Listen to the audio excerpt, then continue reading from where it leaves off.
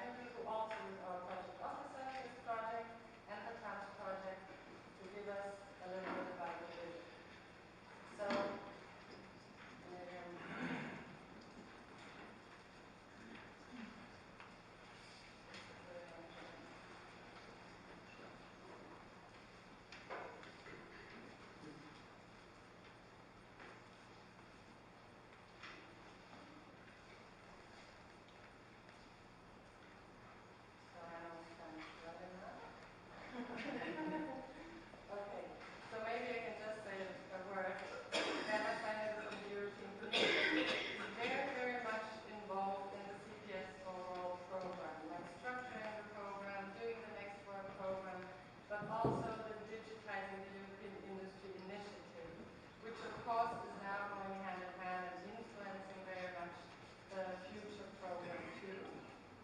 And I think you have to talk at the microphone. Okay, so the word is yours. And if you want to switch it up. Thank you very much for the kind introduction. Yeah, welcome to this consultation event. I think it's great that you come in such a big number. These events are always very interesting because you all run projects and you have interesting results. This is one of the opportunities where you can exchange and network, show what you have done. So this is very good. And I'm grateful to the organizers from SmartCPS and TAMS4CPS that you did this exercise, that you brought also people, how should I say, I try to avoid the word, we have calls, and when we do calls, a certain group of people answer to the calls. And you have here reached out to SCORPIUS, for example. So it's very good. I welcome the SCORPIUS people here. Thanks for coming as well. There will be talks about Artemis, so that refers to the Excel program, which is again another program. Yeah, and so this exchange is very good. I wanted to say also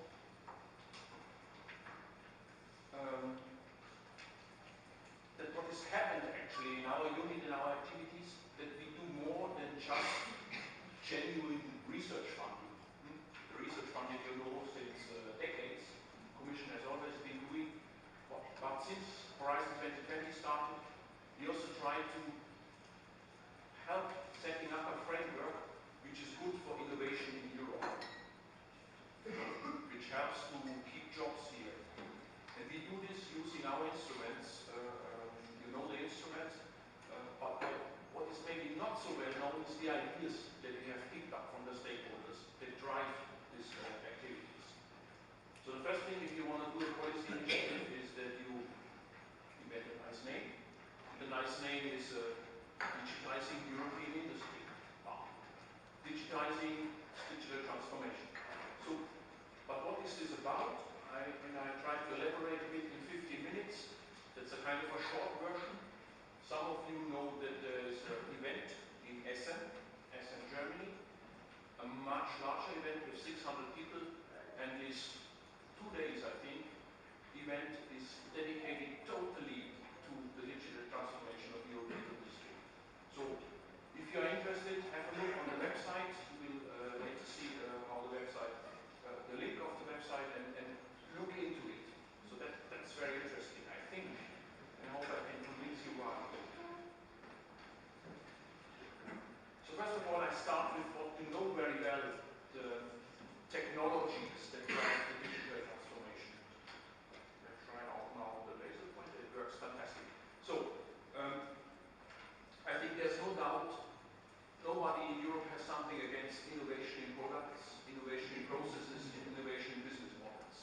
So that's certainly a good thing.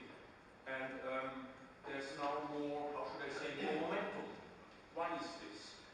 Because there are interesting technologies around that took up speed. First, the Internet of Things, and then I want to see it here in a very broad sense. So that's connecting things, but it's also making these things intelligent. So embedded software plays a role, the sensors plays a role, that you can reach out from the cyber world to the real world, to get real data in with sensors, actuators. Very often this needs to be low power because you carry around the devices, so you have to make sure that the processing is starting at low power. Using light is very nice, so they say here. So to connect is also very important. That's the Internet of Things strand of technology. Then you have the big data. Big data means that you process data, that you analyze the data, that you aggregate the data. So the data is abundant, that's clear, but it's very difficult to make sense of it. And exactly this is what big data is about. Analytics, cloud. High performance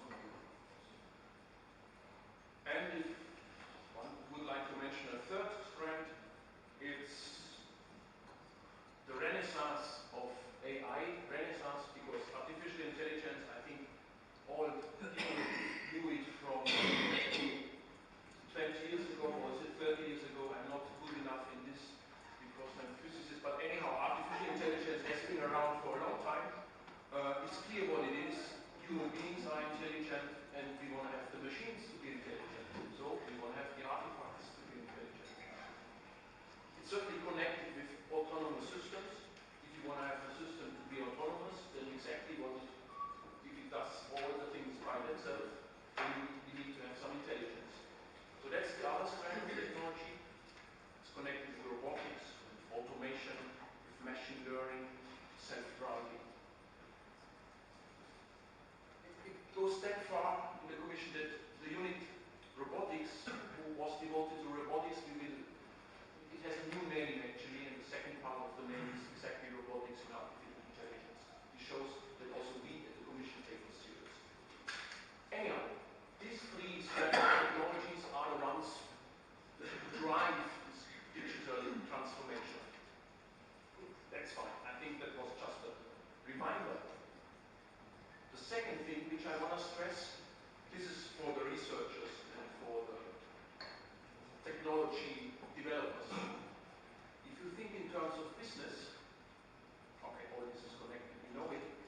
If you want to really build these things, many of you are engineers, and I think the natural desire of engineers is to bring technology into reality, then I think it's good to think in value chains. And we talk about ICT, so we talk about digital value chains. Value chains means that you have, when you engineer these things and you build it, that you have to have a whole chain in place. So one player cannot do everything, what you see here on the picture. So if you start on the left, you can leave that, okay, that's the ground, the foundational building blocks, certainly the chips, the electronics, and also the computing architecture. You need software, you need connectivity technology. I think everybody knows 5G, so that's coming technology for communication. So you need all this, but if you stop here, it doesn't go that far, isn't it? Then in the very right, you have the systems that people can use. So autonomous car, this is kind of always high, how should I say, very ambitious goals. Let's see how much autonomy we will need, how much autonomy we want to have in the cars. But anyhow, that's where many are working towards. Smart factory is a very good thing to have, and which is immediately clear how it helps people and factories. Healthy aging, then it's not complete, and there can be much more online platforms, energy, whatever. But these are the systems. But you cannot jump immediately from the tube to the autonomous car. There's something in between.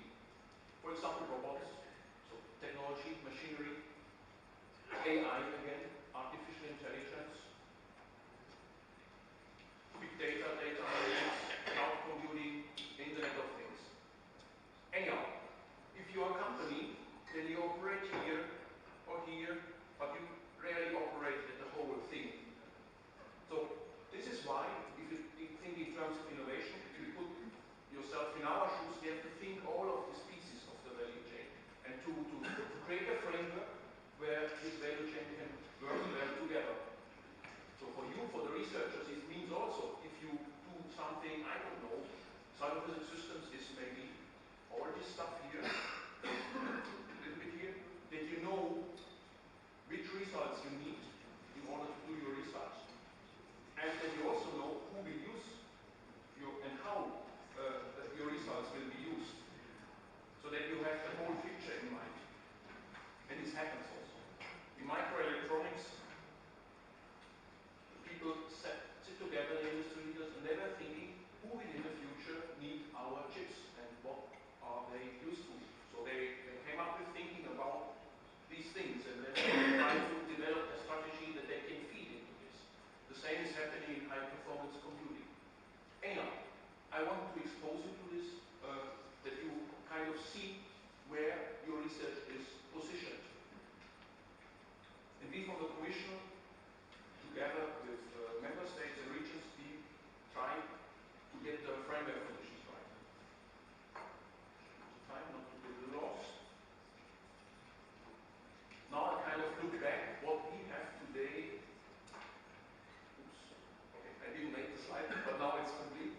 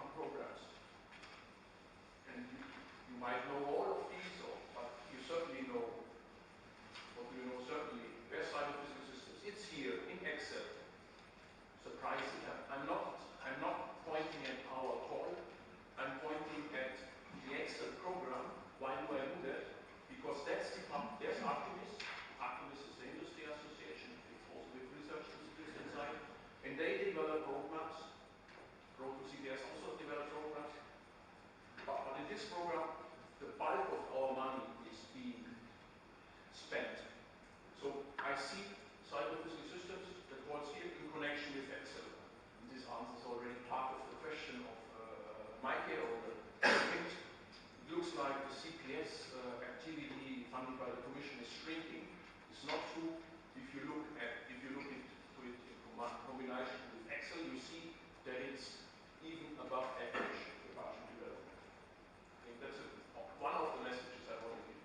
So here is Excel, and cyber-physical systems activities are funded here, but not only here, also in Internet of Things, certainly also in factories of the future. SCORPIUS colleagues will say something about it, what is important for manufacturing, and the others will develop, this is also a good cyber-physical system. So I think, let's see. Then robotics is certainly interesting. If you look as somebody who is interested in funding it and look at these codes, artificial intelligence, maybe also big data, high performance computing, or maybe 5G and photonics I just mentioned. And I mentioned there's cybersecurity. This is a brand new public-private partnership with significant funding, which started last year, June. Anyhow, it started mid of 2016. We were, how should I say, we heard strong voices that this is very important. That's clear, cybersecurity is important, but also the research in cybersecurity would be important. And we responded by setting up this special public-private partnership. Good. So this is what the Commission kind of offers today. And you might wonder, what has this to do with digital transformation? You just continue this and all will be fine. Yeah, the trick is, of course, I give already part of the answer. First part is, we, with the easy money, we just have a part of the funding money in Europe. So that's one thing. That we reach out to member states and to regional funding agencies to see how we can work better together, to see where synergies are. There could be share of work, simply speaking, yes. There could be stressing something which is especially important, like manufacturing. I see the colleagues smiling because they're happy. There's a strong program in industry, in all the countries, and we, the Commission, do it as well. I think it's a very good thing to do, isn't it? There might be other fields where this makes sense. So, on one slide, this is condensed everything, all the strands of activities we have in digitizing European industry. Has been launched in April last year by Commissioner Oettinger. It would lead much too far if I would go through all of this, but I just say digitizing industry are considered. So that you need new skills, that the question, you have to answer the question on the policy side, what will happen to the jobs of the workers, to the employees, how is that going to be transformed? So this is also be taken care of, but it's not a topic for today, so I will not talk about it. I will want to talk about this public-private partnership, and the heading here is strengthening leadership in key parts of the digital value chain. So public-private partnership, what industrial platforms could be, and large-scale pilots and testbeds. So this is one important activity, one of, depends how you count, but in the paper there are 5, and I want to talk exactly about this. Show the program. And I start with a kind of a vision. The vision is driven by the enormous success of the online platforms in the internet business. And you know all these platforms. This is, for example, the Android operating system, what Amazon does, Apple, and the like. And the thinking is, can something similar, if we look into the future, which we cannot, but we can try, can something similar happen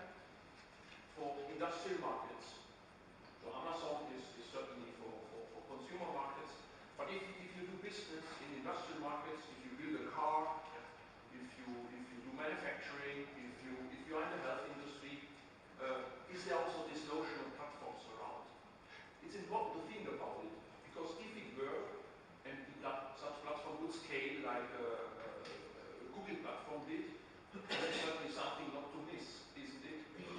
So, and if you speculate a bit where such platforms could be, one could first start to look at it from the sector. So manufacturing could be one, or there could be platforms in manufacturing. Let me put like this. There could be future platforms in food or in agriculture, in energy. Think of, I'm searching for the word, we have these smart meters. They are very nice, yeah. But the really nice thing is that you have a system where you as a producer of energy can sell your electricity, that you can switch on your heavily consuming devices when electricity is cheap, and all this is at the moment not working, but with IT it could work, no doubt. I don't go on all to this, but I want to say you can categorize these platforms also, you can look at them for cross-sector level. I start with components. So in microelectronics you don't have 200 different types of processors. You have just a few, so you have platforms. And it's division of labor thing, but there could be more for the new devices, photonics for example. The same for IoT, cyber-physical systems. We will certainly hear over the day something what could be done interestingly in cyber-physical systems and whether there could be platforms. Artificial intelligence, big data, and all this. So, there's platform activity. Now I narrow again down my scope. I will now play with the example of manufacturing. The remaining 5 minutes.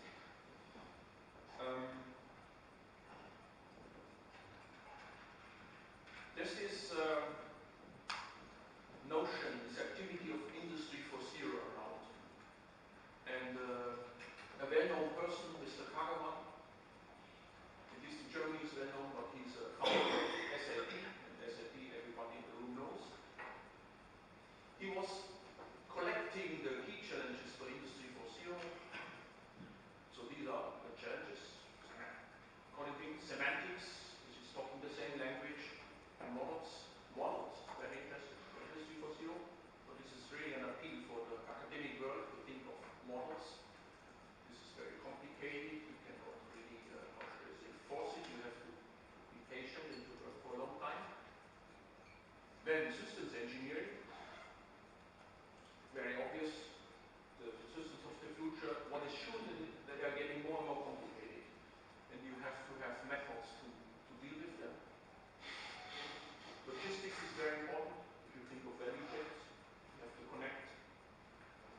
And what is also interesting, the different players, they need to be able to foresee what is needed, how much do I need to produce tomorrow or the next week, and what parts do I have. In a moment, there's always a human being who has to click into order. If you can automate these ordering system and contracting and establish such value networks, this would be very good, isn't it?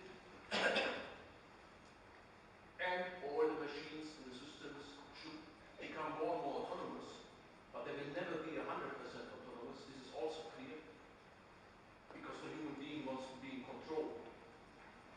Then you have to think about how to organize these interactions of human beings and production systems. So these are, one can discuss it, but these are certainly interesting challenges for Industry 4.0. That's the desired outcome. And what's happening on the ground, if you want so? There are already a couple of platforms. They all have to do with manufacturing, and they're industry-driven. There, of course, is a slide the Commission likes to show with many logos. You see there's a big involvement. But I want to guide you first the categories. So all these are existing platforms. It's not so much vision. First I talked about vision. These are existing platforms, and they are different maturity. And it's interesting to see whether they are vertical in one sector. These are in a certain sector, and how they are led. They can led by one company, say extreme. They can led by a group. They can led by a whole community. RAMI, reference architectures. These are certainly a community-led initiative. Also what we have funded, the FIWARE, is community-led in vertical sectors. Then cross-sector activity would be, this is standing for industrial data space. This is for safety critical systems, S3P, which started in France, which is getting more and more traction. I want to mention Internet of Things, even not being from the unit Internet of Things, but the colleagues are doing good work in establishing this forum. You know it. There's also Internet of Things calls. I encourage you to study carefully what they're calling, because you will see that you can apply for it in many cases. Crystal is a large project which deals on interfaces between models which you need in manufacturing, runs in the Excel program. There's Arrowhead, and I've seen there's also Jerke in the room. We shook hands. Jerke, we talked about Arrowhead, so I don't need to do it. It's a project, a very large project on manufacturing, and so on. I think I stop here. I just wanted to mention that there are also proprietary platforms. In many cases, you as an innovator, you are confronted that the proprietary platform is in place, and then your creativity would go into what is putting something on top of this platform. And here are some lists. Good. This is my large slide with new content, if you want so. I wanted to just show in one slide, what do we want to do on top of our research funding? Well, we want to do two things. We want to reach out to the member states and to the regions to do something with them together. Coordinate our programs. First thing. Second thing is we want to establish test beds and large-scale pilots in cooperation with industry. How could it work? On a PowerPoint slide. So if we start with what is in the center, again to remind you, the idea is to go for such a platform. If people tell us there's an important opportunity in manufacturing, what could be done? One could fund activities, we could fund them from the European Union, Manufacturers of the Future, Inspire and Excel, where such platforms would be developed and would be integrated. Because you have to put pieces together. You need to spend money and effort to integrate. And then you would strengthen interoperability and you would create a framework. But this would never fly on its own. You need also experiments. And I don't know where to start. Maybe I start here. We talk about transport. So let's see, in an auto factory, one would do experiments which are close to reality. One would try out technologies. So that's the new thing if you want. Then one would also have big experiments in another automotive lab. Small companies also need to be involved.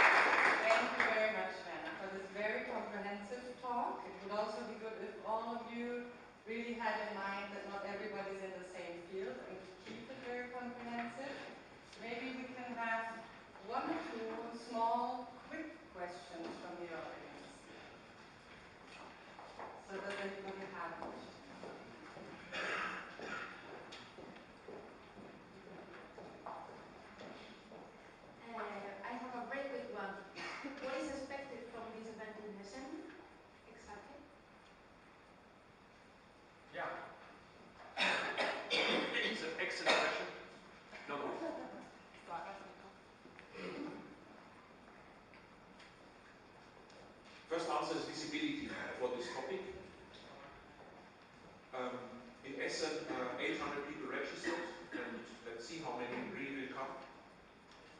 The main objective is to show to the world that Commission does something with member states. So Essen, the Essen event is organized, co-organized by the German Ministry for Research and also for economy. And there will be policy decision makers, there will be people from industry, there will be panels with high-ranking industry leaders, and there will be also workshops on different sectors. So, for example, in health, in automotive, in manufacturing, and there will be also reporting taking place. What has been achieved so far? Where are we? Is there any willingness of the member states to cooperate with us? So that's one who learn something about this. And also, does this platform idea, which I talked about, will be discussed? What makes really sense for the people? So, kind of stock taking, and if you want, so I shouldn't use the word, I will not say marketing, but it's political communication, that this is high on the agenda, this digital transformation of industry. I hope this answers. So it's reaching out, it's the first of its kind. Anybody can register now, it's of course late because it's tomorrow, but it's the first really large event on digitizing European industry. Okay, thank you very much. I think we will leave further questions for the coffee break. And then I'm going to continue presenting more to CPS.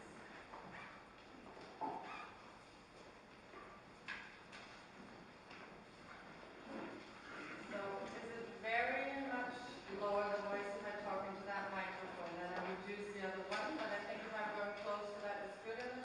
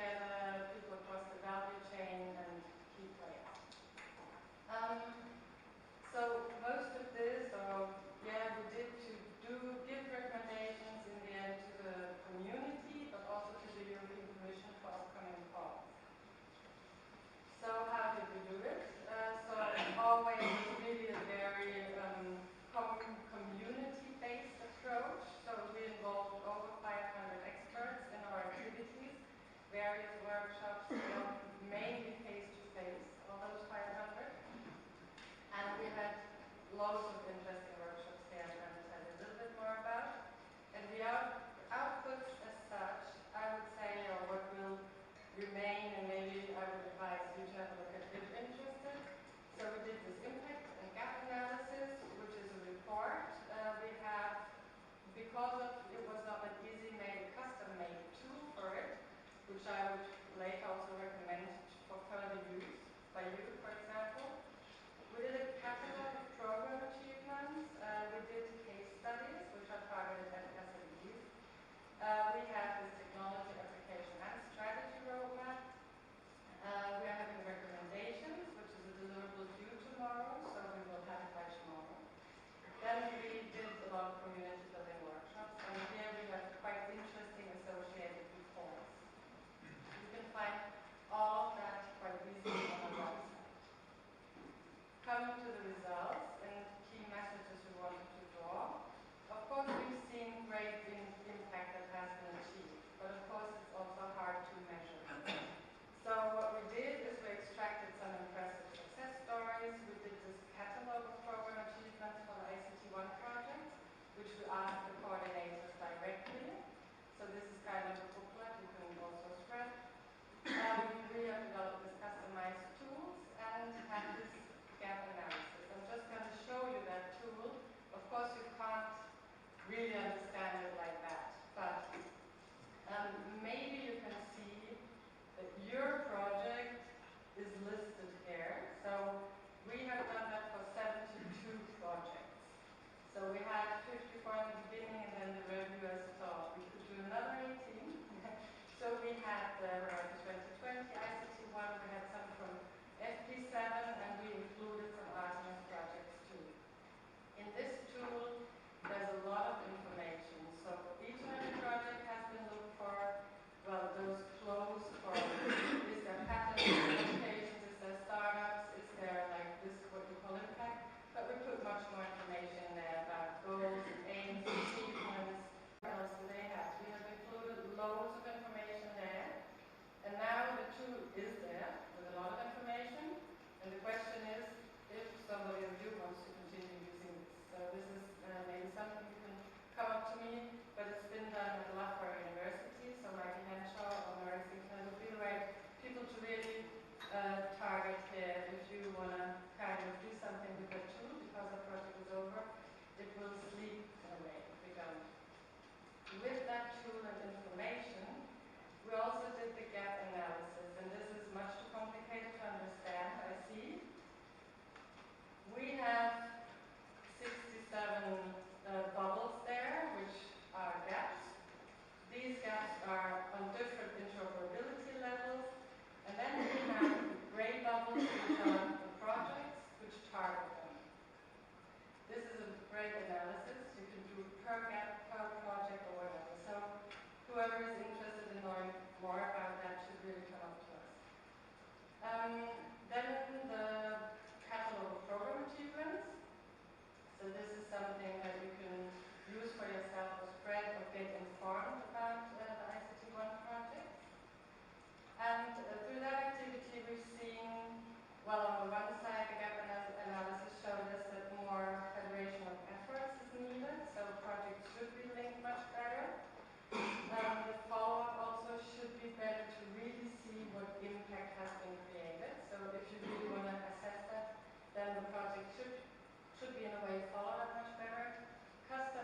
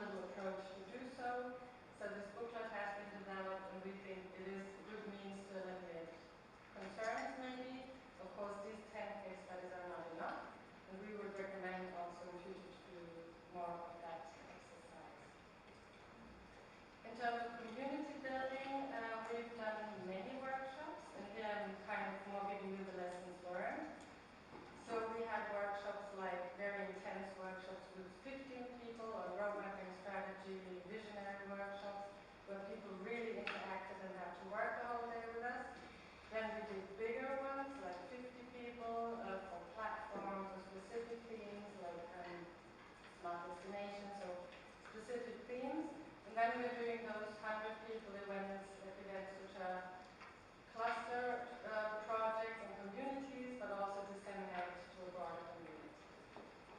So we think this is quite a good benefit, because what we saw is that in the road mapping workshops we put IoT people, factors of the future people, the IT community and everybody together, and sometimes they were not that aware that these roadmaps, these other roadmaps exist, and that they were mostly talking in the same direction. So it's good to bring these people even within the European Commercial Funded projects together. Another thing also is to really make a matchmaking between supply and demand. We did that for platforms, saying what is there on the supply side and what is really needed from the demand. Now coming to the road mapping, I'm not going to dive that deep into that, also for the time. We did a roadmap for the application domains, and here we had 5 domains: manufacturing, smart energy, smart transport, smart health, and smart city. I will not show you the individual needs of all those domains, but just capture what did they have in common. So what should maybe also technology teams have a look at. So it was always regulatory frameworks for the different domains. It was always like education or reskilling people. It was going for open solution standards, interoperability, to make it possible for SMEs also to enter that ecosystem. It was on enhancing ecosystem building as such. It was always addressing security and privacy issues. This could be on the technological side, but also on legal frameworks. And business models. Business models also go along with, of course, the culture of innovation or entrepreneurship. Then demonstrations would help a lot, and test beds to really test things, but they are up high already in the next program, and as said, success stories. This is for the application domains. Then this is kind of a repetition of what is there. The technological priority themes. Here it was also, maybe I have to mention, we did not kind of create a new roadmap, because just in the beginning of the project Anna said we have many roadmaps already, but try to find the concepts and update existing roadmaps. So we put many people in the room from the roadmaps running and kind of asked them, what are your priority themes? And then, so this is not totally new themes, this is more the themes that are really full consensus of the whole community. So the first 3 kind of go together. Integration, interoperability, reference architectures, platforms. This is something that always came up, and the EU has endorsed already. So this has become a real main topic of the initiative, digitizing the European industry initiative, and I think of the next work programs too.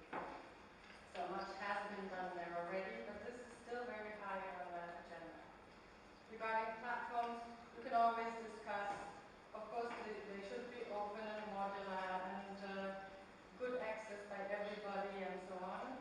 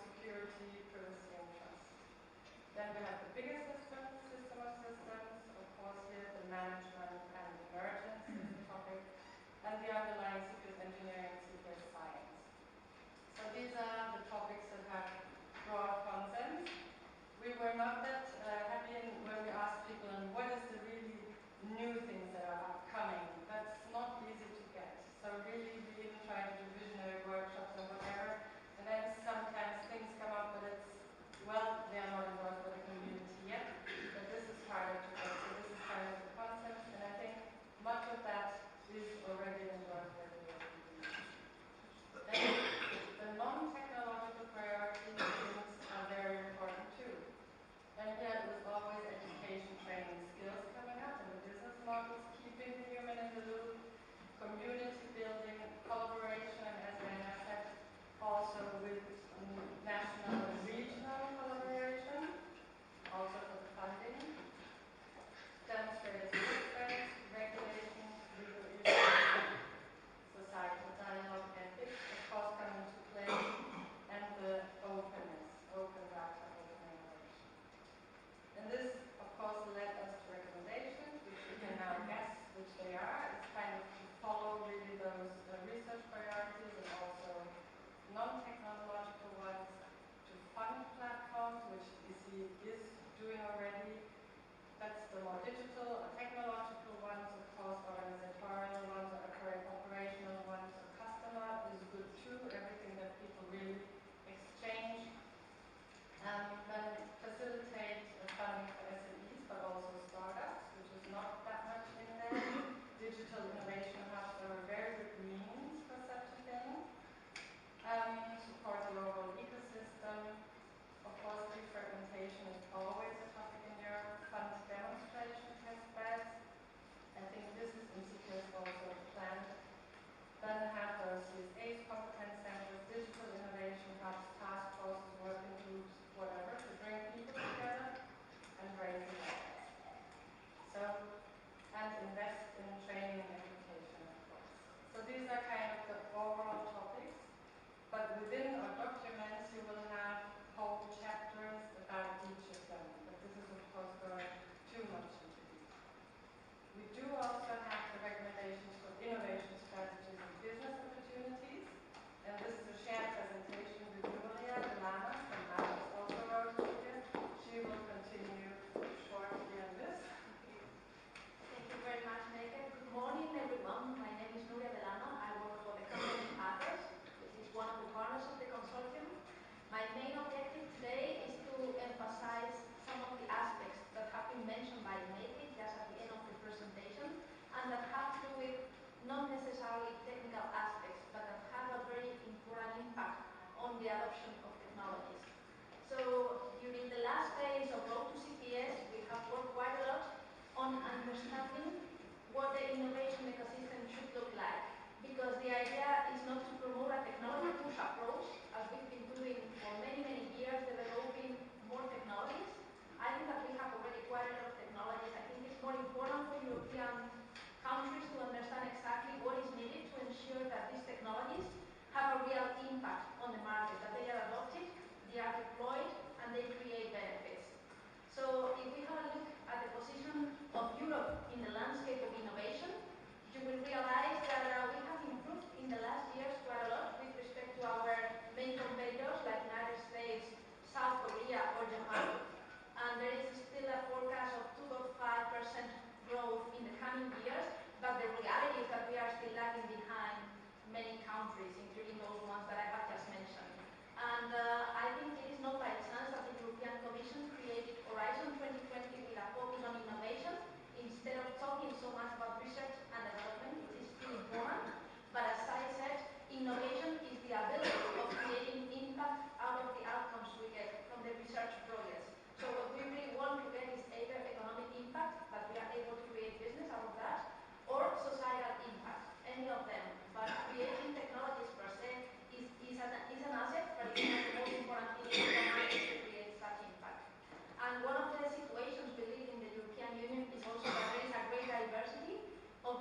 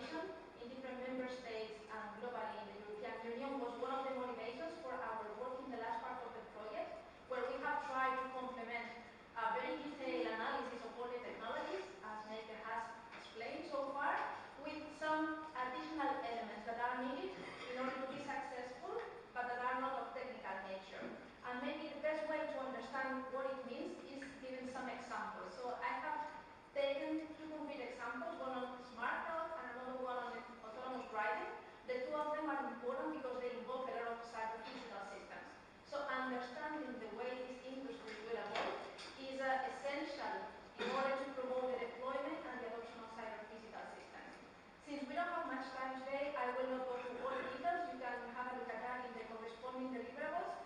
But I want to point out specifically which are considered as challenges in order to make sure that this smart health scenario happens in reality. And when you come to these challenges, they are always of policy nature. So technologies are not so much a barrier. Most of the technologies already exist there. Of course, there is the need for interoperability and standardization.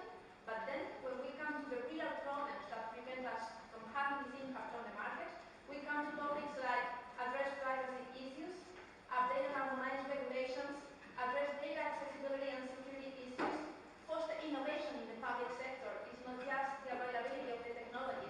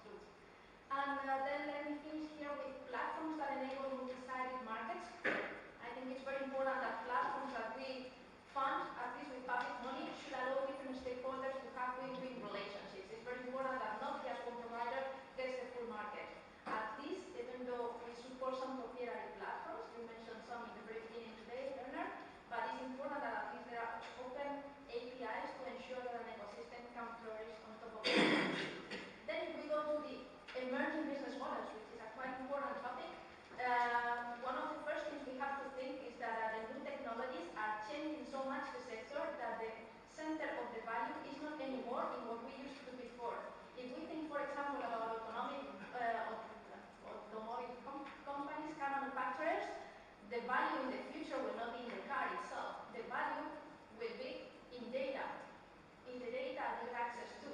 Because basically the fact that your car goes along means that you really need to have a clear understanding of what is the context, what is the position, which things are around, what is the infrastructure, what is happening at any moment in any of the systems of your car and outside your car.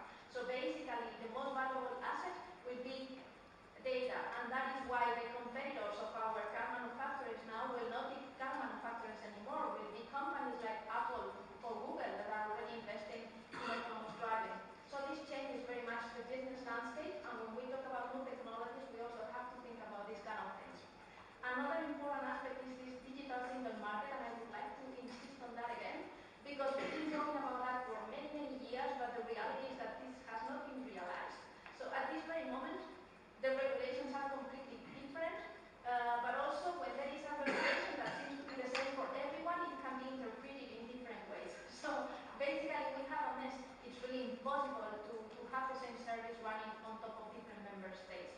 And it is not only the degree of development of something. If we think about e-health, for example, in some countries they are not doing any work on electronic health records. So then how can we have interoperable services if they are based on the deployment of electronic health records? So this is a quite important thing.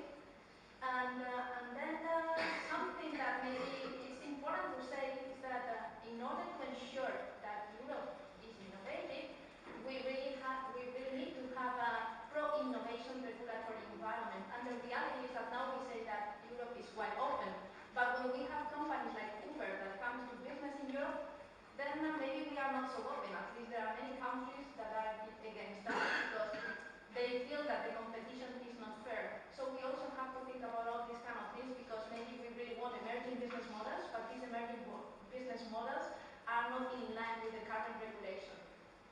So let me go to the last slides. In terms of regulatory environment, I would like to mention, for example, some of the ongoing initiatives by the European Commission that are very important in this context of cyber-physical systems, like the free flow of data, or some regulations about data ownership or data liability. All these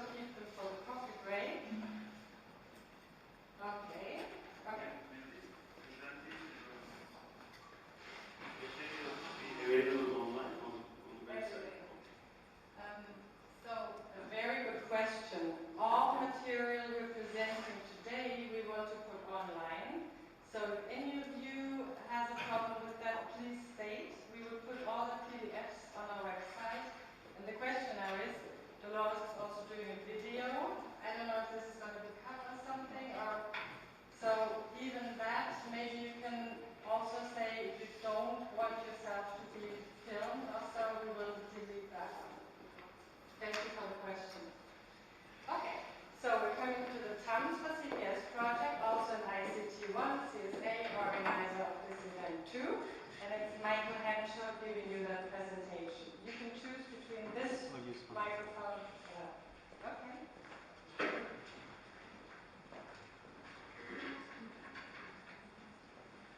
Well, good morning, everyone. My name is Mike Henshaw. I'm a Professor of Systems Engineering at Loughborough University, and I led the TAMS4CPS project.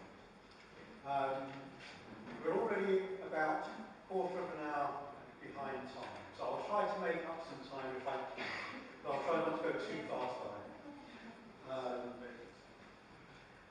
So, one way to perhaps get through the key points quickly is to put the key messages right at the beginning. So that's what I've done. So we have a number of events, and one of the things that we can say for sure is that researchers from both European Union and from the US have identified a number of areas for potential collaboration in modelling and simulation for cyber-physical systems, where they bring complementary skills. Now that's actually quite important, because if you're all doing the same thing, probably you don't want to collaborate. If there are benefits for both sides, that's important, and I'll come back to that very presently. It's been mentioned already in previous presentation, and also in Werner's presentation, that one of the key requirements for researchers is access to test beds, to test CPS, and also to test models of CPS as well. So if there's one key element, and I've got more details further down, test beds is very important. And the group to whom it is probably most important is SMEs. So a lot of big companies, they do have their own test beds and good access. Smaller companies don't have the same access to test beds in which to develop the innovation opportunities that Muriel just referred to. What's the biggest problem? The biggest problem for CPS and for models of CPS is verification. And all the things that I'll talk about, verification is kind of underpinning as a problem with those, and something that needs to be researched and dealt with.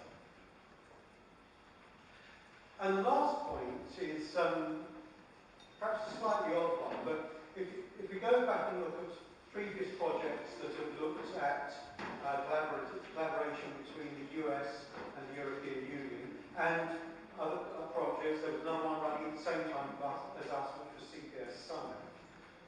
Pretty well, the recommendations, the conclusions are similar from all of them. So in a sense, that kind of validates the fact that there's benefits to be had, but mostly they all identify some of the structural barriers to collaboration that need to be done. So let me just say a little bit about the project itself. There were three partners: Loughborough, Steinbase Europa, Zentrum, and Newcastle University. And just to introduce a couple of people here. So Sabina Zimmerman, right at the front here, was a key member of the team, and Sophia Pilfold, right at the back, is another member of the team who's done a lot of work on the deliverables that we have here now. It wasn't a requirement to have a double-barreled name to be on the project, but it seems to have helped. We were also very pleased to work with 5 US universities, and they were very generous in hosting workshops and actually contributing quite a lot in financial terms as well to the project. As George Mason, Georgia Institute of Technology, Purdue, University of Texas, and Stevens Institute.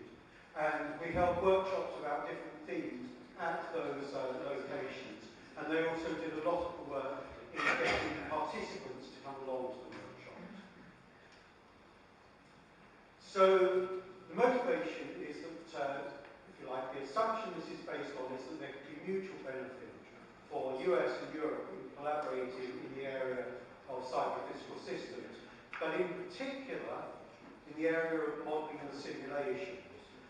And that's quite an important point to keep in mind, is that the agenda that I shall present is not about cyber-physical system general, this is very specific about modelling and simulation for psychophysical systems. And our objective was to create an agenda for collaboration and to provide some other enablers that would assist that.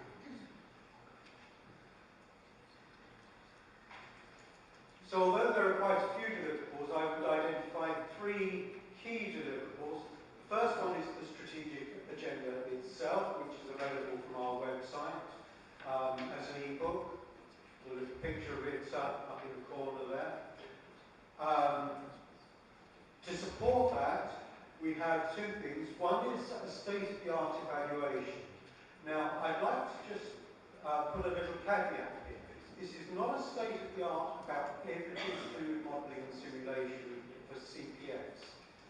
It's a state-of-the-art relevant to the strategic agenda.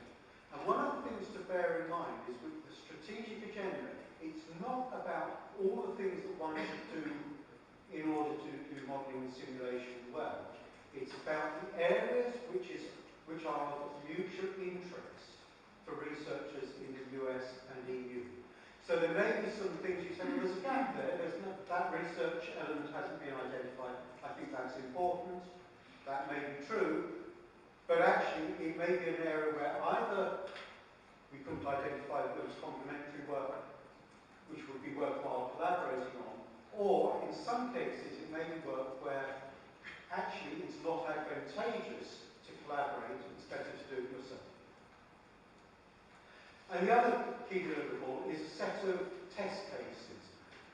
Because our objective is to try to encourage collaboration, a very good way to start collaboration, particularly in the area of modelling and simulations, is to be able to compare the methods that you're using. One of the shortages that we would observe is in good data sets for people to make comparisons with.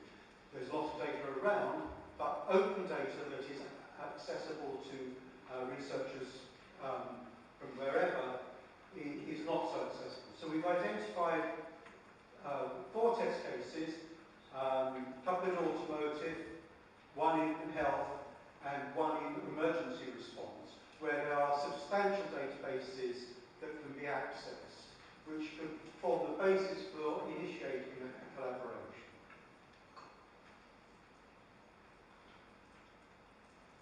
The approach we took was to hold what we call twin workshops, so workshops in Europe and workshops in the US. And we had 5 themes. These were based on themes from the 2013 Artemis report. In truth, I think what we found was that there was a lot of overlap between the themes, and the themes for research that have emerged do not precisely map to these particular themes. Quite a few items came up in several of the workshops, even though the researchers doing modelling and simulation may have been looking at different problems or different modelling approaches. We also conducted a number of interviews. These were primarily to look at the collaboration mechanisms. So what are the good mechanisms, the good structures that can be used to foster collaboration between Europe and the US. Just a note on the type of models that would be within scope. So this diagram, it kind of comes from a different purpose, which was to sort of identify where CPS, Internet of Things and System of Systems fit. But I think it's quite helpful because one could have a cyber-physical system that isn't networked. But models of that are still important. And some of the researchers are working on models like that. So it could be perhaps very isolated machines with high levels of software embedded within them. If I jump to this side, the Internet of Things, these are cyber-physical systems which are networked through the Internet. And so they are system of systems. And again, there's lots of models that one could look at, and a high degree of complexity there because of networking.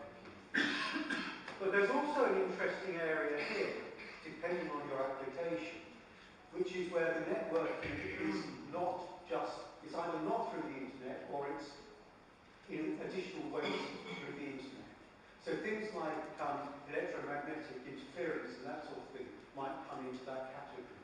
Again, these could be very significant aspects to capturing models, but arguably could be the areas of interaction between different CPSs that are least well modelled.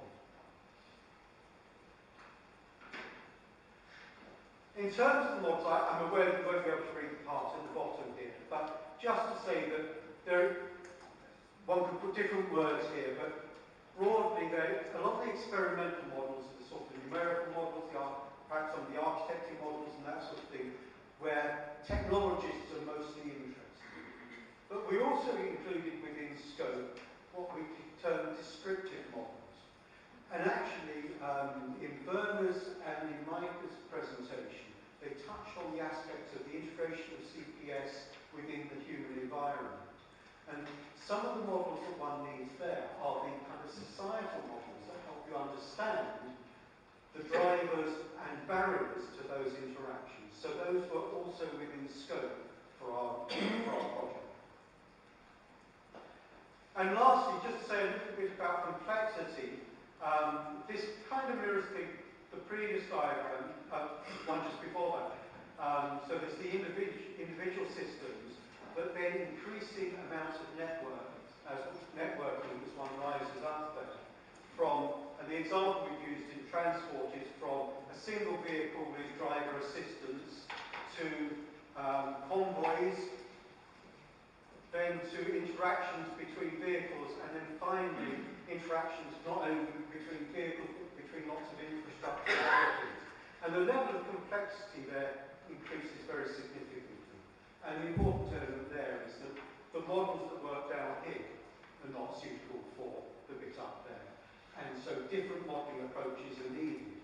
And the levels of uncertainty within those models is very significant, particularly as you get up here.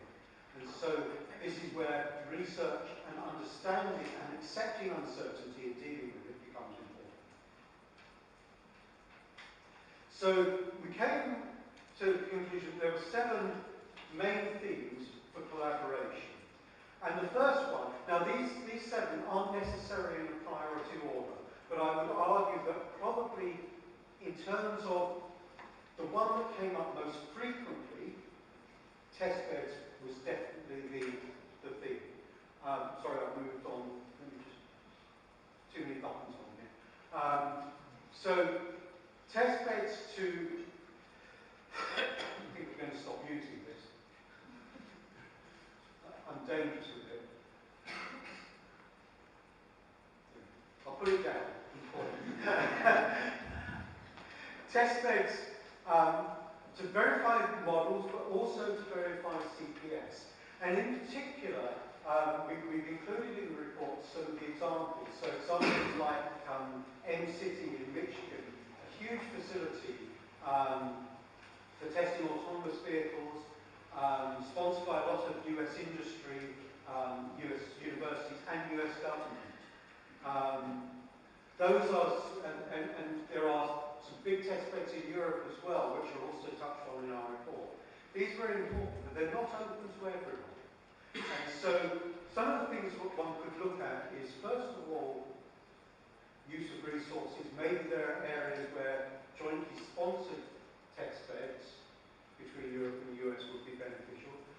But perhaps even more particularly and more achievable in the short term is exploiting the existing test beds by trying to find mechanisms through which they can be more open, and in particular more open to smaller organisations. And in the agenda we do list a lot of test beds that we've identified as being out there, and made some comments about their availability and how one might use them.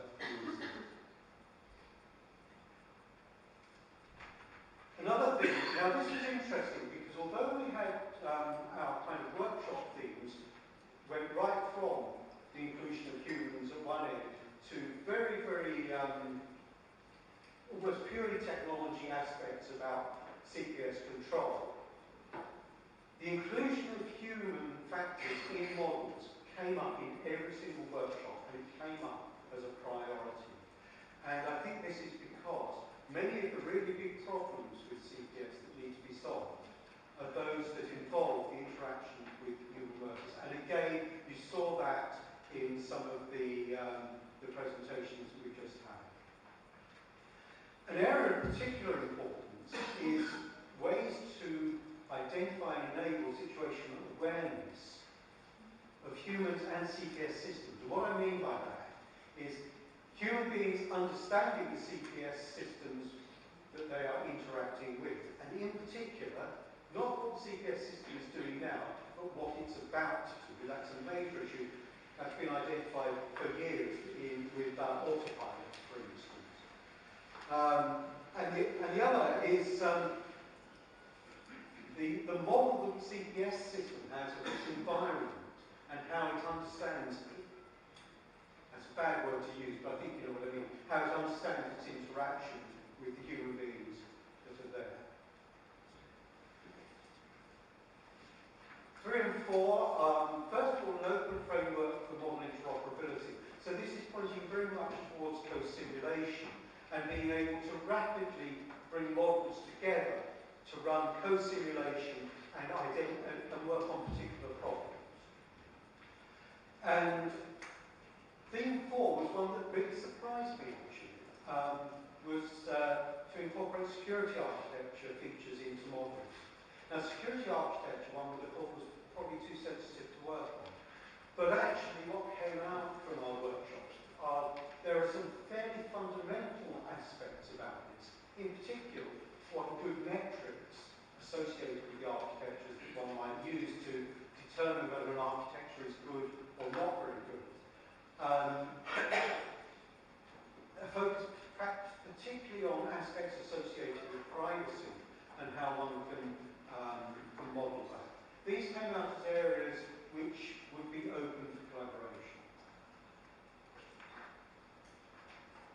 And this is a big one. So verification is an issue here. Now, there's the thing that came out was combining formal verification, simulation, and technology. So essentially, with highly complex systems, formal methods are just, well, almost certainly would just be too expensive to use. You just couldn't cover sufficient cases to do things. And so some aspects are maybe looking at the use of simulation technology as a way to enhance that. Now, there are a couple of things. So I'm really talking here about then leading on to things like qualification and certification of systems. And there's actually a big paradigm shift needed here, because this suggests that we need to think differently about the way that we certify systems.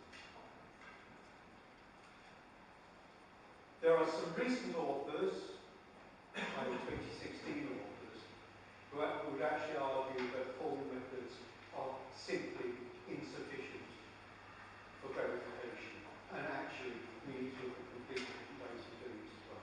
I think this is a research topic. I wouldn't express an opinion about it. This one is quite linked to the previous one. So this is about an evolutionary approach to testing and evaluation. In network CPS, the systems change very rapidly, and so formal ways of carrying out verification and testing, which are largely based on static approaches, may not be applicable. There are two challenges here. The first one is developing the necessary analytics, essentially for streaming data, to be able to update models and verify them rapidly. But the other one is actually, if you like, agreeing with regulatory authorities the acceptability of data-driven models for assurance. Interestingly, some recent work in the area of aerospace has shown some very promising results against the question, the first of those two challenges. But actually, it's still carried out only at test bases, and moving towards formal acceptance is still quite some way off. Although there is some effort to start looking at exactly how this would change the regulations surrounding airworthiness. And the last challenge, which we've seen already on some of the slides, is that of big data analytics. Essentially to enable better real-time control of systems, that's maybe one of the main aspects that this would would be applicable. But I think on the diagram on the right-hand side, there are a lot of challenges here, and I think you're probably aware of most of them. But in particular, I would say the variety of data, how you combine very different data types in a sufficiently well verified way, is a major challenge and an area of important research. I think the other aspect is the development of fast that would enable real-time control.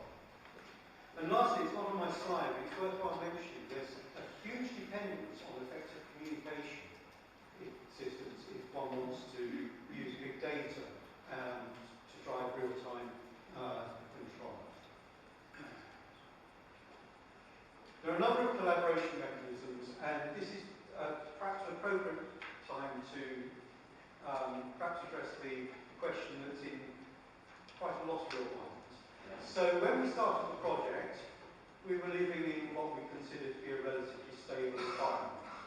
There's been a very significant change with the new US administration, and it's very unclear what their relationship with Europe is likely to be.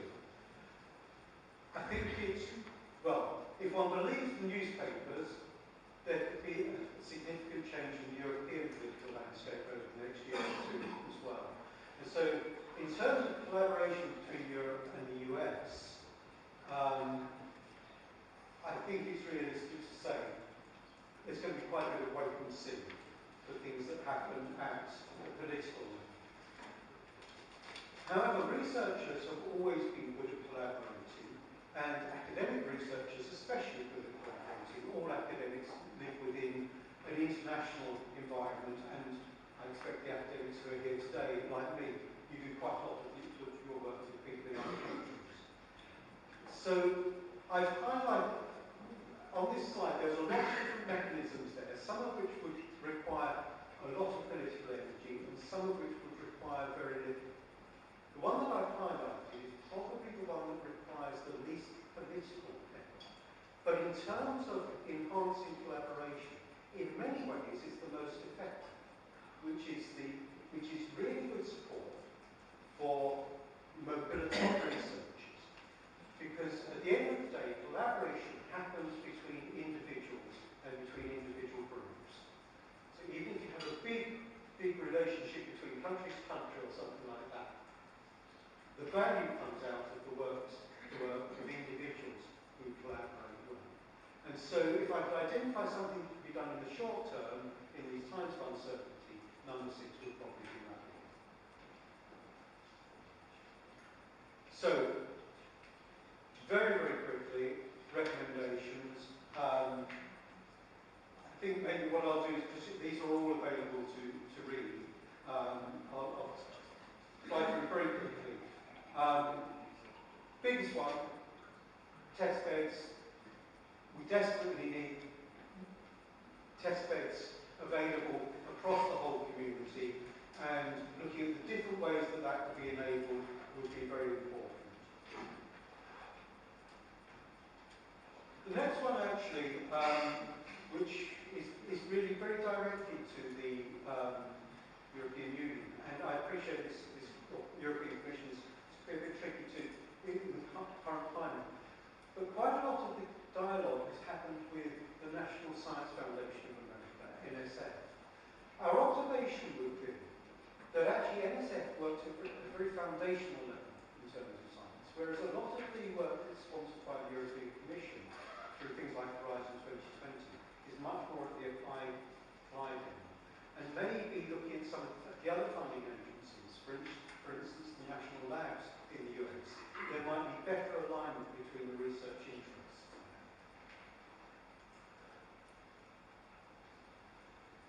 I think the one I'd point to pick out here is number 5. And this is where there could be some those of you like me who are involved in standards bodies, I don't know if you have the same observation, but some of the developing economies who have previously not taken that much interest in standards, apart from turning up, have started to become very aggressive about establishing standards. And so if Europe and the US want to maintain the initiative in areas like psychosocial systems, standards work is going to be very, very important if we don't want to be working according to the standards from other developing economies. Research and mobility I've mentioned. So I've identified the themes. Essentially, those are the things that we would recommend looking at areas which could be developed for collaboration through European sponsorship, hopefully with sponsorship from the US as well. Critical deliverables, I've mentioned the strategic agenda, the state-of-the-art and the test cases. We have one more deliverable which we have to complete tomorrow, but you have a chance to influence it. So we've had an online survey that's been running for a few weeks, and we've got some responses from that. But, and some of you may already have filled it in, so don't fill it in. But if you haven't completed the online survey, then we have some paper copies here, which you could do just while you're drinking a coffee or something else. And let Sophia, who's at the back, have the copies back. We've just got time to add them in. So I return to my key messages there, and that's essentially my conclusion.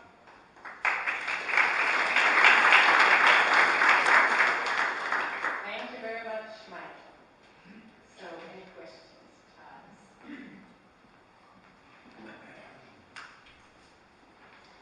Charles? So Charles Robinson Gonzalez. You mentioned that we are working in an international situation or epidemic, so maybe this isn't the case, but were there any particular surprises from the work of the Americans and the Europeans, differences that you discovered that surprised you? I suppose I would say that the surprise was that there weren't many surprises. Very, very similar problems. It was also quite difficult to distinguish in most areas whether one side was ahead or the other. The area where the Americans are probably mostly ahead is in the areas of security. Although one might challenge that with some of the recent high-profile cases. But I think in terms of security research, there's perhaps a lot more investment in the US. But broadly, the topics that emerged, they were of genuine interest. Actually, one of the things I haven't mentioned is, in our report, we came up with a number of dream projects. So there's about 10 or 11 what we call dream projects.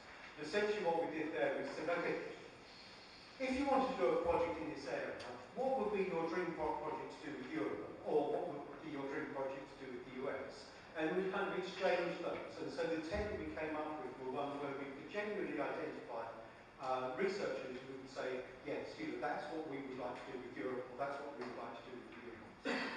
But there weren't any big surprises. Okay, any other questions? You know coffee is waiting. So thank you very much, Michael. So coffee is waiting in this room. We just brought it here because we wouldn't let you go into another room. You would never come back. I think we will start off at 20 past. You can still be chewing if you wish, but I think, yes, 20 past.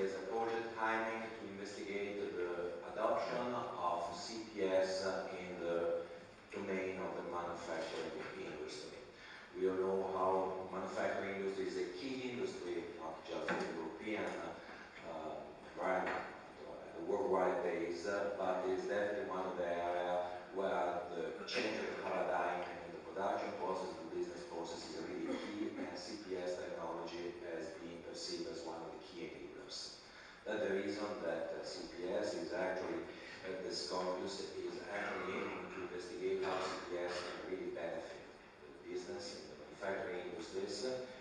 But as a second topic, it's really aiming to identify also a common framework where the stakeholders can really relate each other.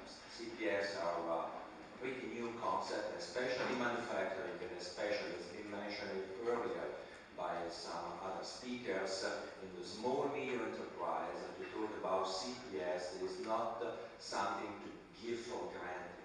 Many small medium enterprise are really outside the technology, outside the concept, outside the way they can really undertake any type of implementation of that. SCORPIUS is a project that involves a pretty good blend of competences in the partnership. We have industrial partners, we have Siemens and Bosch, we have academic partners, Milano and SUPSI, and research institution and a small medium enterprise, which is SUPSI and organised. That is just the workflow of the project, but it's not my intention to go in that. What I would like to really provide you with 3 quick snapshots on the point that we perceive as really valuable that we find during our activities. Our activities started from a very clear point that was not to start the technology, that has already been said by other speakers today, but start from the need of the industry. Whatever are the expectations, the issues, and the attitude that the industry has regarding this new smart technology. And in doing that, the first activity has been together, find the stakeholder in a number of interviews, more than 120 interview and contact, to really understand where the CPS could really bring a benefit and what are the associated obstacles. The result has been the generation of structures that is being summarized in 6 clusters, where we identified in the manufacturing industry what are the potential area of real benefit, of real breakthrough. This area you can see here, they are very quickly. The first one is related with the perception that the CPS can really change the business model of the manufacturing industry, or CPS can support a new business model in the manufacturing industry. The second one is acknowledge that products are no longer passive entities that is really produced and distributed, but an active component of the value chain. And so based on that, they completely change the way they need to be dealt with. The third one is acknowledge that the process and the value chain is spreading well beyond the boundary of the company. And so we have a manufacturing process that is extending for all along the supply chain, and not in just in monodirectional fashion, but in circular fashion, because the information coming in the following phases are retrofitted to the beginning, and so this is important to consider. Related with the production process, there is a need for the process to be flexible, reconfigurable, totally suited to the mass customization of the products, and of course need to be efficient.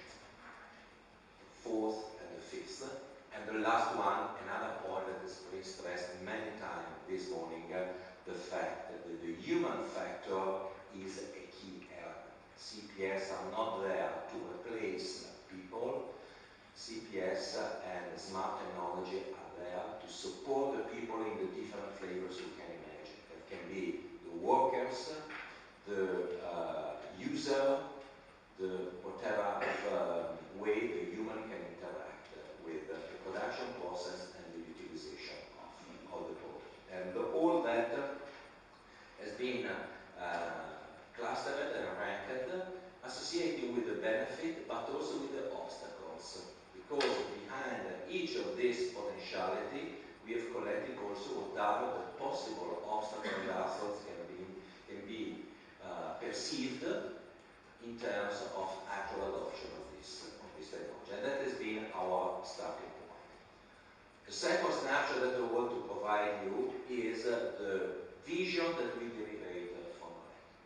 The vision that we derivate was basically taking into account three aspects. The first aspect is that the classical manufacturing production process is there. We cannot expect to start from greenfield, and so there is a legacy of application processes and also attitude that we need to consider, and in doing that we have to adapt them to the new smart technology. And you can recognize in that in what we identify as the redefined automation for single pyramid. A pyramid where the level of the pyramid are no longer in a hierarchical way, but are made much more visible and transparent via the adoption of CPS, the technology and IoT and whatever you want. The second consideration that we encapsulate in the vision is the fact that there is two main flows. One is related with the products, where the product is an entity that need to be followed and monitored and tracked all along the life cycle, from the very beginning, from the design till the end of life. And the same, this is a pretty brand new concept, is the case for the production asset. It is the factory, the process itself, is something that is deemed to be considered in terms of product life cycle.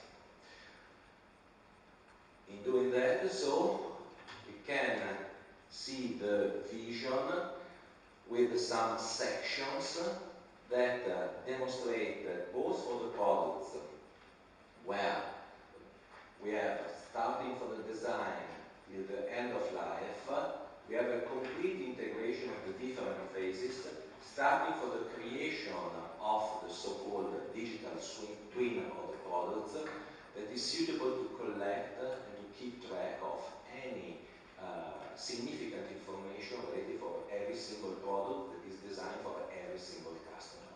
And it is basically the need, the base of the mass customization approach that is being required. And second point,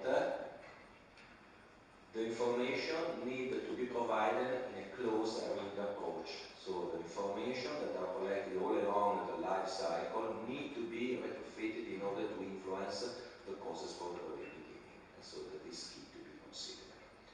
The same, and this is the other section, the section of the production asset, where the production asset itself need to be designed in terms of total flexibility and adaptation to the need of the products that we need. All of them need to be sustained by standard levels, standard models. We call it RAMI, we can call it ISC 62264, whatever standard we want, because interoperability is a key in all the implementation that we are going to take. So there are basically this vision that has been defined in terms of general frame for the generation of the real program. This is what we call the navigation map of our roadmap, where we encompass a number of concepts that we figure out from the activity that we did in the last 2 weeks. We can recognize basically three main sections in our roadmap. First section that we call context factors, where we identify, beside the technical and technology implication, what are the actual elements that can influence and create some type of facilitation of obstacles to adoption of the CPS in manufacturing. I will enter in more detail in that in just a few minutes. The other set is related with the technology enablers. SCORPIUS was not intended to enter in depth in analyzing the specific technology aspects of the underlying technology, but is more interesting to investigate what we call the smart manufacturing technology, that are the applications that are really mapped on the production processes. Nevertheless, we have to be aware that the technology enablers are needed and need some requirement. These two parts, the context factor and the technology enabler, that are not, strictly speaking, part of the SCORPIUS roadmap, actually was addressed by the generation of recommendations. In fact, the SCORPIUS roadmap contains two sets of recommendations, one related with what we call the context factor, the second regarding the technology enablers. Let's just give you more insight on the context factors as we discovered. And it was really interesting listening for the true voice of the stakeholders to really understand what are the real concerns of the people that need to take decisions and to invest money in this type of application. And we found 5, actually 4 plus 1 key context factors. The first is related with aspect related with the cultural acceptance, educational and skills and knowledge related with CPS. Everybody in some community now is talking about CPS as smart technology.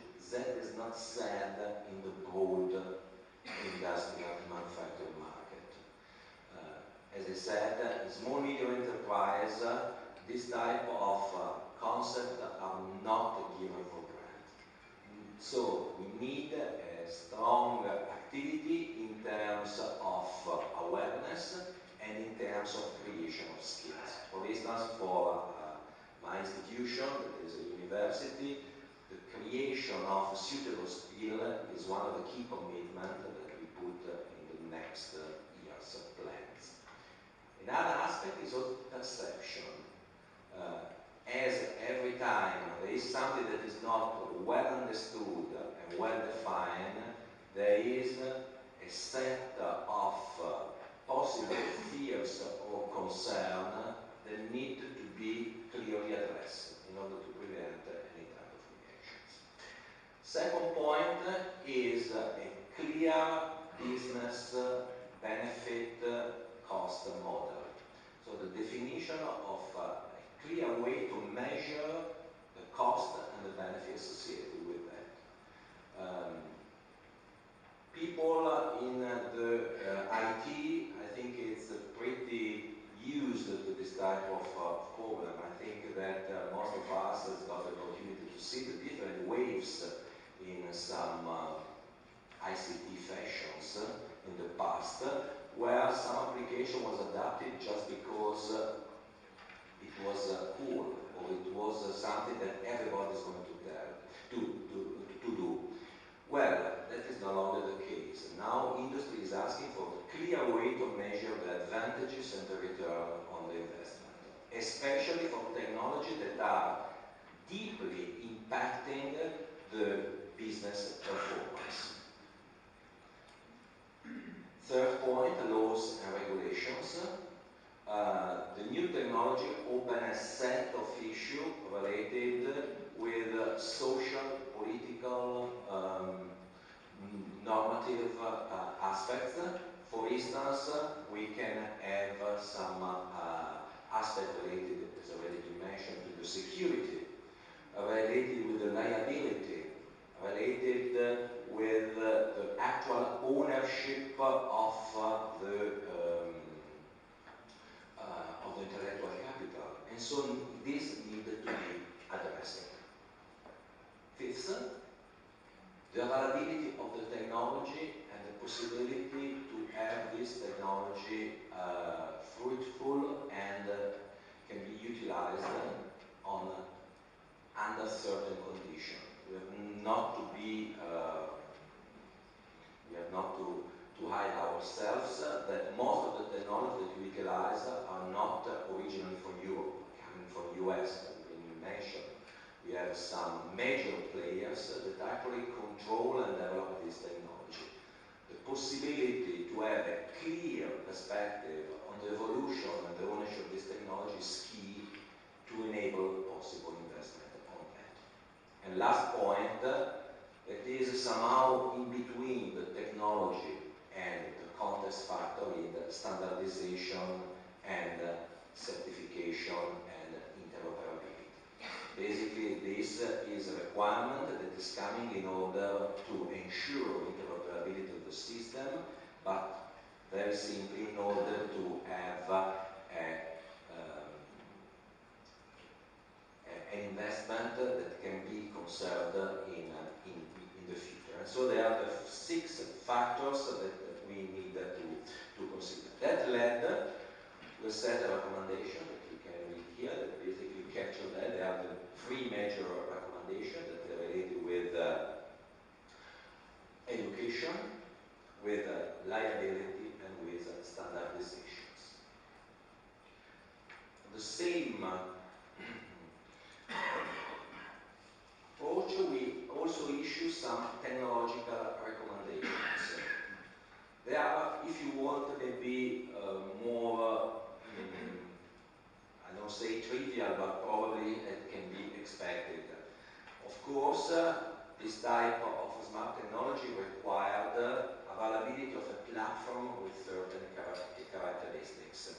So to have devices that are self-powered, with a long life, with a system with capacity to elaborate a huge amount of data in a seamless fashion on a semantic base, with the capability to really transform data into useful information. Werner this morning mentioned about the revamping of artificial intelligence. Definitely everything related with self-learning, self-configurability and so on is something that really is fostering this concept. The concept of to create smart systems that are able on an evolutionary basis to transform their behavior and to evolve towards an awareness concept. And last, again, standards, here more under the technology aspect. And then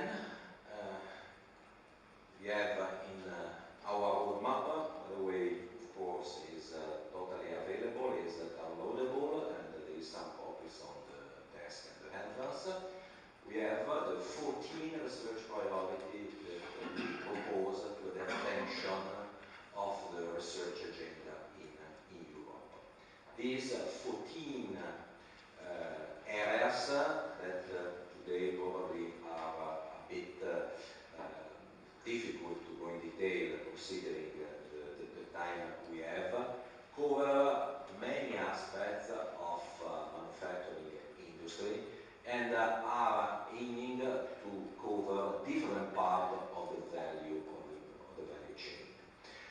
So instead of entering in the detail of each of these research priority, I prefer that you provide this chart that is aiming to demonstrate how each of the 14 research priorities that SCORPIUS identified are actually impacting on the different context factors.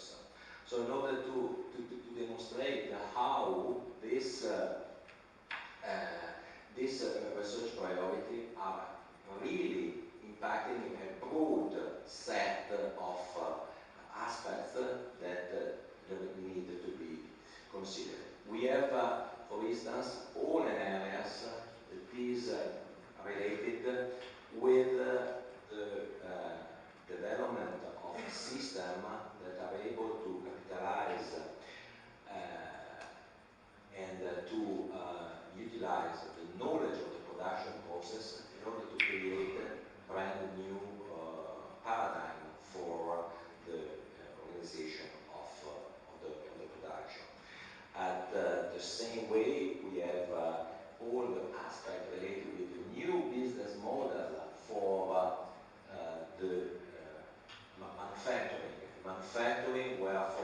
instance, we have the mass customization paradigm where we have what we call the manufacturing as a service. So the possibility to have the manufacturing that is per se something very physical, very tangible, managed at the same way we are used to manage now the services on the web. And of course, the concept of the human interaction. The human as a key element of the value chain.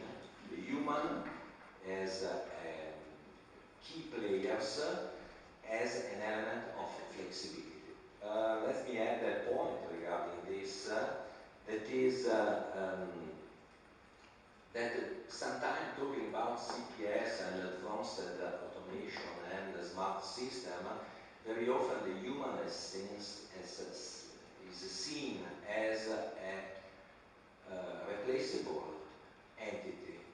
Instead, that is definitely a perspective that is completely wrong for two reasons. The first one is a big topic that is not social sustainable.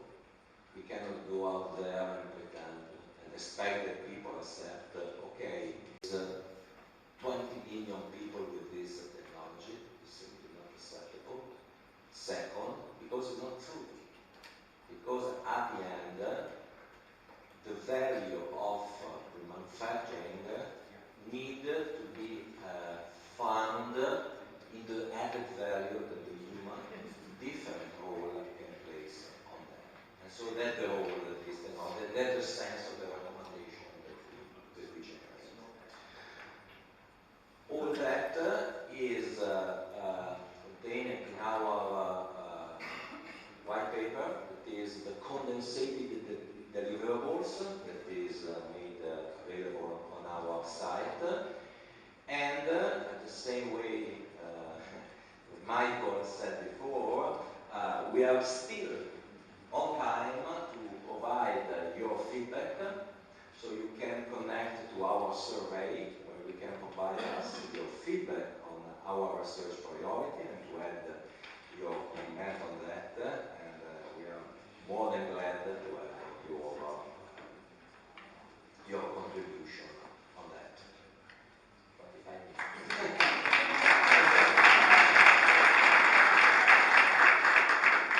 Thanks a lot for this very interesting presentation. Any questions in the room? Okay. Just for understanding, what is a cyber-native factory? What do you mean by circular economy? Okay. I haven't heard that before. There is an easy question that is no, just I will come to just to give you a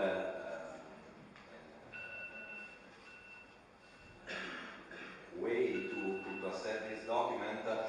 Let's say that each of the 14 priorities that has been identified has a kind of single card on this, and so you can find all the explications. By the way, for each of the research priority, we also conduct a validation exercise that is aiming to position both the impact and the time frame for the adoption. So in order to provide some type of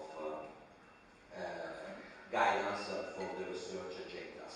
Coming to your question, cyber-native factories, basically in the spirit of the visions where not only the product life cycle, but also the asset as a life cycle, the idea is that we have to design the production systems in order to be suitable to evolve in the future, in order to be able to, in case of existing system, to encapsulate some existing system.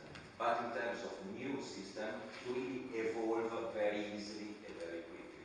Especially in certain industries, the cost of the assets, but more the time to market the production asset is not compatible with the market expectation. And by design suitable to the world is really multiple. And the second was? Circular economy. Circular economy. Okay, circular economy.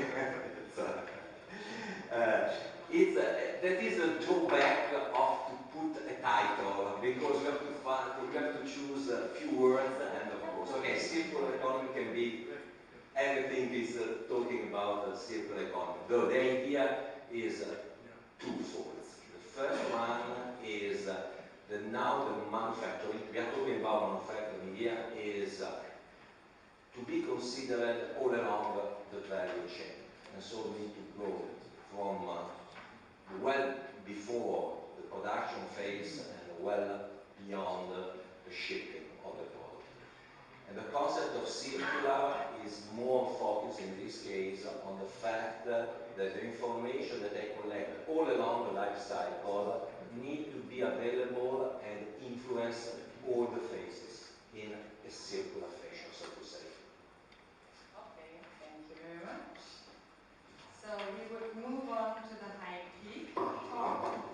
So this is given by Marc de Raton, who's also the leader of the roadmap and the leader of the project, which is called La Rochelle, also in the room. Okay, so this high peak vision is updated 2 yearly, and this one is just renewed and out for a few weeks, right? So or is it out? It's out since last week. Okay, since last week. So we heard a presentation on that already. I think it fits very well in the community and it's very, very interesting. So enjoy. So thank you very much. So I will.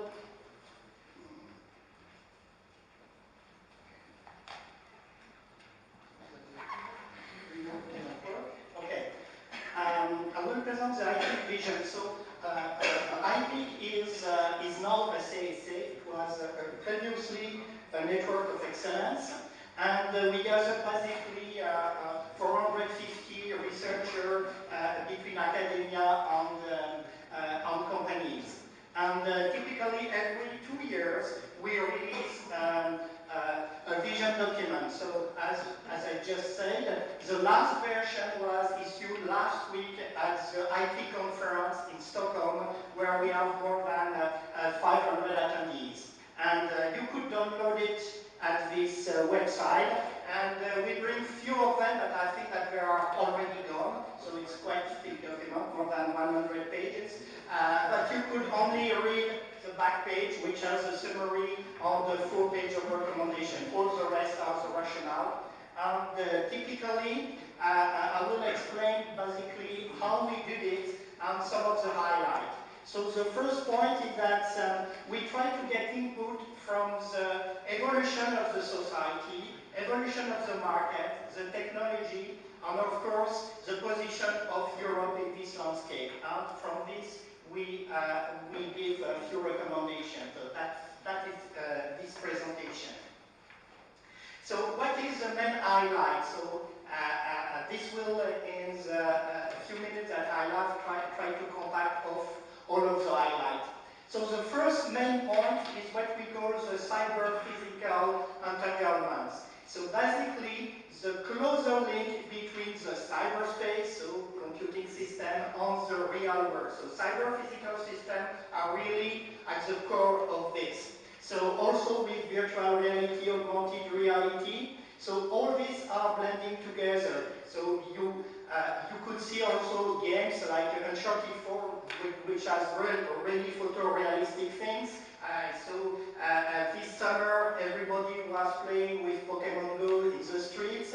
And so we see really this blurring between real and cyber world. And one other key aspect is that the computer didn't have the same form like this thing with a keyboard on a screen. So now your self-driving car is a computer on wheels. Your digital camera is a computer with a sound source. So typically this is the change, and we will see more and more that computer will disappear from this shape and blur into our environments. And this will also allow more close collaboration between human and computer. So it's why we call called the Centaur era. So Centaur, in fact, is a term that was coined by Garry Kasparov, because basically after being defeated by a computer in the game of chess, we could have thought that it will be disappointed, but on the contrary, he sees the power to work together with the computer. So now, in advanced chess, you have a team which is composed of a human and a computer that are working together against a similar team. On the level, on the quality of the team are better than the man alone. So that is basically what is called a centaur. We see also cobots. So robots now are not in jail like in the past because they could be harmful to humans, but they could work together with humans and are sensible to the human that are nearby. We have all in our smartphone this personal assistant like Siri, Cortana, Google Now, Alexa. So by the way, the Alexa from Amazon was sold out during the last Christmas because the demand was so huge in the US for this voice control system. So we see the next trend that was also highlighted this morning by Werner, is that now artificial intelligence is going everywhere. So it's really changing the man-machine interface with more natural interface. You are talking to the machine, they are interpreting your movement, your habits, and so not only keyboard on screen again. But the key point is that this new system, of course, should make intelligent decisions, it's what they are meant for, but also should give trustable decisions. And this is the key point here. And the key ingredient for trustability is, of course, security, but also keeping the privacy of the data. And now that these systems are interacting with the physical world, safety, meaning that the system should not physically harm people. And due to cost reason, this should coexist with the existing computing system. So mixed criticality is a key element also to merge this new requirement to the, let's say, all the computing systems. So privacy. So today, security privacy is a key point. And few people call IoT the Internet of Threats. So you have all seen that this Jeep Cherokee was hijacked by hackers, that a teenager were able to derail a tram, that a pacemaker could be hacked, that your smart fridge could be used for launching denial of service attacks. And unfortunately, we have very few companies really taking this seriously, and the number of startups on security are not so high as the startups on IoT. And really the key point is that the massive adoption of IoT and cyber physical system rely on confidence in terms of security and privacy. So that is a very important thing that need to be worked on.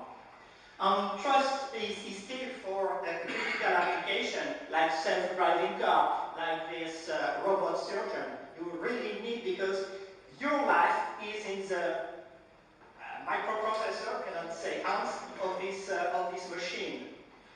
And well, the classical techniques are very difficult. Well, when you want to prove by design that the machine is running perfectly according to the requirement, is more and more difficult. So it's very difficult now with the current system to ensure the worst case execution time. So we need to find techniques to go beyond this predictability about design. And we should build systems that are trustable even if their components are untrusted. And of course these systems are not only single, but they are distributed, they are very complex. Some parts are black boxes, you don't really know what is inside, either for proprietary right or some other reason. So how we could trust this complex distributed system, this is also a very high challenge. One of the key also is how we compute, how we distribute computation. So now we have all these smart sensors that are integrated together and talking to each other, machine-to-machine communication, creating this Internet of Things. They all create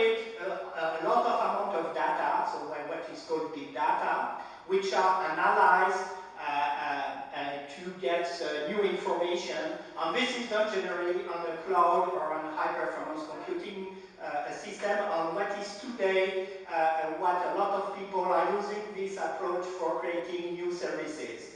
And now they could also control directly a physical system, so our cyber-physical entanglement. But what we say is that we need to change this model on really having the fact of abstracting, processing, and understanding all the data as early as possible. So bringing back the intelligence to the edge.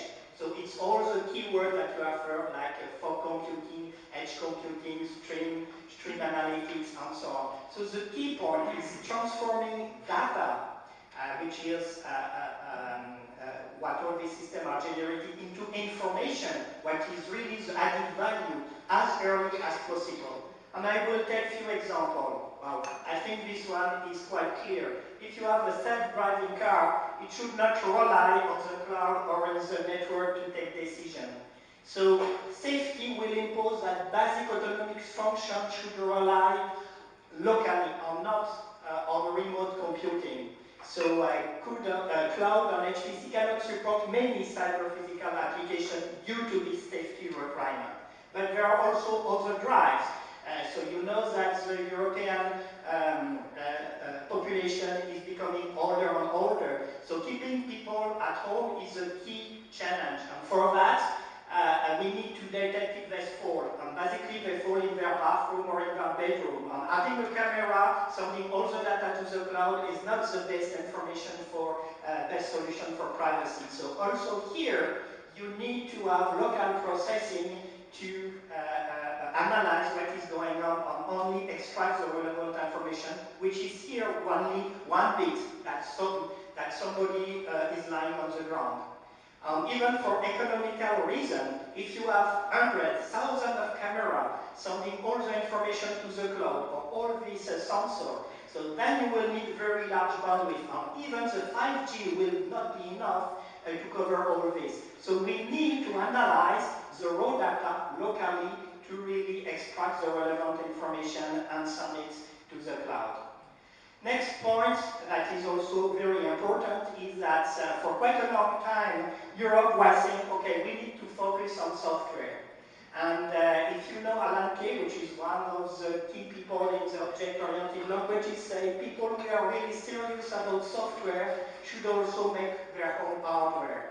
So we need to retain European capacity to design hardware. And now we have a right opportunity because the PC area was basically the era of Intel.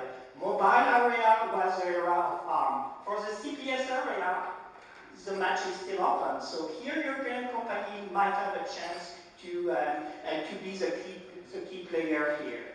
Of course, we have still the classical challenges of energy, and I see a few of them looking at their smartphone, wondering because we don't have a lot of power plug if they could stay for the full day without recharging. But okay, we should have very efficient computing system, and we need to find new paradigms. So we don't need always to have full precision, full floating point for some operation. Response time could be trade-off for energy and so on. So we need also to make approximate computing, or what we better say, adequate computing, to really use what is needed to make your operation. And we need a new programming concept.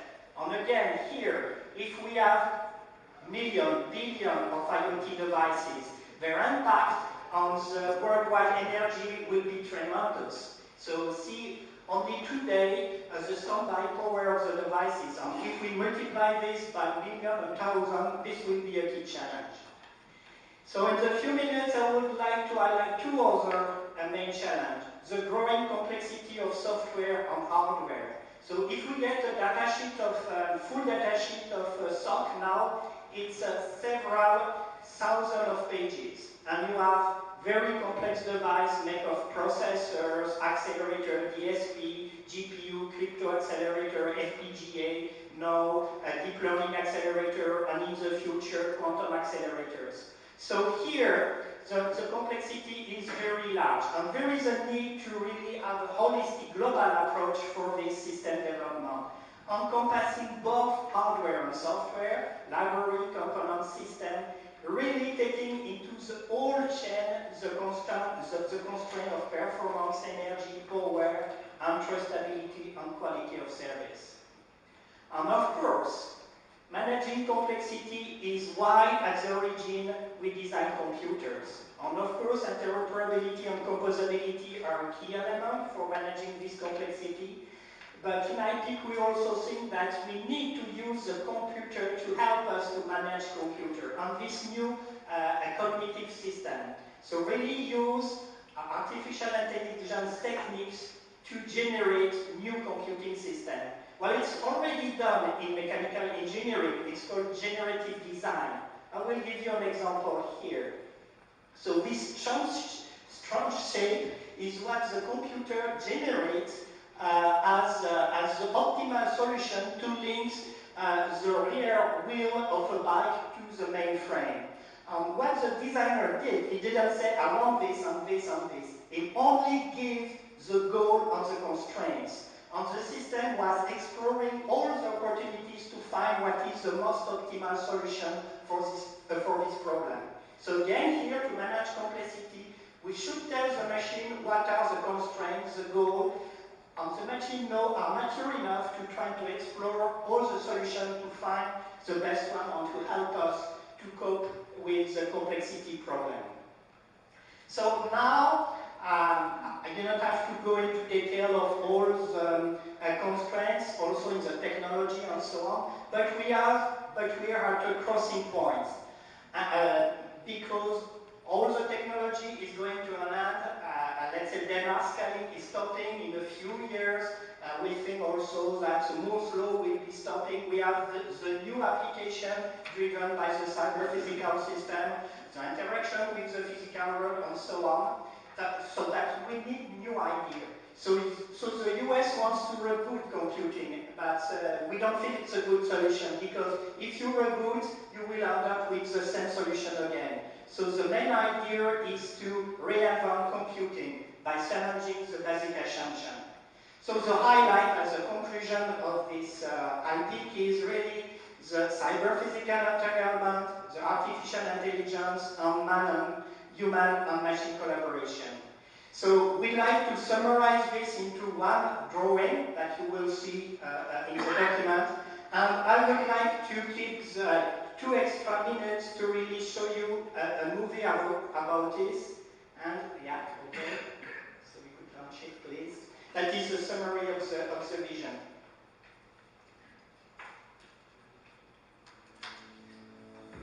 It is time to reinvent computing. Information technology is now a part of our daily lives. It is a cornerstone of modern society and is evolving ever more rapidly. New challenges lie ahead.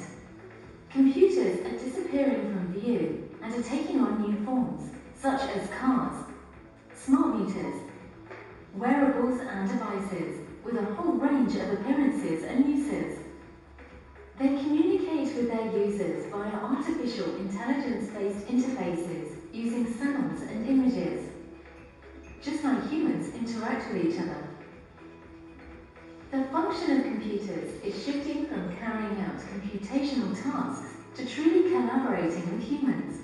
Tomorrow's computer will augment reality to assist our lives and will also create a virtual world for us to explore. We call this the cyber-physical entanglement between the virtual and physical worlds. We need to trust both the machines and the information that they process and store, and therefore safety, security and privacy are vital. As the effects of climate change are increasingly seen, energy efficiency of computing systems remains a major challenge for the coming years. The environmental development and running costs of computing also needs to be monitored and controlled. With the arrival of many new systems and new system architectures, we must ensure composability. Innovative approaches will be required to ensure that the systems do what they are supposed to do. Artificial intelligence needs to be embedded close to the user to ensure safety, privacy and energy efficiency. We need to design techniques that go beyond predictability by design. which will allow us to use unreliable parts to build reliable systems. Holistic approaches and multidisciplinary techniques will be needed to meet the requirements of trustability, efficiency and cost. It is time to revisit the basic assumptions in order to open up new paths and approaches. It is time to reinvent computing.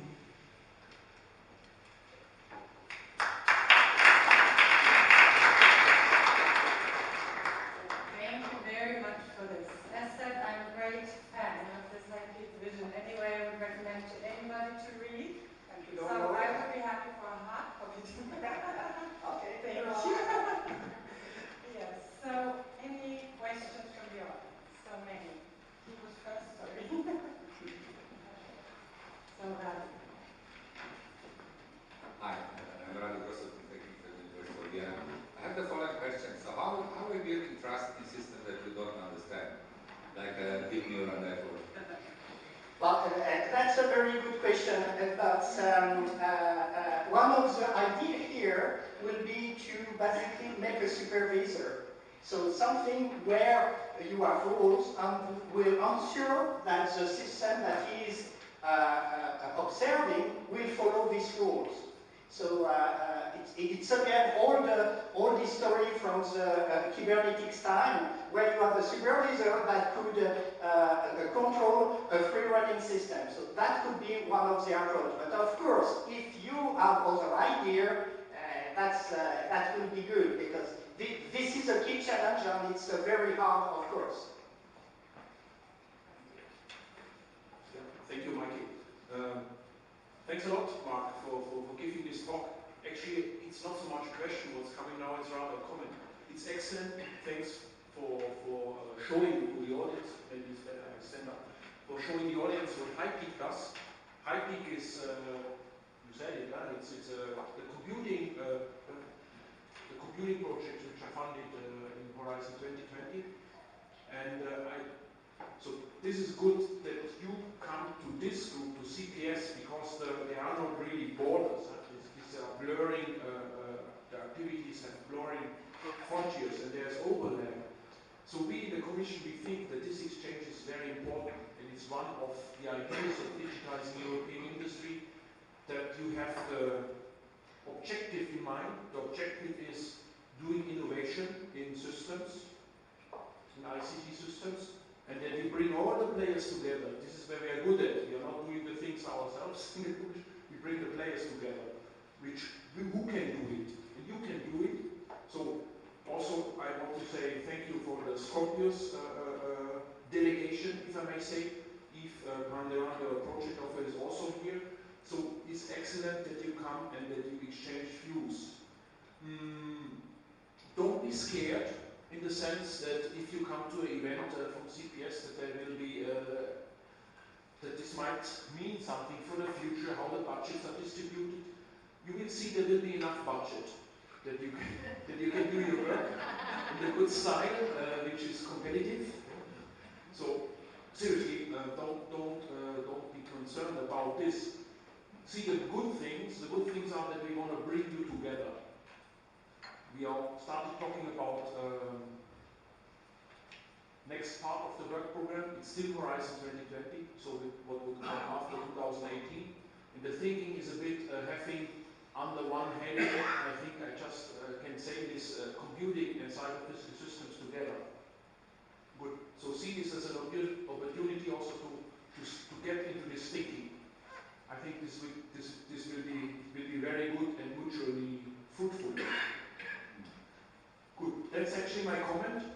You see that in the roadmap presentation that the projects are working on, they are complementary. Mark was talking about the vision, so pointing very much at the technologies, what is coming in the future, how could the future be look like, what we would need in terms of the technology. Then we had the business aspects from Nuria, from Road to CPS. We had the instantiation, if I may say, manufacturing, which was done by SCORPIUS, using again methods from cyber-physical systems, but applying them to the specific case of manufacturing.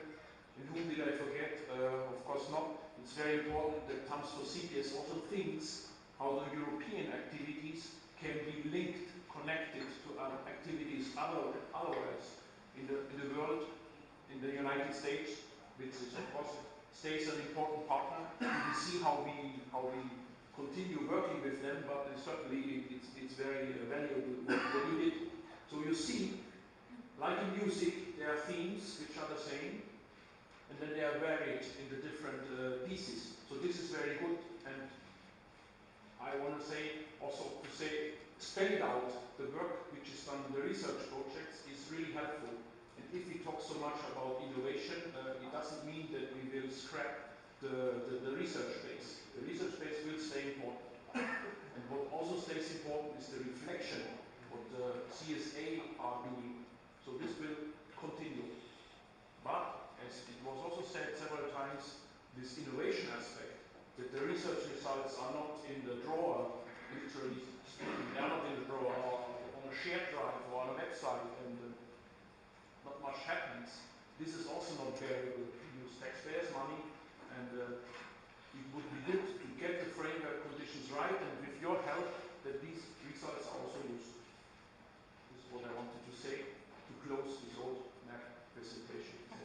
Sorry for that, but I thought it would be a good thing.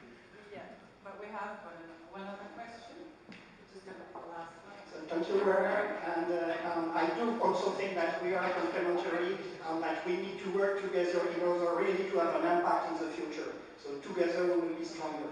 I agree with you. So if you have a question, we could have it at the break, because I don't want to... Yes. Okay. One short question. No, it was already. Okay. Thank you very much. Okay, now we come to the 7 minutes challenge. So, you know it's going to be very hard, you know it's going to be very challenging. Maybe the ones staying under 7 minutes will get a present. I still have to think about what, but I know it's hard. But as you can see, time is very short, so I'm going to give the word to you already. So Matthias Alto from Uncovered. Okay, thank you, Michael. So Matthias Alto,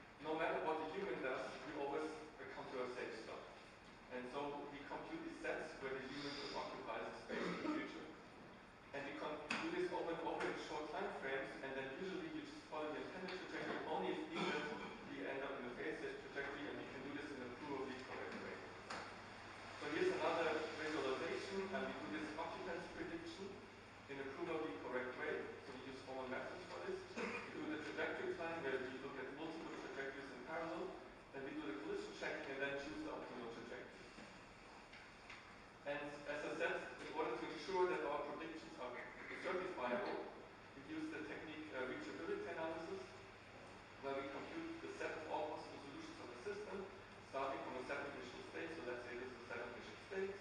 We screen lines of possible solutions, and then we also consider uncertain inputs because of sensor noise, and we also consider other certain system parameters. And we can prove that we cannot compute this exactly, so we compute over approximations, and if the over approximation doesn't hit any unsafe state, we can prove the correctness of the system. So there is no testing required, unless, of course, you want to test if your verification approach works correctly. And as I said, last time I talked about automated driving, we use exactly the same approach for automated driving. So this is a really horizontal approach, like I understand what you said, where we have many applications and we can always use the same methodology. So just a quick overview of how we get the model of the human. We did a lot of testing with motion capture systems and extract the data, and then find possible bounds of human movement capabilities. And then we use this. Online what we do is we track the human, we extract the relevant information, let's say that the joint angles of the human arm, and then we use these bounds of possible movements to compute a reachable set of the human physics, and then extract this to build the occupancy over time of the human. So here's an example where you see what we have tracked. This is a human arm, tracked in our lab. This is the computation. This is the space it can occupy after 16.7 milliseconds, after 33 milliseconds, and after 50 milliseconds. And you see the human arm can move quickly. However, our formal verification approach has a cycle time of 3.7 milliseconds. So we can compute much faster than the human is moving and verify the system while it's running. And I quickly show you a video of the test we ran in our lab. So here you see the sandwich assembly scenario. For example,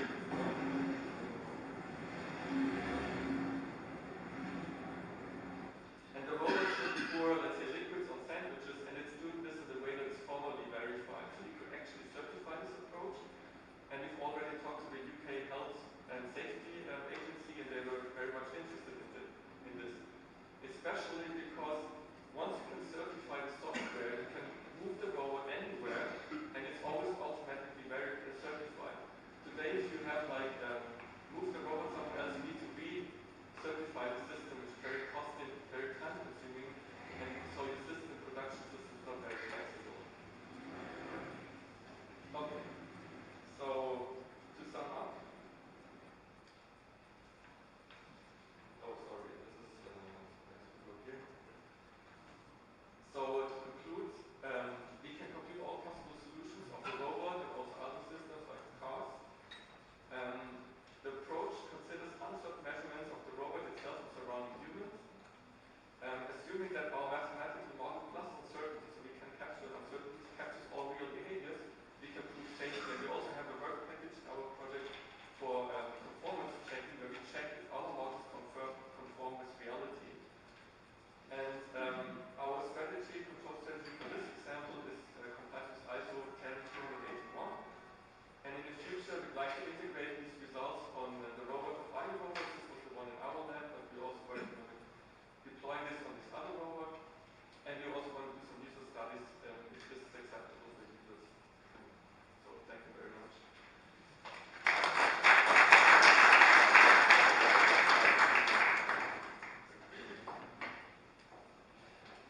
So our next speaker will be Holger Pfeffer from Fortis Munich, and he is the coordinator of the Cyber Physical Systems Engineering Labs project, CPSE Labs.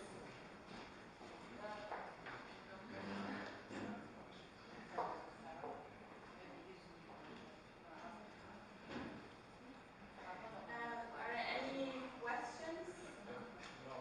Or do you want to keep that for the break? Because we kind of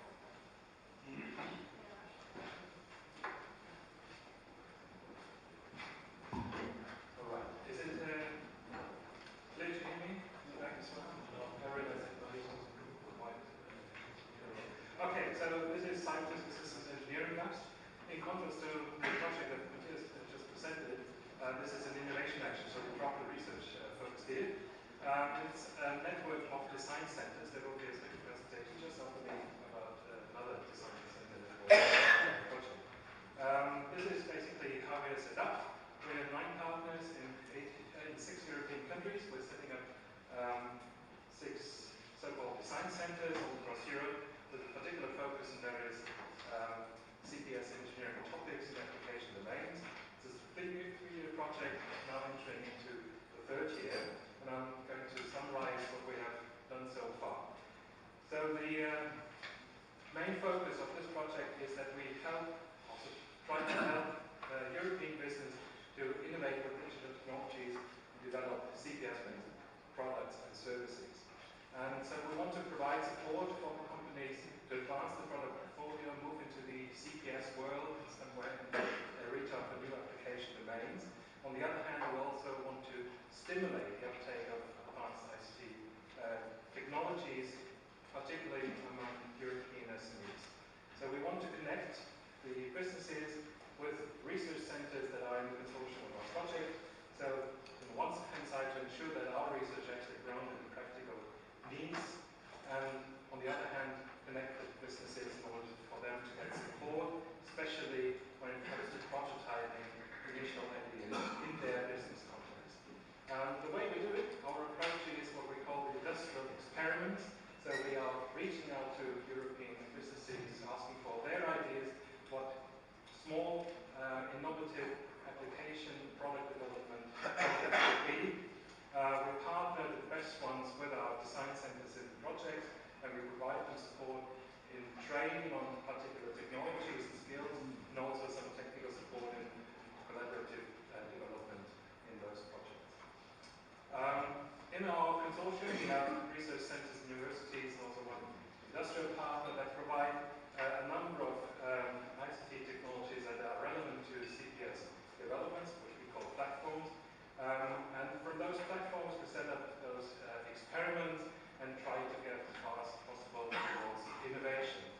On the left-hand side of these slides, you can see some of the platforms in our network. The top one is provided especially by our center in Newcastle University, around multidisciplinary modeling and co-simulation tools for CPS design into CPS, which is also a project just presented this afternoon, and Crescendo and Ultra are technologies around that. And based on those platforms, we are running experiments concerned with multidisciplinary design of CPS for smart energy control, decentralized road traffic management, and also, which is in combination with another design center where I'm representing, a product and production co-simulation model for manufacturing, which leads to the next item here, which is about industrial automation. We provide development tools for digital control software, PLCs, and also a test bed, a small test bed that allows manufacturing to be run in an adaptive and flexible manner. And based on those elements, we are looking at providing support for augmenting legacy machine tools towards the IoT world in order to do smart manufacturing, also with the old stuff still in place in the factories. We're also looking at the process management for industrial and for energy management, and also on the big data type of real-time proactive manufacturing. The last bullet point here is about safety analysis and monitoring, simulation in safety-critical application domains like aircraft and robotic systems. We are running projects that enhance safety for robotic airfield management, for example, autonomous driving, and also for navigation of autonomous shuttles in a verified manner. 3 more platforms or centers that are providing those platforms, obviously in all the work is looking at the maritime domain, providing an integrated reference platform for the maritime domain. Typical experiments that we are running looks at how to optimize the time that ships are staying in port, how can we plan the route and the unloading and loading of ships, and also connect applications on a cloud basis. In Stockholm, we are looking at connecting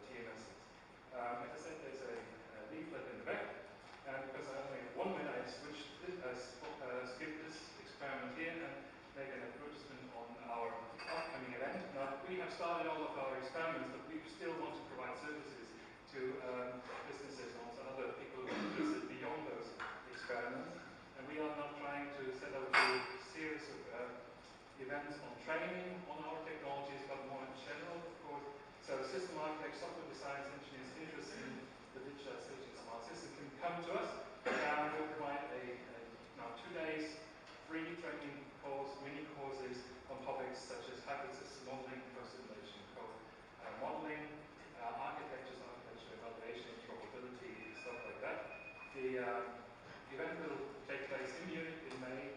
If you're interested, grab the leaflets that are back there or ask some questions. Registration will start soon, and I will be happy to see some of you all your contact.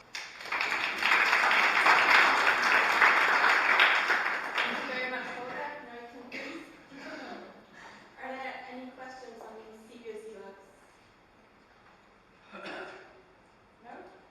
Are there any remaining questions on the Uncover CPS project? Also no questions. Okay, go further. The next one is EuroCPS, which is also a cascading funding project similar to CPS, and Isabel will present this project to you. She's from CEA in France. So EuroCPS is, well, has lots of similarities with CPS lab, and they were both selected and they have both been working since the last 2 years under the Smart Anything Everywhere initiative launched by the European Commission already also 2 years ago. So EuroCPS is a holistic project which gathered several design standards in order to put synergies between innovative companies, innovative CPS platform and CPS company providers. So it was launched 2 years ago, and it's also like CPS Lab in these last years. It gathered 9 countries, 15 partners, and among these 15 partners we have technology providers. The budget is around 9 million euros and the funding corresponds to 8 million euros.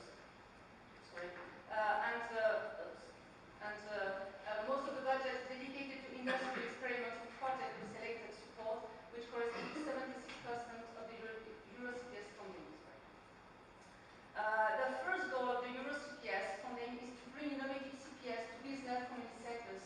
And for that first goal, the networking partners are the key partners for that networking, but they're also trying to determine, estimate the need and define the applications which we are looking for. The second objective is to link the user suppliers across the value chain and regions, and here the competence partners are the key actors because they bring their competence better for coaching, to extend the know-how, and to work on and to assist the SMEs on the research aspect of the work. Platform providers are here to provide technological issues in it to reach the outcome, which is to get innovative CPS products and to sustain the demand for European manufacturing. All this work, I would say, all these objectives are supported, managed, and monitored because we cascade funding partners. In principle, we won't have, usually ideas are among SMEs, and the objective is to have as much as possible SMEs to be aware of the project through networking, through press release, through local actions by our networking partners. And then proposals to come up from that. We plan to at least receive around 80 proposals, and among these proposals we will need to select proposals that we are going to fund for the whole process. And if we are very successful, we would like at least to get 10 success stories to tell at the end of the project. To reach that and to put a storyboard, we have organized 2 open calls, like EuroCPS, every 6 months, and the last call was closed in January last year. The evaluated proposals are selected, and we have 3 criteria. One is excellence, second one is quality, and the third one is impact. And as a matter of fact, we are ranking the impact higher ranked as a criteria for selections. Most of the proposals they last between 6 and 18 months, and they all been targeted in terms of TRM is between 5 and 7. So we have 3 kinds. EuroCPS is supporting 3 kinds of industrial experiments, which, as you will see, is much more depending on the platform which are the platform partners which are involved in the project. So we have software-intensive project, more system integration project, and the third one is more based on use of innovative component projects. For the software and system integration projects, as you use, I would say, components on the shelf in a way, we are expecting prototype demonstrator by the end of the proposal within the EuroCPS frame. For the one using based on innovative component projects,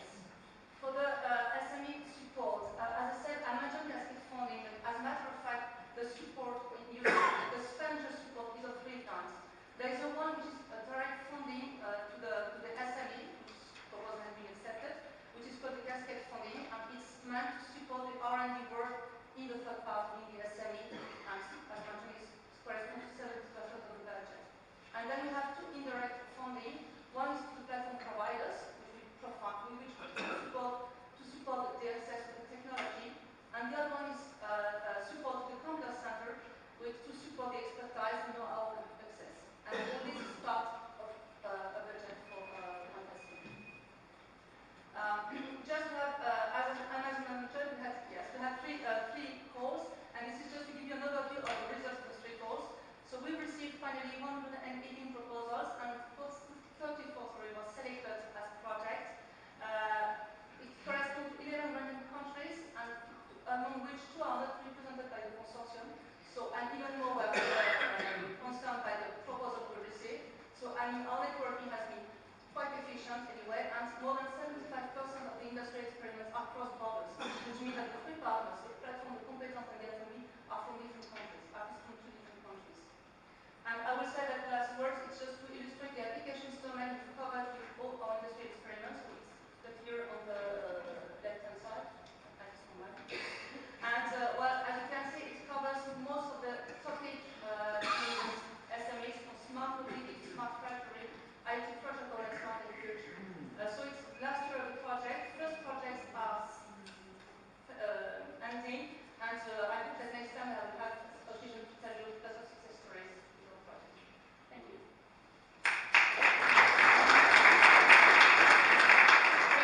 Time for questions.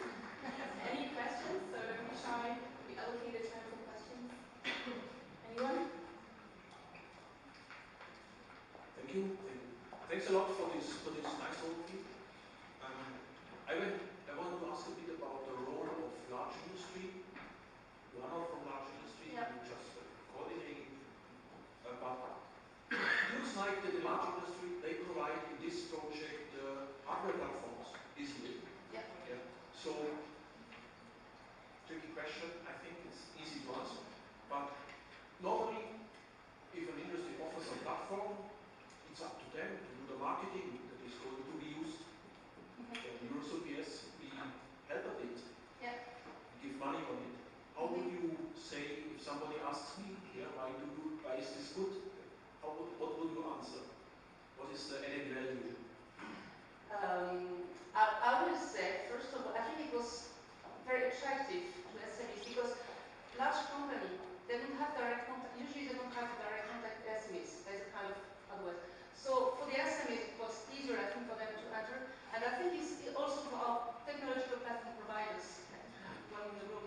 I think it was also very interesting for them to work directly with them and to see more of their needs. And for some of them, I know that they have been, because they are proposing services, and then in way they have worked a lot on that, what they call that communication kit, the way to speak and the way to work with the SMEs. And and they were very, also because then they discovered the needs of the SMEs. And these people are not always aware directly of what they need behind. So I think it's one of the things we want to tackle quite a lot is what are the benefits from the SMEs, but also for our platform providers. And well, it was for them, in a way for them it was to discover this work and also to try to build relationships and to see in which field and how they might work further on to support all these SMEs which are everywhere and how to make it easier for them to work together. So I hope I answered the question.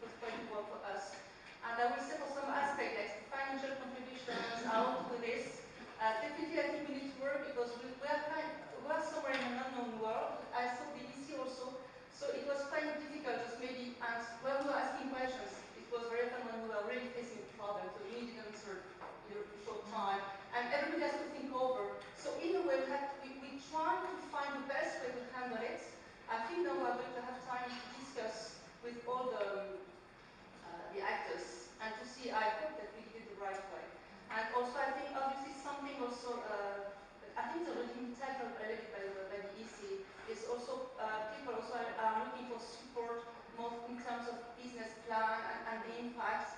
But well, I think that maybe what we have to think over is that even though we tackle nearly prototype demonstrators, time to market is still a bit further away from us. So, well, we have to keep the time. I think we have to work to keep the timeline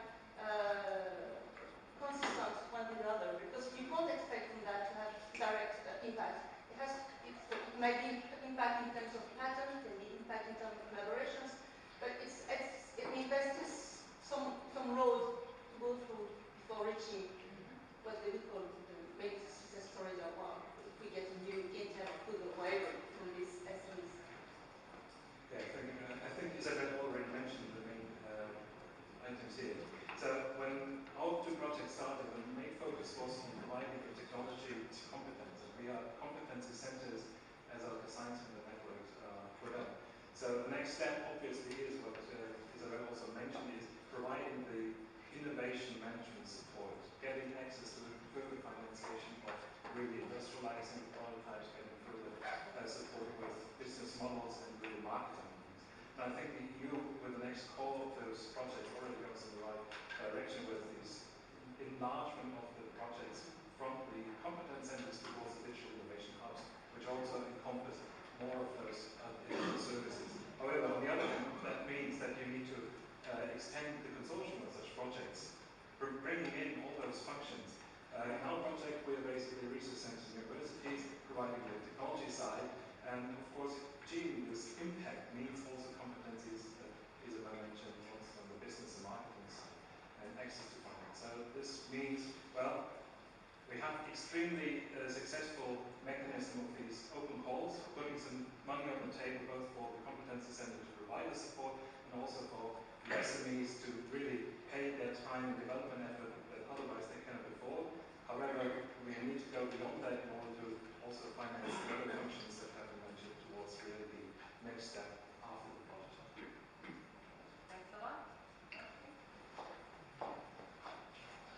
So our next speaker is Ruben House, and he's presenting some case speeches. He's the coordinator of this very project, and he's from Statesman. Yes, thank you very much. So I'm talking about the project SmartCPS, which is a very small innovation action and more in the line of a support action. I will tell you, I will in fact spend most of my time telling you where the problem lies that we want to solve, in presenting you the what we call the probability specification, the need for supporting this specification, and then our solution, which is a database and a so-called communication problem. The main problem we are concerning ourselves with, and one of the main challenges when you want to develop highly complex, safety-relevant modern CPS is the integration of a large number of heterogeneous development into the system engineering environments. So the situation as we see it today is that if you want to build a plane, if you want to build a car, and especially the electronics and the software in these cyber-physical systems, you have a lot of industrial processes, and these processes are supported by a lot of software tools. And if I say a lot of software tools, it's really a huge number. If you want to build a plane today, you need literally 1,000 software tools to develop it, to have your links to marketing, to management, and so on. And these tools have been developed separately, and they have never been developed to work with each other and to exchange data. So what you end up with is a development process with a highly fragmented IT, which involves high maintenance costs, where you have high manual efforts to handle this data, and where this really fragmented software landscape costs you, or has a large impact on quality and also on safety of the design. And one of the solutions that we pursued within the Artemisia Association and in the projects that were launched mostly within the Artemis joint undertaking is to develop an open standard for development tool interoperability. This standard is called iOS, rather perhaps not the best name, but it's called that. It's the interoperability specification, and what you do is you build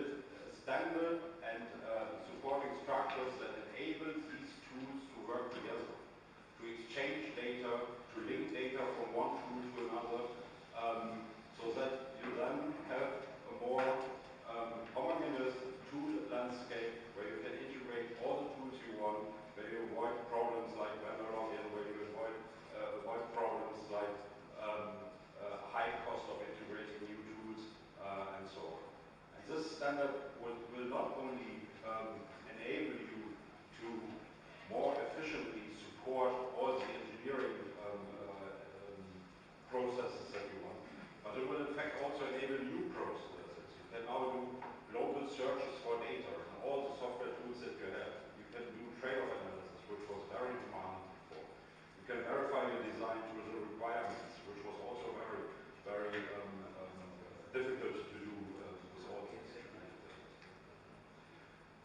So this specification has been developed in a lot of Artemis projects, and in fact these projects were incubated by the Artemisia community, and in fact iOS is really a success story for Artemisia. If you think about it, we have this series of large projects which fits the Artemisia strategy of thinking big for projects, which move along a predefined research agenda toward a common goal, which is standardization. So this series of projects really is a huge success story of Artemisia. If you go into the technical details of the iOS, you see that iOS is not a single standard, but it's a set of specifications. I will not go into too much details there, but the idea pursued in this project was wherever you can find a standard that is already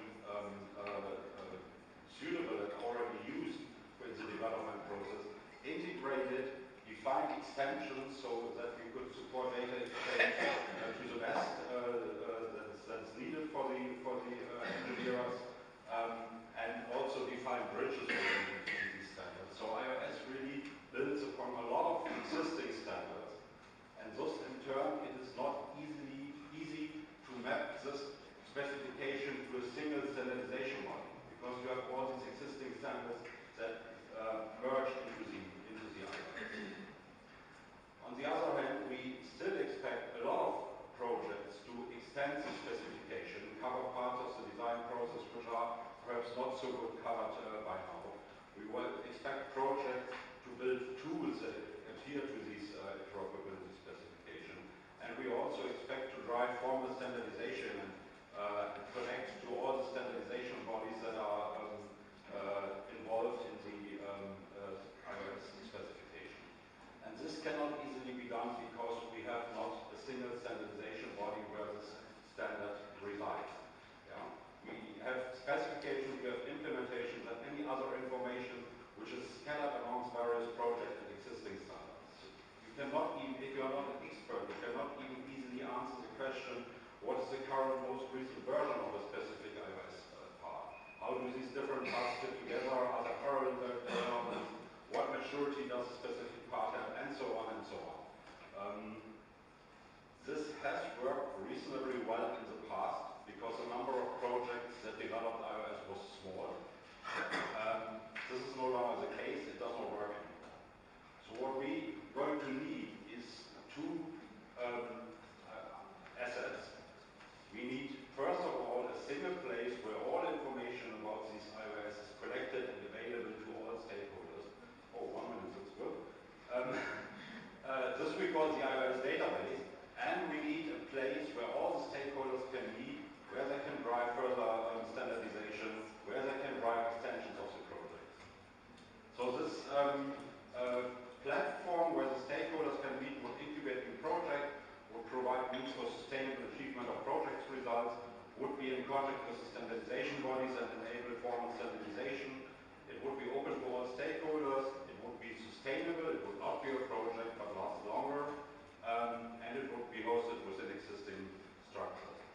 And we call this structure the iOS Coordination Forum, or ICF for short. The CPCS project is about to set up this ICF and also the iOS database.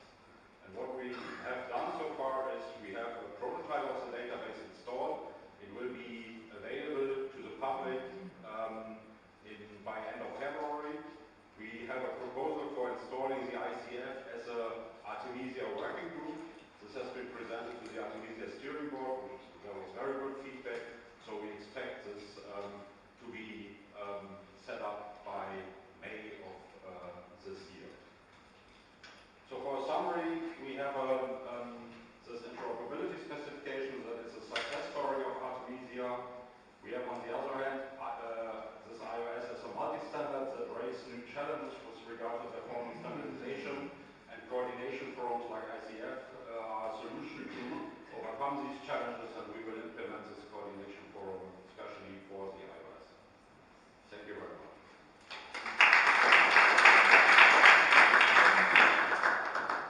Questions? Also no questions. Are you sure? So sometimes the sustainability of projects is a question. I see yours being already like taken up now and for sure in at least Artemisia, which makes it kind of more sustainable in a way, right? Exactly. So the object of some results within the project, of course, also project results within the project, but especially to set up a sustainable structure. So this is like the coordination forum, and we will do that. It looks very promising that we will reach this goal, and we will in fact have some, I don't know whether this is the correct English word, but a floating transition from the work done in CPCs to the work then done in this coordination forum. There will be special events while both are running, and then the ICF will take off.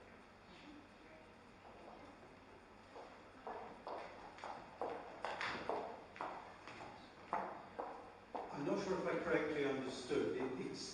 You say that you're concluding discussions with standards bodies, yes, but you're going to conduct work outside of the standards bodies. Is there a reason why you wouldn't do this through the regular standards bodies like ISO or something like that? Yeah, perhaps this was a misunderstanding. But see, what happens is that we, when we try to implement interoperability between tools in different or the same engineering step, we look which standards are available and incorporate them.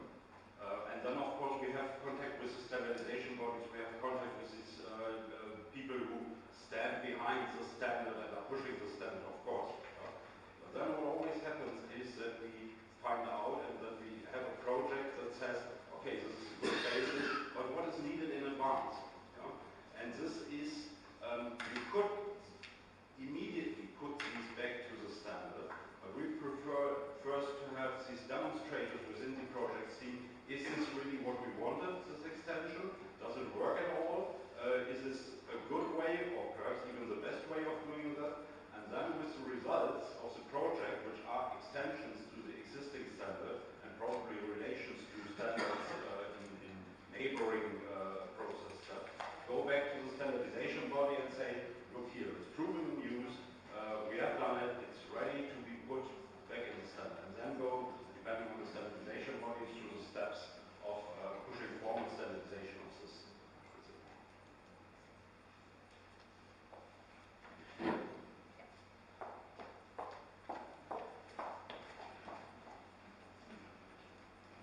I want just comment on that. I'm working in several with our groups.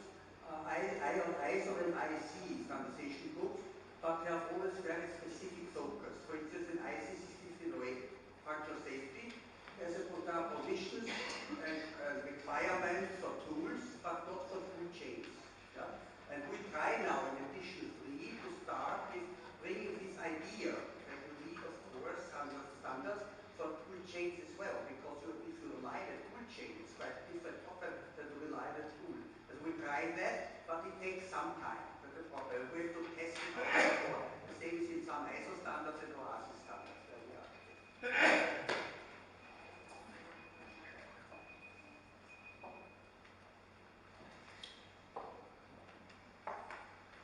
Any more questions? Thank you again. Our next presentation will be Item Things, presented by Dolores Ordóñez and me.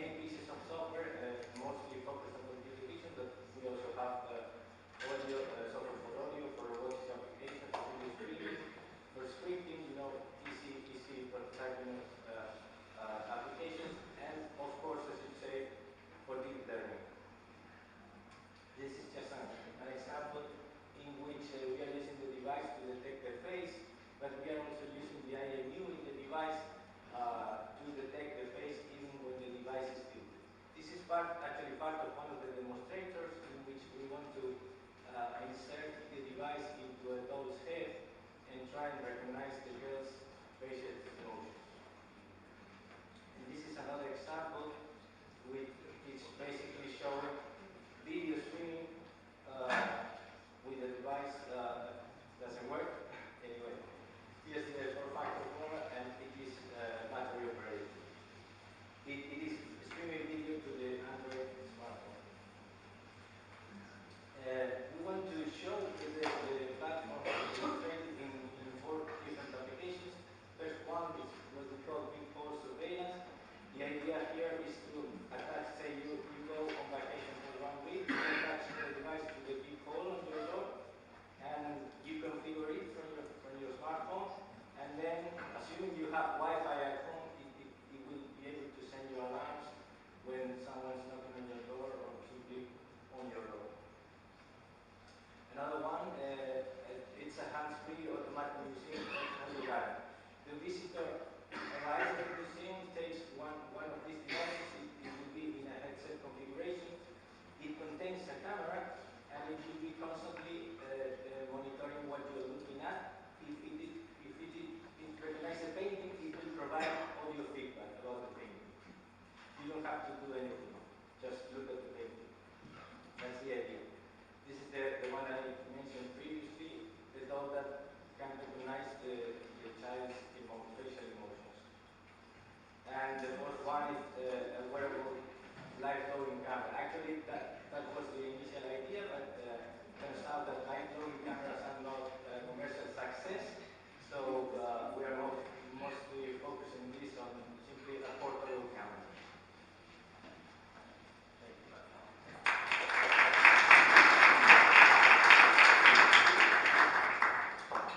Questions on either things?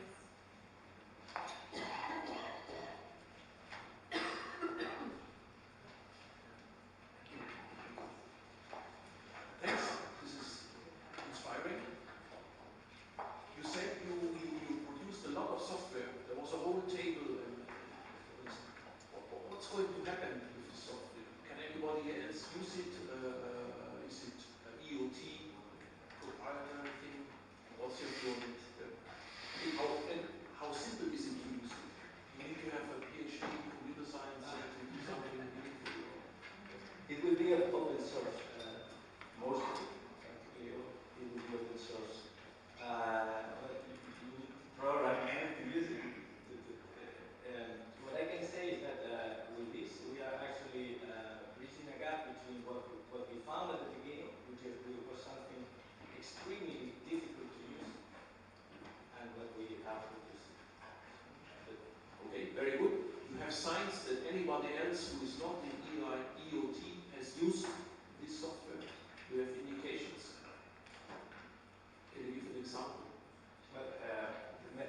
For example, the main partner that we use is the one producing the main element, I should say, of this platform, which is right at the center.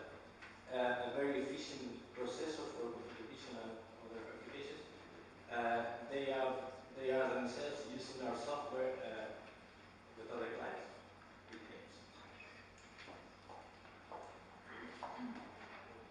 Any more questions? Okay, you seem to be quite hungry then. So we're having lunch now on the first floor. You can use the elevator, it will bring you directly to the restaurant. And please be back here at 2 o'clock. We're starting again at 2 o'clock.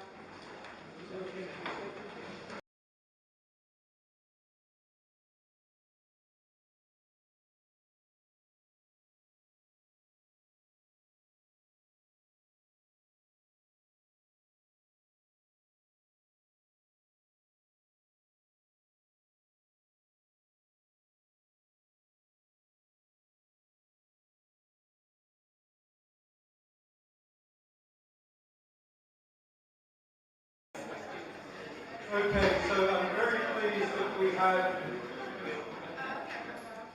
Okay, so I'm very pleased that we have as our industrial keynote Roland Rosen, who is principal key research scientist at Corporate Technology for Siemens, a company very much engaged and involved in cyber-physical systems. His own specialism or area of interest is modelling and simulation, which makes it very appropriate to some of the discussion that we've had already today. And he's the project manager for the Industry 4.0 at Siemens. Because we're a short time, I won't give any more introduction, but I'm sure you'll say some more. We'll hand over to you now to hear what you have to say. Yeah, thank you for the kindly introduction, and welcome here from my side. Hopefully it works here with the microphone. Please give me a sign if I hold it in the wrong way. Yeah, as mentioned before, I'm coming from the corporate unit from Siemens, responsible for industrial research for all Siemens business units. From this viewpoint, my interest to transfer research results into Siemens business in the broad field of all applications, from our products, systems, and solutions. In today's presentation, my focus is more on the products, product development, and the production. And the key objective today for me and every time for a business company is to create benefits for the customers and thus value for the own company, for our company, and I guess is valid, this concept for all business and all companies. The general scenario and use case-based approach which I present here today, we have already also introduced to the German platform Industry 4.0. Because it's a brand name, I try to speak the German words Industry 4.0, but in most cases we come to the conclusion. And in general, I'm convinced, and in the morning I've heard it in a similar way also from other presenters, this approach to take a look to the customer benefits and to pull and to show which technology is needed is also valid on a European level. And I hope I don't bore you. Hopefully I can bring you a little bit over the sleepiness time after lunch. So I won't start with some Siemens financial or organizational slides. So I will start from some megatrends. And as you know, and if you only look to the industrial side, we have a lot of megatrends. The globalization, climate change, urbanization, the demographic change, and of course also the digitalization. And if you speak about digitalizations, and often, not only from our sides, a slide comes which shows which lot of huge data we have. And this leads me sometimes to the comment that to speak in the era of digitalization for megatrends, and we have here zettabytes, so we have to multiply the mega by peta. This means 10 to the power of 15, that becomes from mega to the zettabytes. However, as mentioned here in this slides, hopefully you can read it a little bit.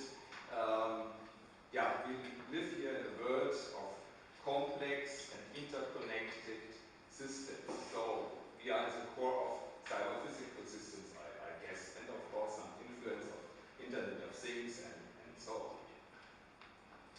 And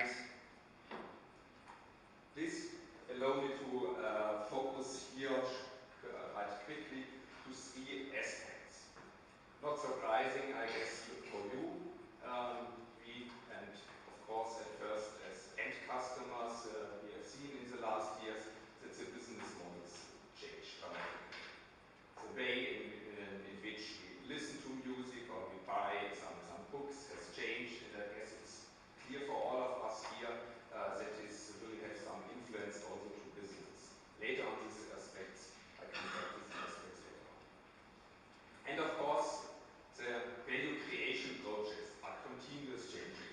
here you can see some typical examples. And this point leads me immediately to the third aspect, that in the products also some digitalization is inside. So in my opinion, there are some cyber-physical system inside, or sometimes in the systems or a set of cyber-physical systems.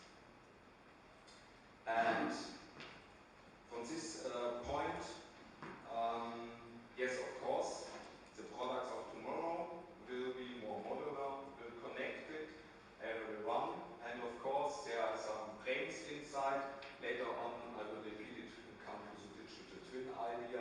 And of course, it should be plug and operating. And if you take a look to the technology, and once again, it's not surprising for you, the topics mentioned here are already mentioned in the morning, and I'm sure also in the afternoon and the other sessions come more or less to the same technology, which are needed further steps and further research work. And if we go here a little bit closer to the automation of the future, then of course you know the golden triangle of cost, quality and time. And with a look to the mass customization or the lot size 1, we need more flexibility. And this leads us to in our company that we define a new production environment, which you can see here with some typical requirements for dynamic networking, flexible production steps, and so on. And aspects of self-organization, once more typical for cyber-physical systems. And yes, we are already clustered this technology here in 4 core aspects in future. And if you look once again to product and production system, modular production units or production cells will be connected, will be managed more and more autonomously their work, and they collect and use some data which comes from the design phases, and of course also collected during operation or of course during production about the production system. And yeah, so from a research point, and I mentioned in the beginning that I come from an industrial research organization, so sometimes I'm also on the research side, and so I see a lot of research questions and see the chance to contribute to research projects on national and European side, and yeah, I'm interested. And on the other side, from an industrial key point, I have to take the question into account, do we really see the right challenges? And to motivate this, and I guess it's not surprising that I came to the same answer as you, here a little bit a short time clip. We are starting in the mid of the 19th century. There are in many workshops, there was individualized products produced, but with low quantity. And you know it all from the assembly sign production here from the Ford T model, and here, sorry for the German picture of the people, we are going more and more in mass customization. And of course, with the help and support of automation, it was possible. And maybe the older persons here in the room know it like me, that starting maybe in the 1980s, we have more and more product configurators. And this allows that you can configure some mass products in a more or less individualized way. So it leads to the issue that in the automotive industry, I know some numbers here from German companies, not more than 1.3 or 1.4 cars are really identical. And yeah, this trend is ongoing and it's changing a little bit from configurations to really lot size 1 that you can, and once again, you know it all from the end customer industry.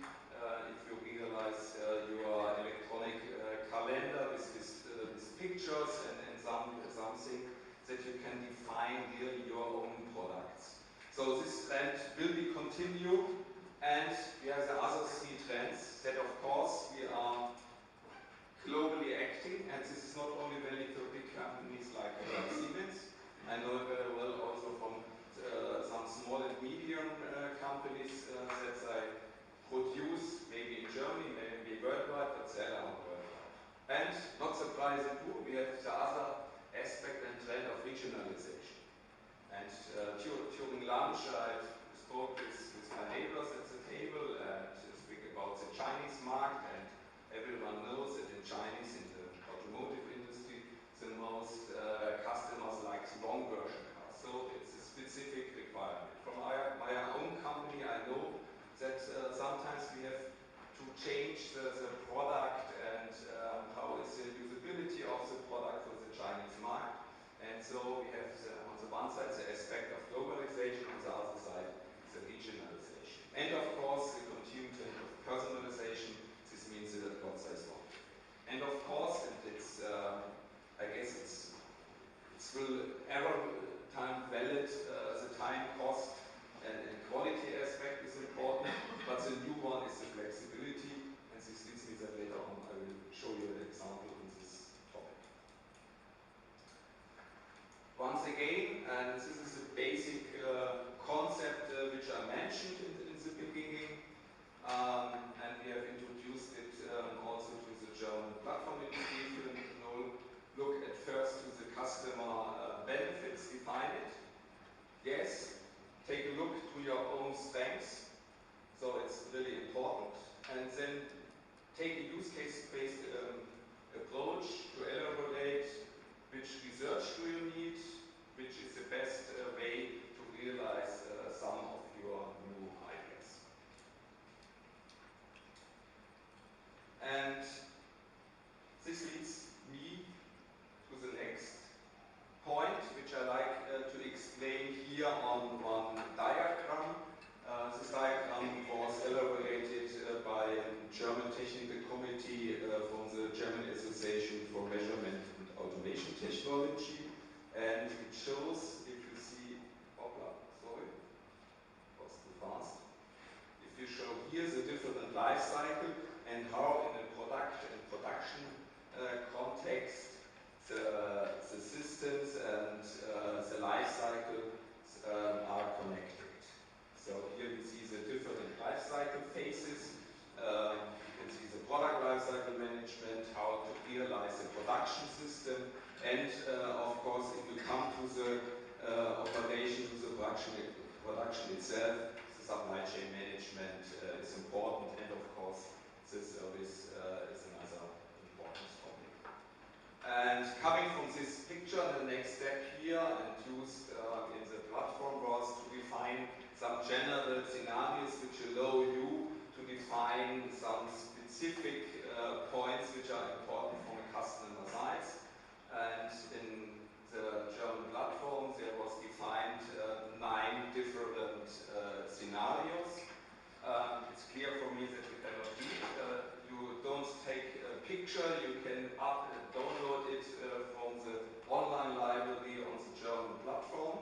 And there is some text document available also in English language, so you can download it. And as mentioned before, I will take a look to the adaptive factory scenario, and this means, which you can also read here, this application scenario focus on a production resource and describes how this can be designed with respect to adaptability and how this impacts to the supplier of the production equipment, how can it improve and change the way how the system integrator acts, and of course what is the advantage for the operator, and last but not least for the manager of the plant. And yes, the next step is that scenario is fine. On the other side you need some concrete examples for validate some The Industry 4.0 demonstrator is digitalization brought to life. A manufacturing cell with its flexible transport system constructed in physical form. The modular processing stations are reflected at a digital level. This is how the virtual and real worlds merge into one. Okay, the movie starts a little bit fast, but however, this example shows in a merge scenario of virtual and real world how the equipment can work together. And here in this scenario, and one of the examples which is shown on this demonstrator is if you are interested and there is another market demand for selling some bottles with a spray nozzle or without a spray nozzle, so you can exchange one of the production units by another, and immediately after changing this plug and operate functionality, the system works again. And coming back to the points which mentioned before in the scenario, what is the benefits for the different stakeholders. I guess it's clear for the operator, he can answer immediately on a changed demand. It's a benefit for the machine supplier, or for the machine supplier who can offer these capabilities that you bring with the machine, the plug and play capability, and of course that before he has some digital information about his machines, so the system integrator can plan with this functionality. Yeah, this brings me and us to the conclusion. 3 slides more. One last slide here from the German platform Industry 4.0. This approach was, or leads to the fact that beyond the platform with some working groups and so on, we have founded so-called Labs Network Industry 4.0.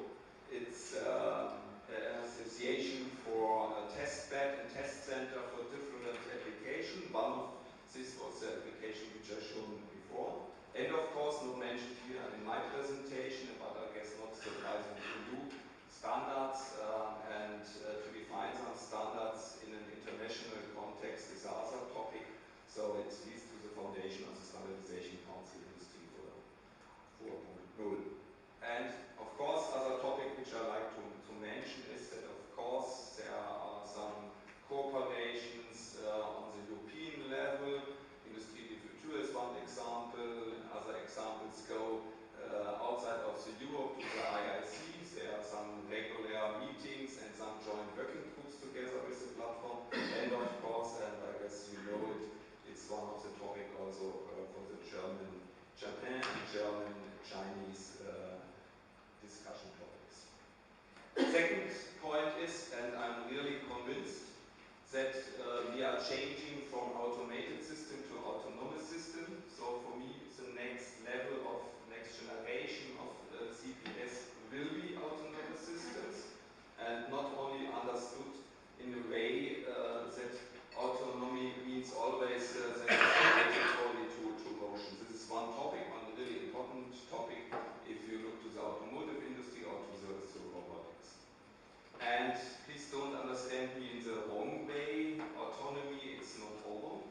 I guess the products, and maybe some of the products will be part of a production system as a production equipment. So all products will be more or less a CPS, or they have some sets of CPS inside, and of course connected each with another. And important for me is that in this system also some data coming from the beginning of the design and engineering phase of these products, also coming of some partners which are contribute to the development of the system by delivering components. Some digital information is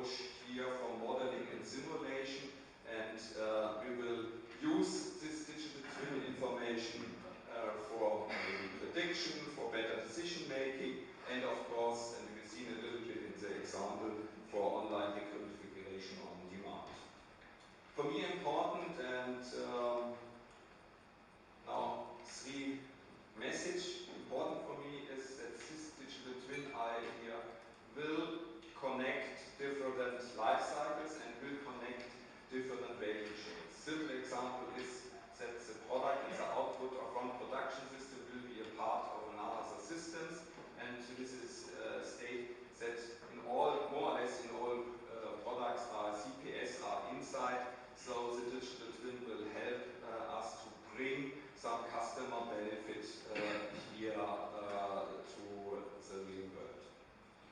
And of course, I did not mention all topics which are relevant for research.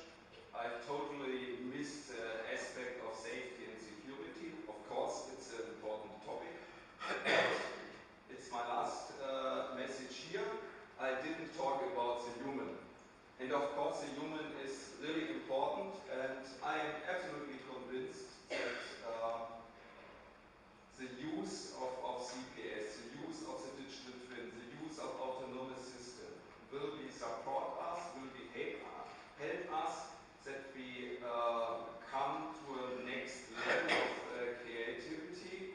And this don't means that we are not the boss here in the scenario. The human will be keep the central planner. He will be the person who makes the final decisions. In some cases, of course, the CPS or some autonomous system will support us, but this will and should keep us as a decision maker on the top level and really support us in creativity and hopefully comes to the next level of benefits. Yeah, thank you, and if you have some questions.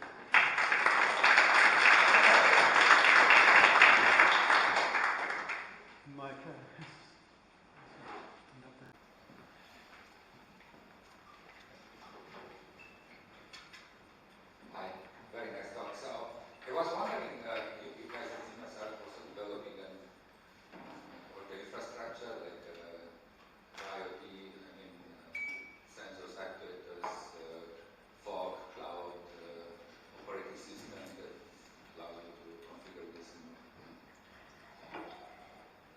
Yeah. Quite right. And maybe you can see that I come originally from modeling and simulation and not from the IoT side, but I guess it's valid. And for me, it's not surprising, but I guess we have to consider that for other people, sometimes it's not so easy to understand that we have a deep integration of different technologies, and we have some big terms, not only big data, data analytics, IoT, and so on. And my feeling is that many people don't understand what is our topic and what is our core message. On the one side, I guess it's clear we have a mix of different technology which is required to fulfill the demands. And on the other side, it's not so easy to understand what we are speaking. And it was during lunch one of the topic, we have some negative communication if we speak about digitalization. And yes, maybe sometimes some people are afraid about digitalization because they don't know what's coming in the next. And I give sometimes in the years some speech to the worker council in our own company, and the same question arises. Same question, I told more about technology,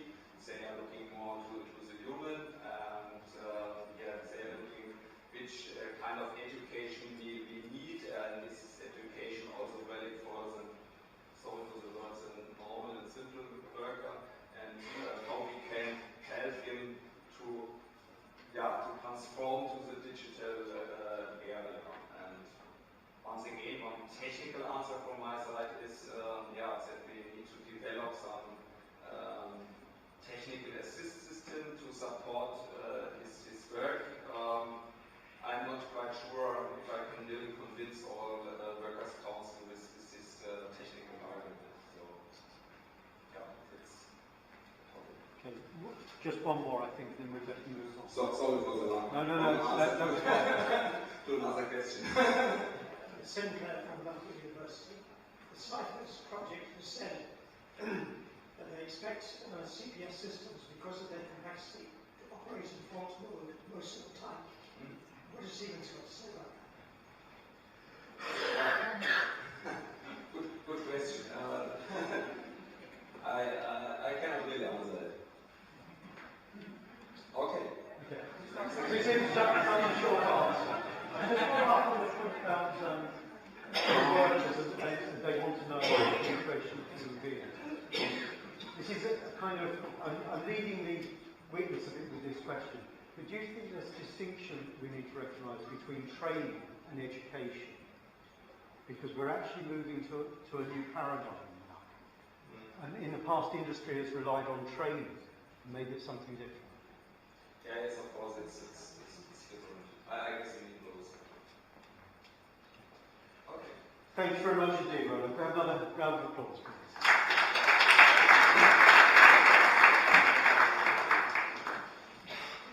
Okay, so now we're going to move to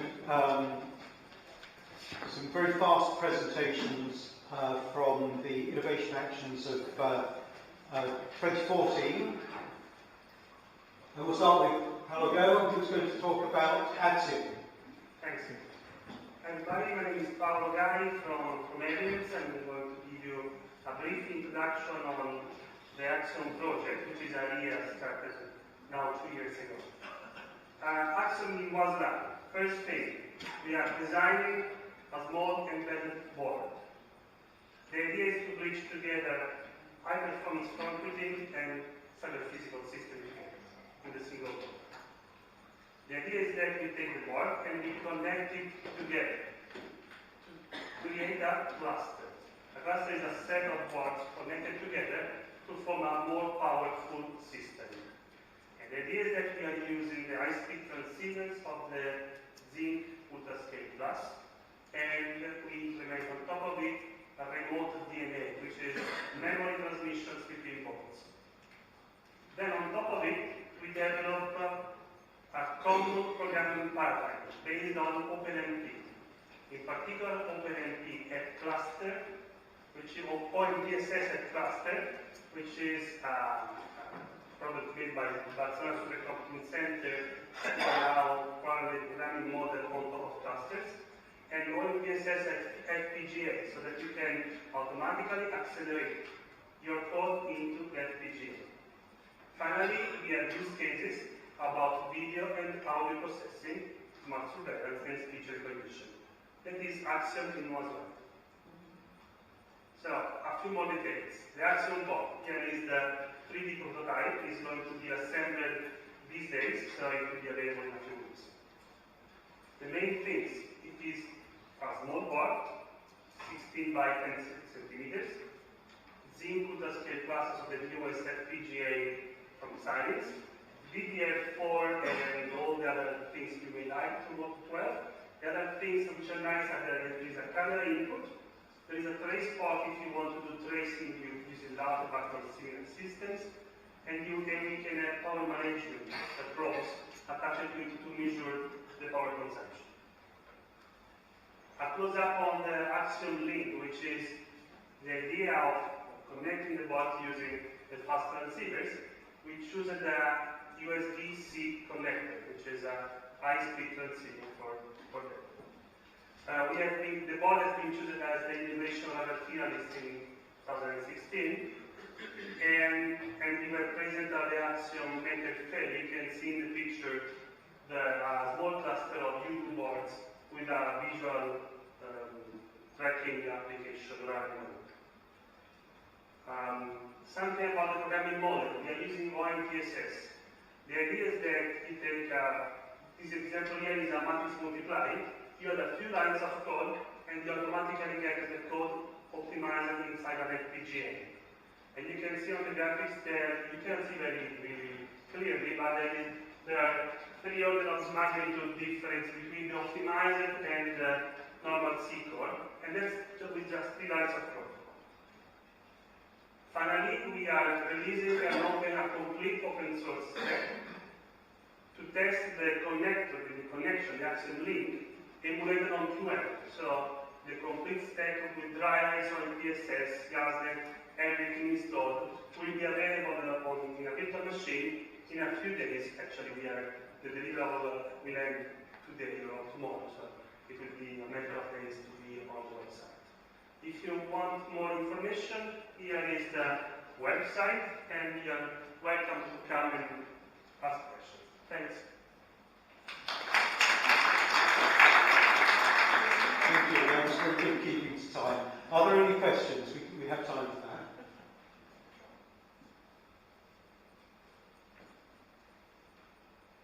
No questions.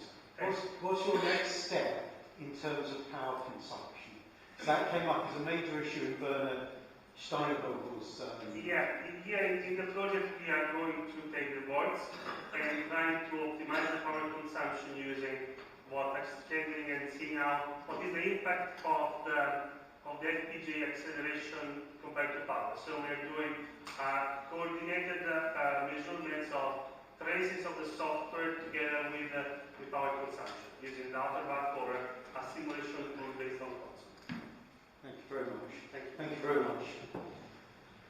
Okay, we move to our next presentation. This is Andreas Rokolakis, who is speaking for COSIM.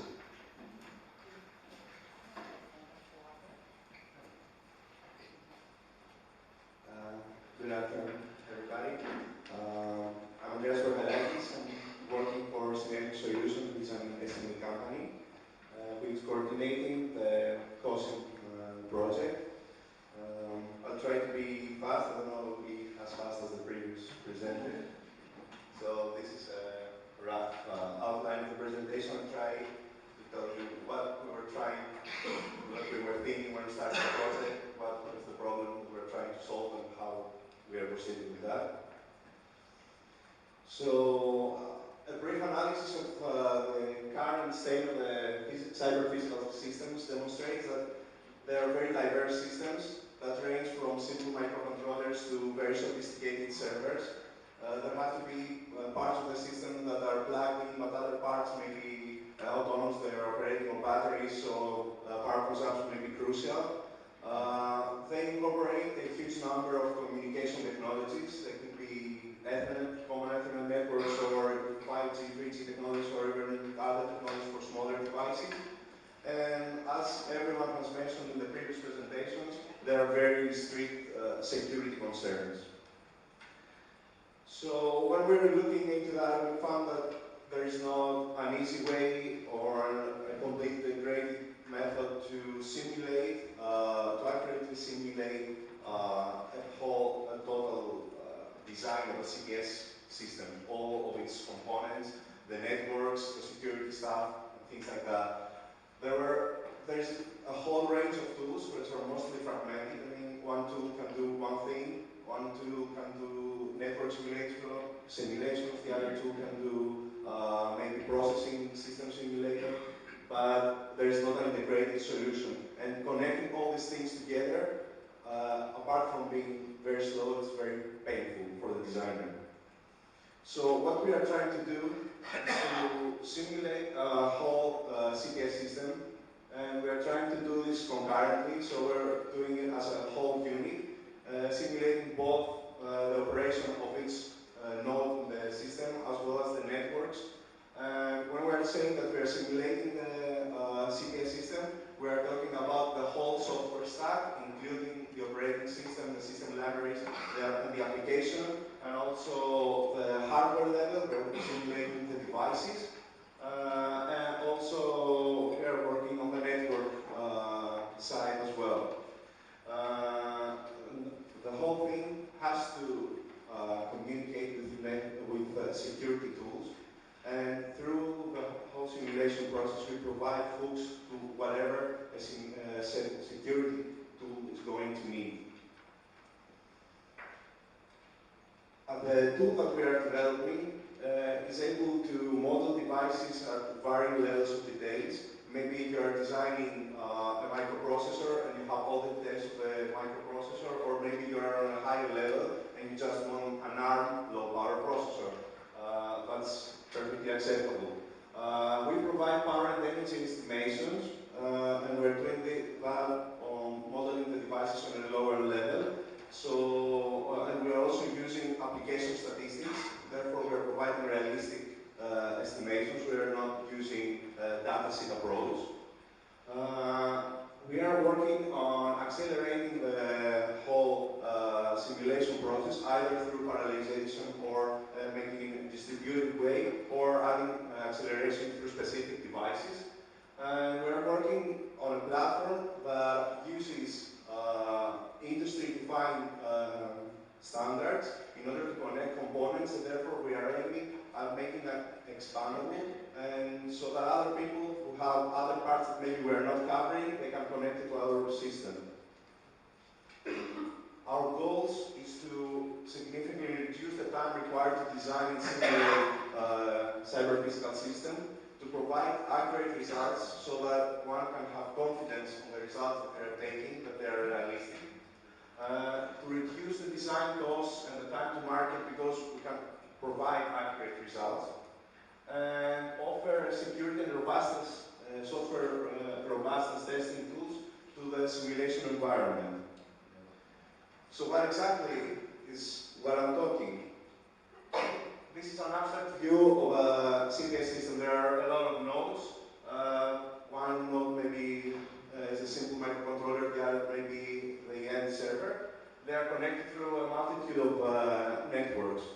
So for each of the nodes, we're using a modified version of the Gen 5 simulator, which is a full system simulator. That means that we can simulate the whole system. We can boot operating systems on top of the simulator. We can run applications, we can compile applications and things like that. And the power and energy estimations come from the MACPA tool, which is connected to Gen 5. For the network part, we're using the Omnet++ real network simulator, which can simulate whatever network protocol we want, and we can build complex networks with that. And to estimate the power, the energy that's consumed inside the network and the physical layers of the network devices, we're using mixing, which is an extension of Omnet. It's now totally integrated with Omnet. And on top of all those tools, there are some custom in-house security tools that have been developed by one of the partners of the project. And they are having access to all the components at whatever level. For example, if you want to access the register, the memory, the network, malicious nodes, whatever, you can have it through these tools. A more realistic view of the tool is something like that. Each component is connected. Okay, is connected through a standard XLA interface, and this all comes out like that. So, at the current state of development, the simulator is finished. All the main components are in place, and they have a common graphical user interface based on the one that is used in Omnet. We have two industrial partners, Tecnalia and ST Microelectronics, that they are bringing two applications to validate the simulator. The first one is a building management system, and the second one is a mobile visual service application. Currently, by using the HLA, we have managed to make every component able to run on a different machine, and therefore we can have a distributed simulation, and it's also made parallel. On top of that, we are working on accelerating certain parts of the simulation and we're using FPGA hardware to do that. And by using the HLA interface, we are trying to connect our system to cover more aspects through the Ptolemy physical process simulator. What the previous presenters today mentioned is that when we are talking about CPS, it's not really different than other parts of engineering, and we have found out through feedback that we have taken from events such as HiPic and others that the tool can become really interesting for people designing parallel systems and HPC applications. And the answer to the question what will happen is we are going to release the tool as an open source package, free, the core of the tool, and we're going to set up a spin-off to oversee the future development and also to cover some proprietary parts that are going to be device models, power models, and things like that. So, this is it. Sorry, I was out of time. Thank you very much. Okay, so I think we'll move on to the next presentation. Thank you very much. So the next presenter is Ken Pierce, who's going to talk about SmartCPS.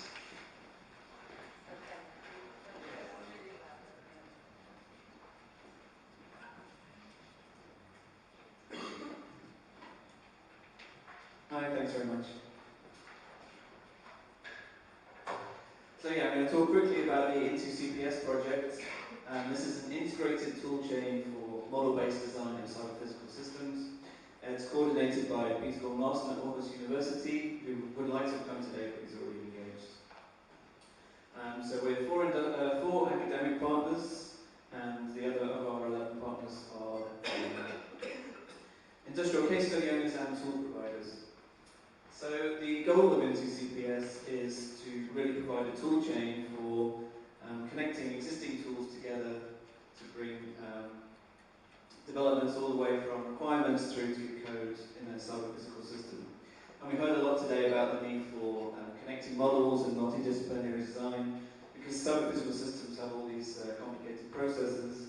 We have engineers who already have really good knowledge and really good tools that already exist, but they're often quite disconnected. So the core of SmartCPS is co-simulation. We build these models connecting different models from different domains together to build more holistic models of systems, and that's really the core. But we also like to build a chain that takes people from requirements analysis, requirements engineering, through to this modeling part, and then continue all the way down through to code and hardware and sort of real testing.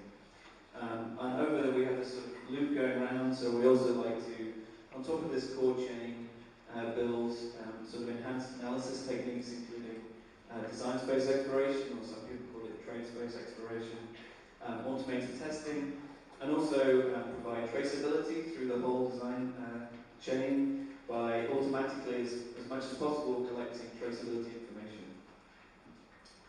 So the tool chain itself, I'll try and go through this quickly. So we have a tool called Medellio, made by Softeam in France, and that's a SysML modeling tool.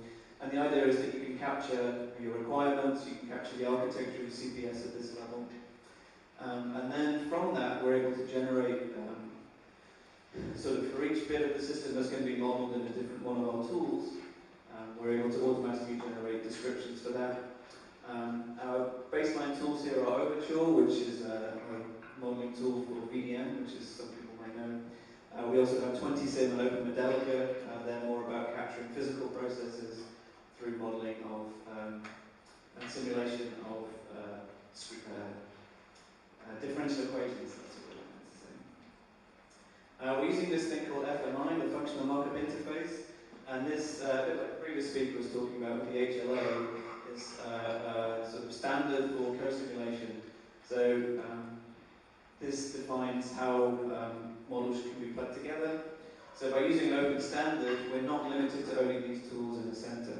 So we've already worked together with integrated some of the tools from Fortis, and we hope to have further things there as well. We also have RT Tester. This is Verified Software International, spin out from Bremen. They make automated testing tools, so people like Airbus are one of their big customers. So we're also able to generate test cases from this architectural model, and then provide sort of test oracles that are able to take part in simulations and give you sort of feedback and analysis there. This co-simulation stuff is all done by the co-simulation orchestration engine. So that implements FMI and is free to use. So that's out there these days. And in order to sort of give you a handle on this whole big tool chain, we have this thing called the SmartCPS application. And this is really a front end where all of these analysis techniques can be sort of brought together and launched very simply. So I mentioned that we have 4 industrial partners looking into 4 discrete domains. So we have ClearSea from France looking at railways, and particularly interlocks to ensure that trains don't go on tracks. So we have Agro-Intelligence, who are working on moving away from large giant tractors that can damage soil onto smaller, more agile mobile tractors. United Technologies are working on a sort of smart building and building automation. Actually, my colleague Stelios is in the audience somewhere, and he can give you more information there. And finally, TWT out of Germany are looking at the automotive domain, and in particular feedback to drivers of electric cars. So a little demo here. So this is the SmartCPS application. So this is our front end.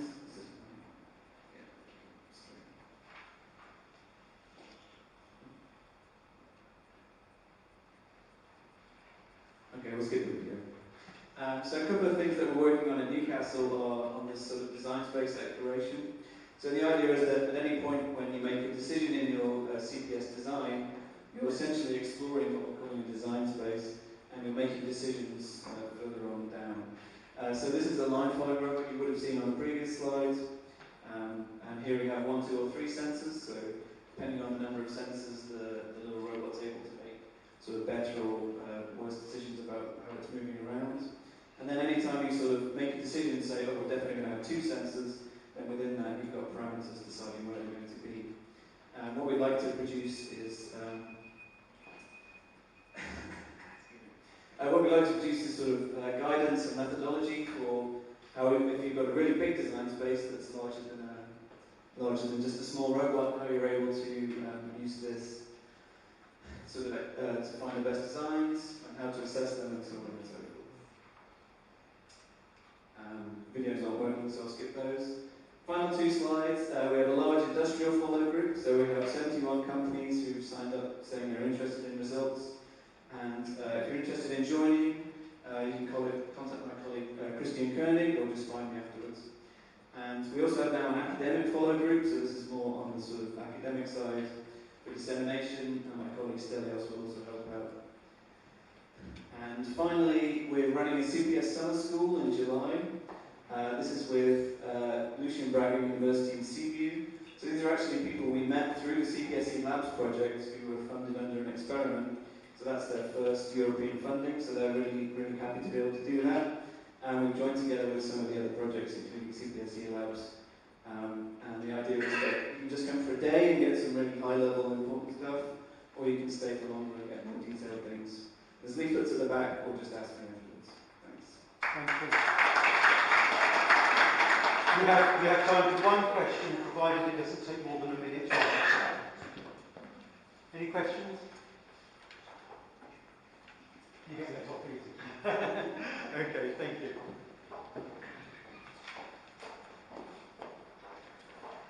Now we welcome Dominique Rego, who's going to talk about SCORPIUS.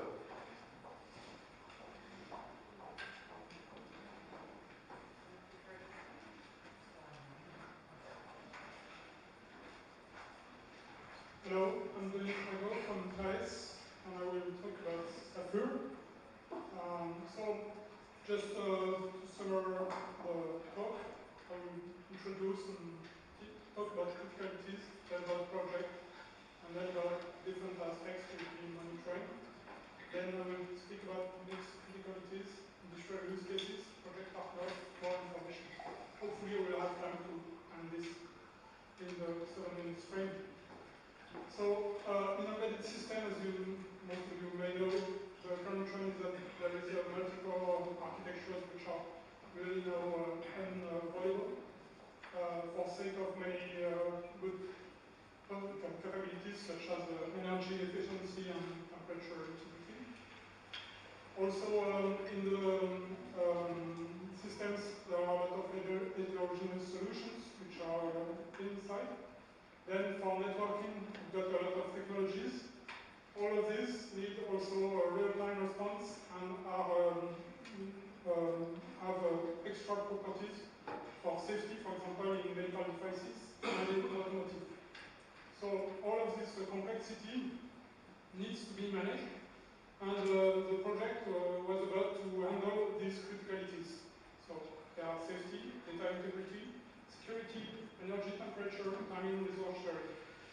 You notice that it's all non-functional, in fact, but it's additional needed in order to make systems work in some, I would say, more constrained environment than the current best effort systems, which are, for example, in mass media or mass usage, such as conventional smartphones or TV sets and so on and so forth. So if we want to address these markets, we need to add one or several of these capabilities. So that's what makes critical, because several of them may be available.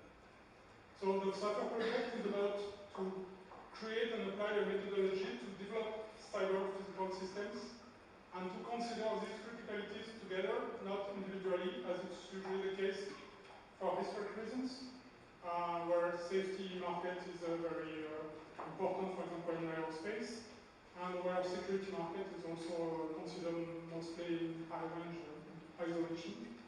But there we want to integrate these criticalities by design into the development process as soon as possible in order to assess how they can be balanced between one another in order to achieve the desired level of conformance. So basically the project approach has been to enable these criticalities by design across all levels of the system, from the hardware to the applications, and considering the fact that not all of the applications, as was said by Mark this morning, are applications on which you can, for example, have the level of criticality you want, but they are coexisting with applications which need to be operating in critical world. So this puts some constraints on the runtime environment, on the operating system, and also on the hardware. Besides that, we have a modeling and analysis activity in order to define how we can altogether take track of these criticalities and make sure they are well handled and implemented in the different levels of systems in a consistent way. So we have achieved the framework in the project where we have defined at the design level and at the execution level what are the elements to our knowledge which are needed to ensure these criticalities consistent. So it's still a work in progress, but it shows, this diagram shows where the elements are placed and how they are related to one another. So, for example, if we take the security aspects, what we have analyzed is the fact that you need to identify threats and the risk, and some key actions in the systems need to be addressed in order to provide security. You need to address secure boot, you need to address secure updates, secure communication, secure key management. So depending on the level of security you want to address, you will put some different focus on each of these or on multiple of these. Same applies to safety. You need to address maintainability, you need to address safety-aware runtime engines, and also all the normative elements which needs to be you need to conform to in order to have your product available on the market. And finally, we have also the integrity aspects related to timing, energy, and data, which need to be addressed. So right now, it's only one of these elements which are not mixed. And if we want to address, for example, mixed criticalities, we need to have some use cases where we assess what is the impact of one of the criticality onto the other, and what is the overall way of solving the problems. For example, here, it's when you want to address security and energy efficiency, you can have some cover channels which are arising from the fact that between two cores you get some information exchange which goes in the way you don't want it with respect to security. The first one is more secure than the second one. And there you need to address some mitigation techniques in order to make sure that through a temperature observation you will not have a power channel in your system. So we have also another use case, which is about mixed critical time scheduling. And there, again, you can have a low critical tasks which are QoS aware and can adapt to the context of the execution of high critical tasks. You can also have time-sensitive networking with frame preemption. So we've analyzed several cases like that in order to see what is the impact of mixed critical systems at design level. So finally, we have introduced clear use cases. One is about telecommunications, where you have a conventional smartphone which can host medical sensitive applications and normal ones in day-to-day life. So there are a lot of impact of this with respect to quality and security. And second, we have two automotive use cases. One is about multi-core handling of engine ECU. And another one which is network use case with a time trigger deterrent. So, project partners are these ones. And if you want more information, because time will flow very fast when you speak, you can consult the website, blog, Twitter, and LinkedIn. And thank you for your attention. Thank you very much, Tony. It's interesting that the issue of mixed criticality, although it's come up in one or two things, this first project was addressed it very specifically. Are there any questions for Dominique on this project? Yeah, hi. A general question, do you have any links with the mixed criticality cluster? So the European Commission has a mixed criticality cluster? Yes, I think we have a link to the mixed criticality cluster. We are in touch with another project which is in this cluster. Thank you very much indeed. So we move on now to TAPS project, and we welcome back Holger Viva, who's going to speak on that.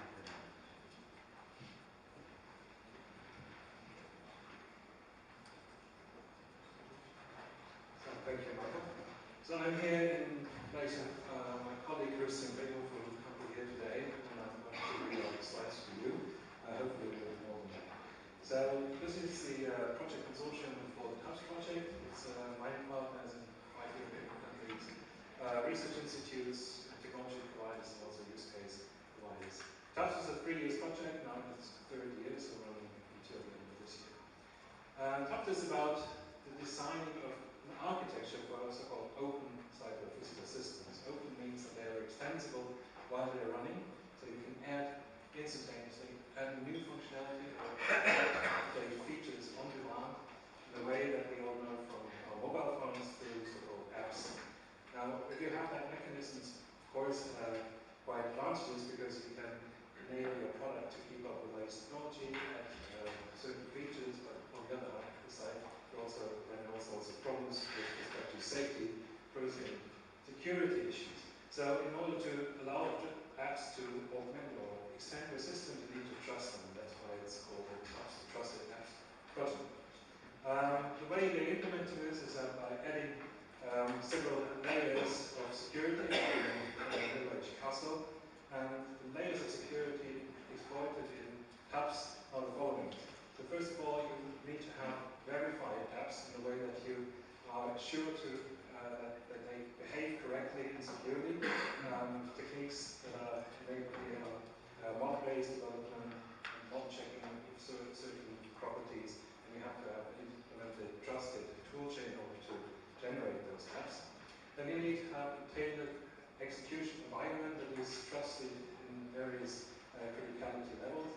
You need to have spatial and temporal isolation of the apps. Then you need to have fine-grained access control of the resources of the CPS devices that are in order to ensure safety and privacy. The communication with critical interfaces have been managed.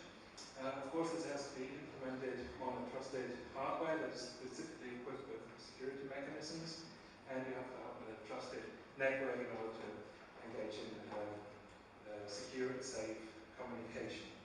All this is implemented on an architecture that looks like this in a simplified way. So at the top left, you have the application model that you want to implement as an app. Via a trusted tool chain, we generate apps, and also put them on the marketplace for the apps. And we have a trusted installation process that put those apps in the execution environment. Now, this execution environment is divided into three, say, domains, depending on the criticality level. There's a so-called rich execution environment where all the user code is residing. So this is the uncritical level, where you have like normal Android or iOS apps. And then you have trusted execution environment, where you have also apps that are then accessing the critical interfaces of your system. So you need to have an additional level of criticality here. And then, of course, you have the most critical execution environment where your most critical apps are residing, and you have special hardware support on the network level, also involving secure communication and deterministic Ethernet and the secure layer on the cameras. Two validation use cases. One in the mobility domain is an electric motorbike from Energica. What is tried out here is to check how to extend the features of the motorbike on the fly, so while it is running or in use. For example, you could activate optional modules like traction control or the adaptation of the braking system. So what you want to demonstrate here is that you can safely exploit additional apps on that motorcycle. And here's another use case in the healthcare domain. This is a trolley that the nurse would take in order to visit the patient in the hospital and to apply, for example, drugs to them. This is a smart trolley, so it has some kind of intelligent features. It connects to patient data, and it checks also the patient ID in order to ensure that only the particular patient gets the right drug treatment. And what is supposed to be demonstrated here is the secure separation of the critical applications, like the drug treatment, from the, say, more less critical application. For example, connecting to databases and for the patient data. The main achievements so far, I said the project running for 2 years now. So the architecture for SmartCPS has been established. The execution environments are foreseen, integrated safety integration there as well. There's a trusted toolchain for the apps that allows symbolic model checking of the programs that are generated here. There will be a marketplace to allow the storage of those apps. All sorts of technologies in order to enable the trusted communication and real-time execution of the apps are also implemented. And there's a little bit more to come. So overall, at the end of the project, it's expected to have this open platform for CPS, enabling multiple layers of security, execution environments with different protection levels, and integrated security and safety in real time over all of these layers with specific and dedicated hardware, network and virtualization, end-to-end security, and also trusted processes to boot, install, and operate the apps.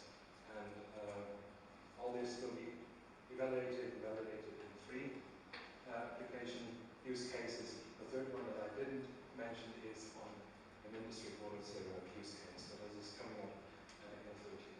Thank you very much. Thank you. It's time for one question, if there is one, to Holger. Thank you very much. Oh, sorry, go on, yes, please, Charles.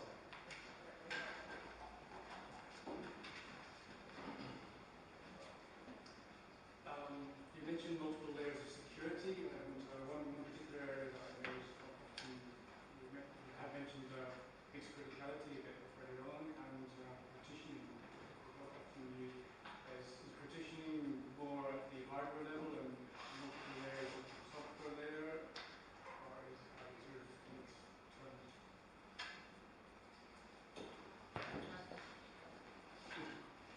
easy way out of this question for me would be to say, I'm not involved in Dutch processes, don't I really know. But that's our trust zone makes sense to you this way. So this is technology that's exploited on the hardware level. I'm not sure about the details on the software level. Maybe Harold can add something? Yeah, the operation code. Operation code. Is that separation code? Thank you very much. Okay, so we now move to our last speaker for this session, which is Shaukat Ali, who's going to talk about the UTEST project.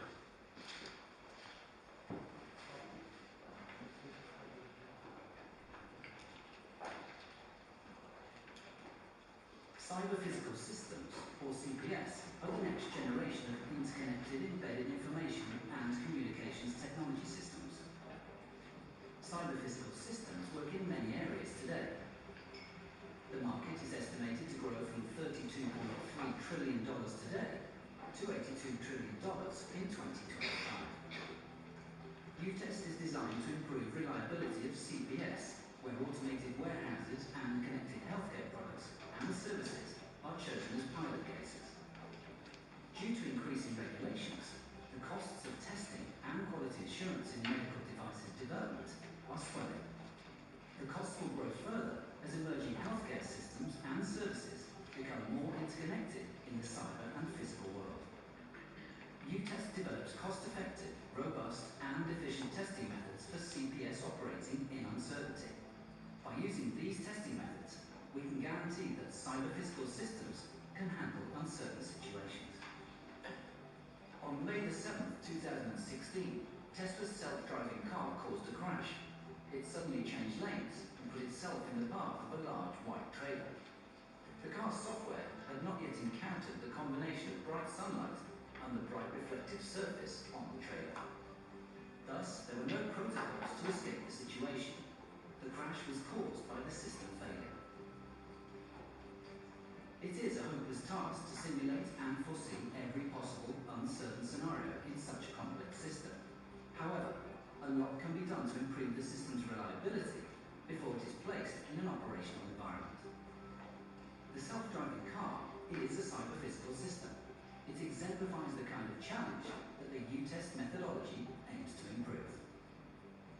UTEST uses its methods and tools to test the cyber-physical systems in healthcare and logistics. The tools and methodology developed for UTEST sets a new standard for testing and quality assurance of the CPS. When CPS complexity increases, the product needs to meet the highest standards in terms of both reliability and compliance. Our team has developed a framework that provides a complete environment to deal with uncertainty during testing and to automate test generation and execution. This methodology generates a higher amount of test conditions and enhances the reliability of the CPS compared to traditional testing.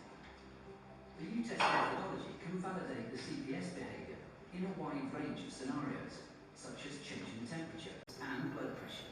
In fact, anything quantifiable can be tested.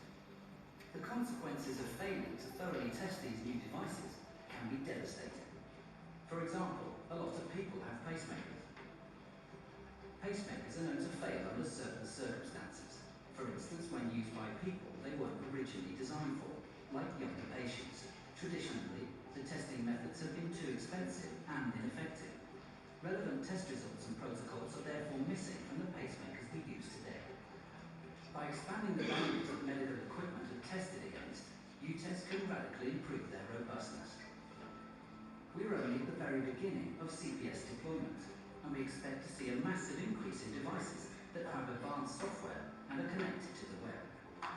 UTEST aims to reduce testing time by at least 30% and to increase the number of tested user scenarios and related risks by 20% on all CPS software. The UTEST methodology will save time and increase robustness in the products before release. Most importantly, UTEST will improve the quality of the software by identifying as many uncertainties as possible and addressing them early in the design phase. That basically is what our program does. To make this happen, we have collaborated closely with many talented people.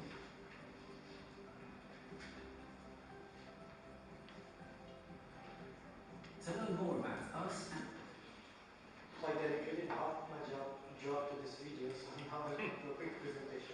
So I think the goal and the objectives of hopefully the project are clear to you, that we are trying to test cyber physical systems in uncertainty, because uncertainty is inherent in cyber physical system, because they interact with physical environment, human, and all those things that you cannot predict at the design time. So these are the project partners that I already mentioned, and what we want to do in this project is that there are several aspects. First, we want to understand what uncertainty is in the context of cyber physical systems. So we define a taxonomy to precisely define uncertainty at the different levels of cyber physical systems. We have devised a modeling framework which is extensible and configurable, and this modeling framework is specifically designed to support automated testing. So it's called model-based testing.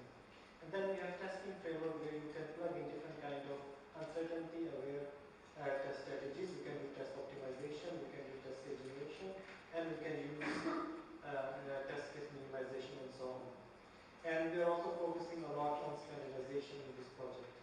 So we are using model-based testing. Models are the core of our overall methodology. So all the test rating models, all the uncertain situations, they are modeled using UML, its extensions, and so on. We use search-based methods, for example, genetic algorithms and their variations for multi-object optimization, for example, NSGA2 to solve various optimization problems. So we try to even discover new kind of uncertainties by encoding our models into input for these kind of algorithms, these smart algorithms, and try to generate new scenarios out of these search algorithms. So we have two tool chains in the part of the project. We have certified, provided by smart testing, and we have defined a very nice complete tool that you can use to define your models. You can generate test cases, you can execute test cases, and then based on the results of the execution, you can discover new kind of uncertainties that you can later on use to protect your system implementation against those kind of uncertainties. And second, we have another tool support with us from Tron for Focus, which is called Focus MBT2. And so far we have uncertainty modeling framework, which has different kind of profiles, model arrays, and guidelines. We have a testing framework where we have defined a variety of test strategies using multi-objective search. We are contributing to standardization of UML testing profile version 2. Also, we have started a new standalone uncertainty working at object management group, and we are also contributing to system monitoring version 2 by contributing uncertainty requirements into these standards. So we have given this webinar last week, so you have to go and check what we are trying to standardize in this particular standard. And we have so many participation in the last week, and please feel free to go, and if anyone is willing to contribute to this standard, please feel free to contact us. And we have already identified as various potential revenues in the project and various kind of products, and we have business plan ready from the project as well at this point. So that's all.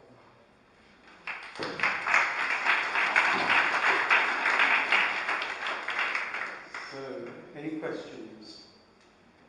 How do you first name the gentleman? Okay, I've got questions on your video you had about heart pacemakers, which is quite an interesting one, because my understanding is that there's a lot of different programmable things you can have in a heart pacemaker, but when they install them, they always use the same one. So that most people go around with pacemakers that aren't actually configured to them. Yes, so actually the example that I presented is not our partner use case. So this was one of the future applications that we are looking at in this case, where those will be connected, and they will be talking to the system. So I guess that was the example that was provided. But in the context of our project, we are not touch pacemakers at all. Actually, we are working with another application which is called SCORPIUS, and they attach different kind of sensors to the band deploys hockey players and monitor their health conditions and weakness and so on. So we didn't touch it, was just an example. Okay, thank you. One more question. How is your standardization issues are? Because here is the IEC 6061, which is reference for the European Medical Device Directive.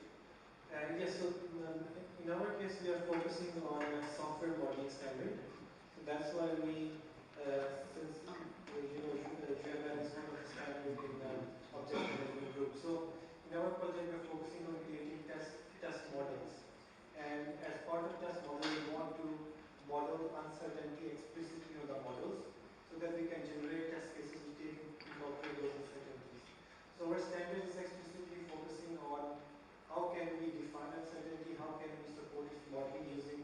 example, journal, or in the form of another meta models. So our standard is only focusing on just the modeling aspect of concerning. But you are not looking at the safety aspects No. of the scientific, No. let's say, code or something like that. No. So thank you very much again, and thank you for all the speakers in this session. We're going to have a coffee break now, and we'll reconvene at 5 to 4.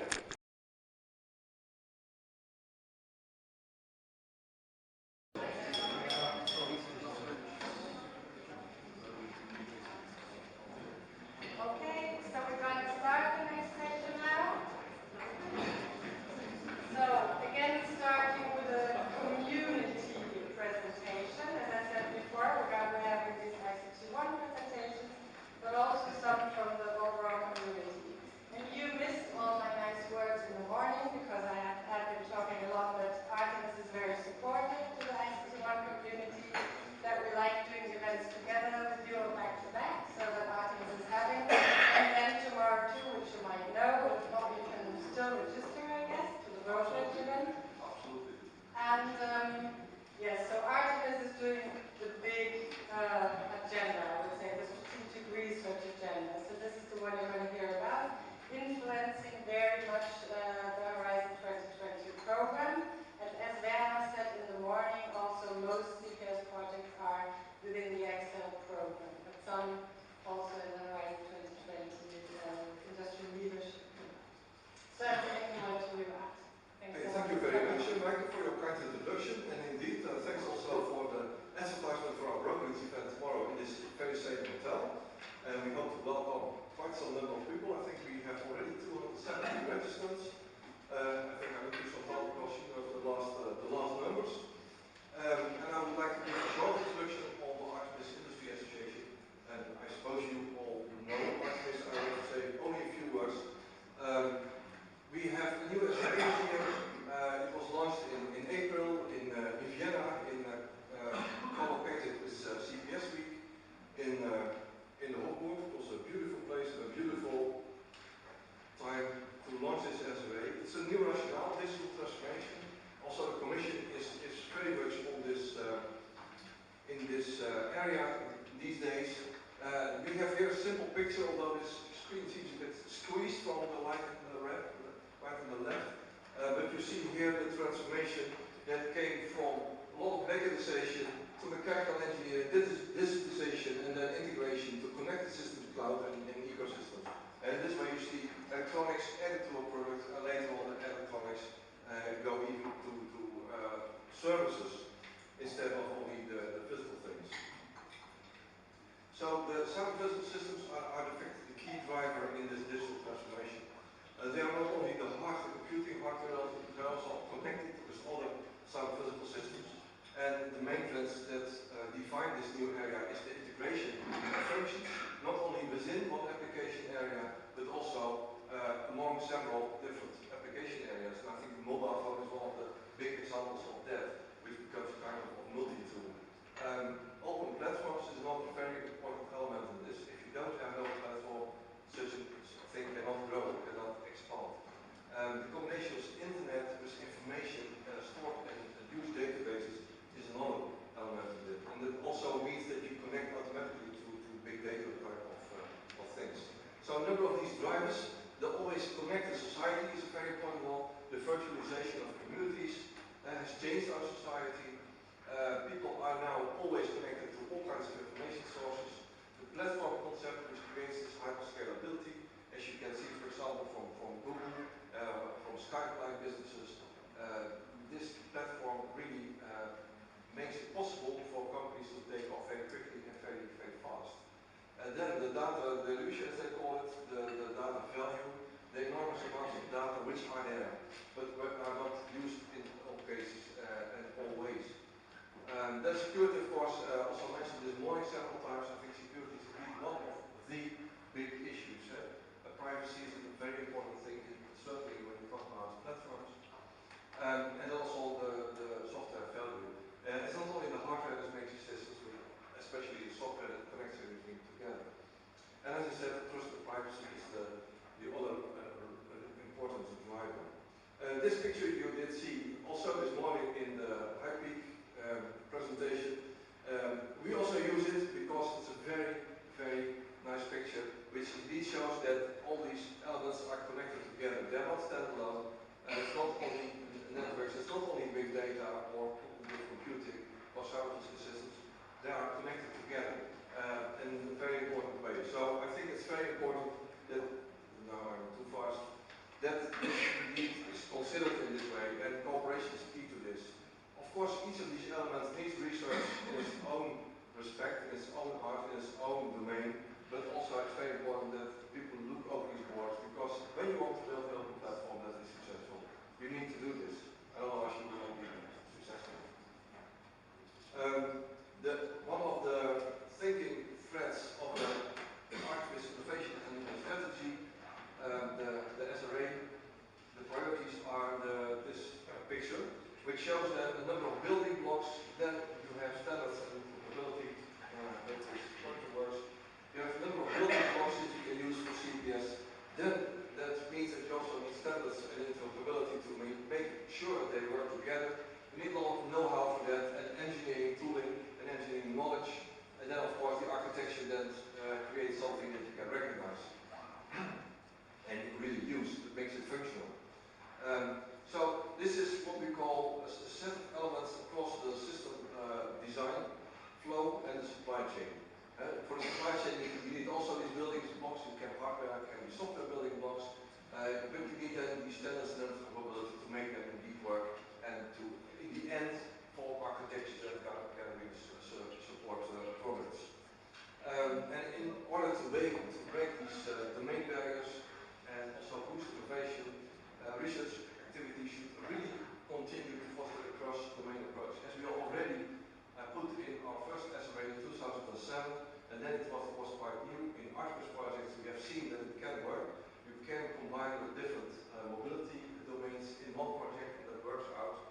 People find similarities, people find synergies, and in the end, that should also happen, I think, at higher levels, not only within the mobility level, but for example also between, say, something like manufacturing and mobility. Because IoT type of applications will not only be, I would say, applicable in one domain, but also will proliferate to other domains.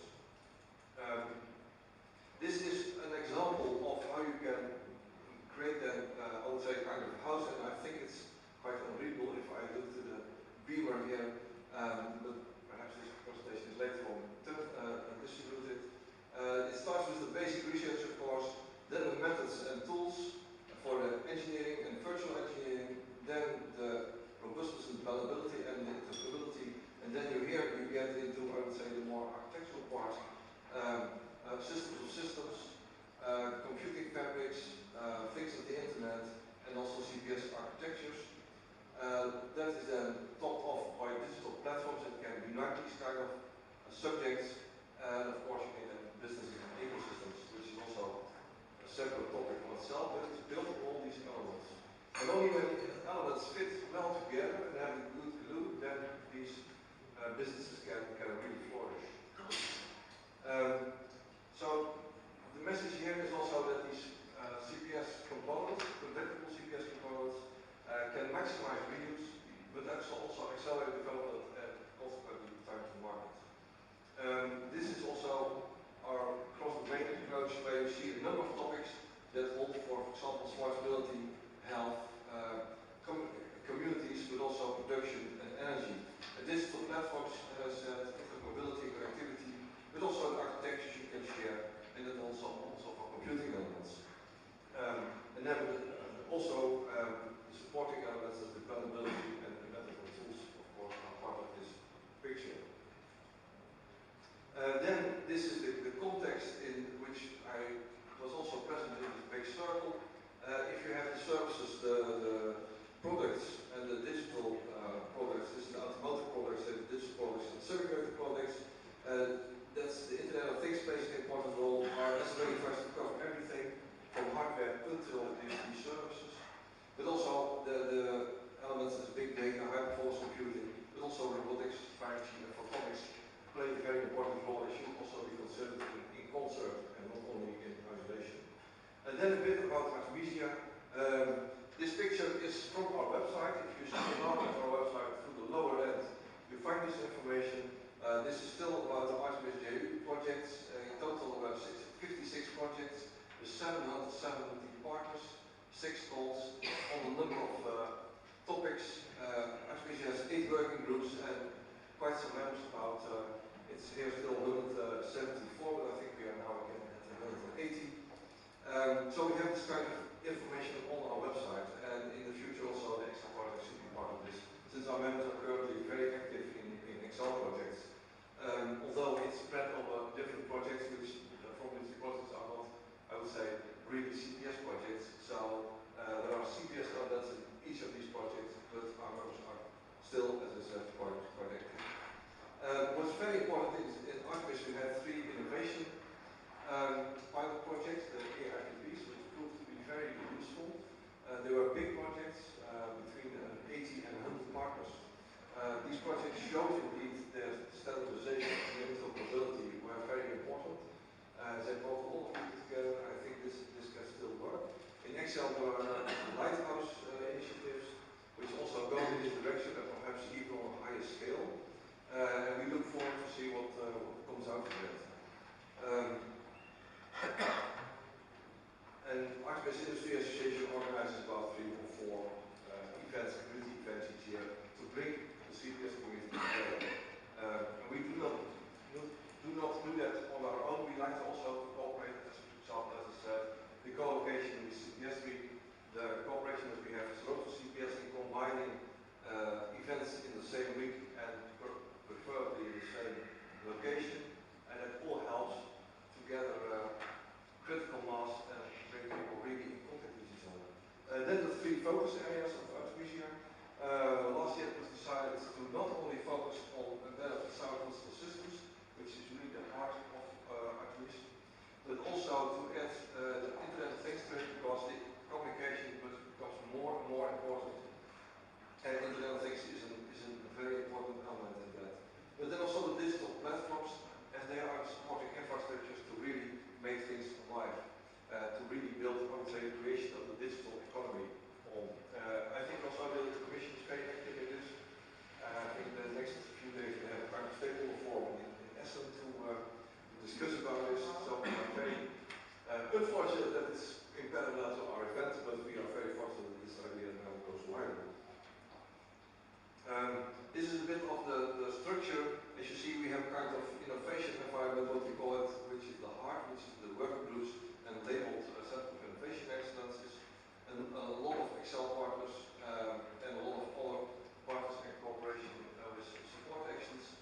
Then of course we have a formal structure with a General Assembly, steering board, and then a lot of support by the office and presidium. But I won't bother you too long with this part. If you want more information, you can find it on our website. And if you have any questions, I hope that I have left still some time to answer them. Thank you for your attention. Thank you very much. So, open for questions.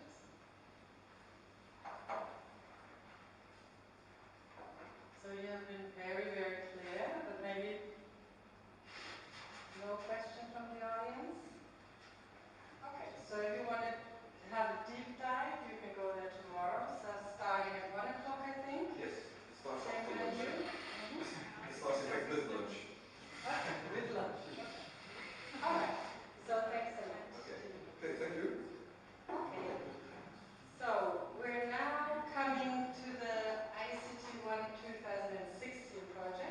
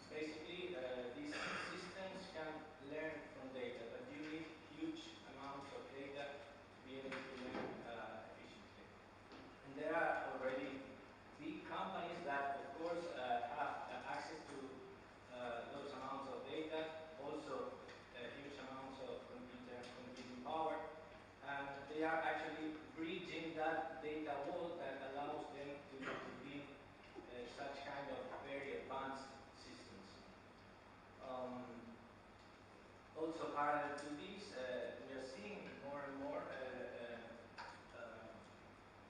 companies acquiring expertise in terms of artificial intelligence. Not only people, but also resources that are out there. This is one size. The project, basically, we want to build a data marketplace that's right at the center. There, the idea is to share both data and models. Models come from data. Basically, you train models from data. This, of course, has to use a huge amount of computing power. That's on the lower left corner. As for data, there's not only the data that comes from sensor. You will also have some tools to create additional data. Sometimes you can create artificial data, and that's useful too, because in the end you have more and more data. Also, the idea is to develop some developer platforms which are more like the physical thing that you are going to use to develop a specific system. And at the end, we will have some systems of artificial intelligence that, using one development platform and using those artificial intelligence models, will create some new products and services.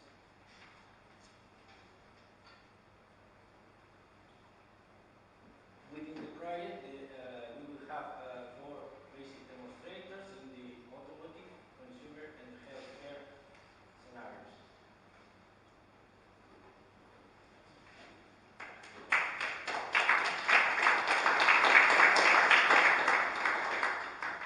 Thank you very much. So, any questions here?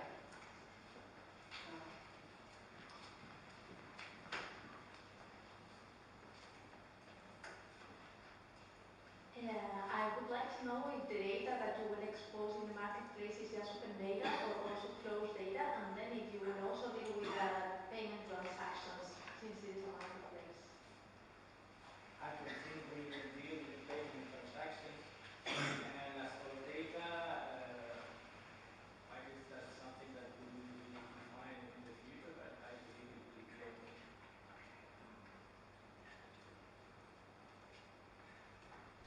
Okay, so further questions?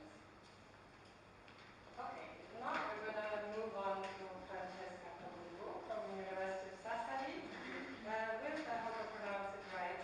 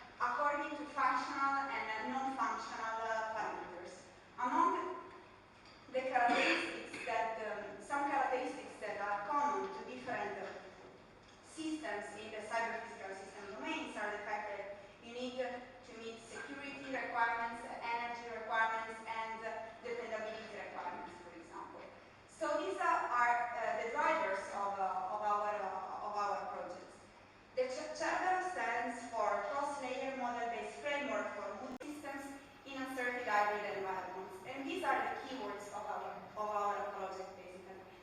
In fact, we want to adopt a cross-layer optimization approach, meaning that we are going to take into account all the three different layers, computation, communication, and the physical one, following a model-based approach. Actually, we are going to study semantics on how to model these different layers, and we are going to define model-to-model transformation and model-to-model interfaces to take into account the differences of these layers. We are speaking about optimization because we want to derive some generic key performance indicators that will be capable to be adapted to the different scenarios, and we are going to take into account systems that need to that presents uncertain parameters. So the behaviors at runtime is not predictable by design. On top of that, we have found that at the state of the art there is still some lack in modeling adaptivity. So one of the goals of the project is to design a runtime engine capable of being able to answer these needs for adaptivity. The consortium is composed of 12 partners from 7 different countries. We have 3 large enterprises, 3 SMEs, 1 applied research center, and 5 universities. And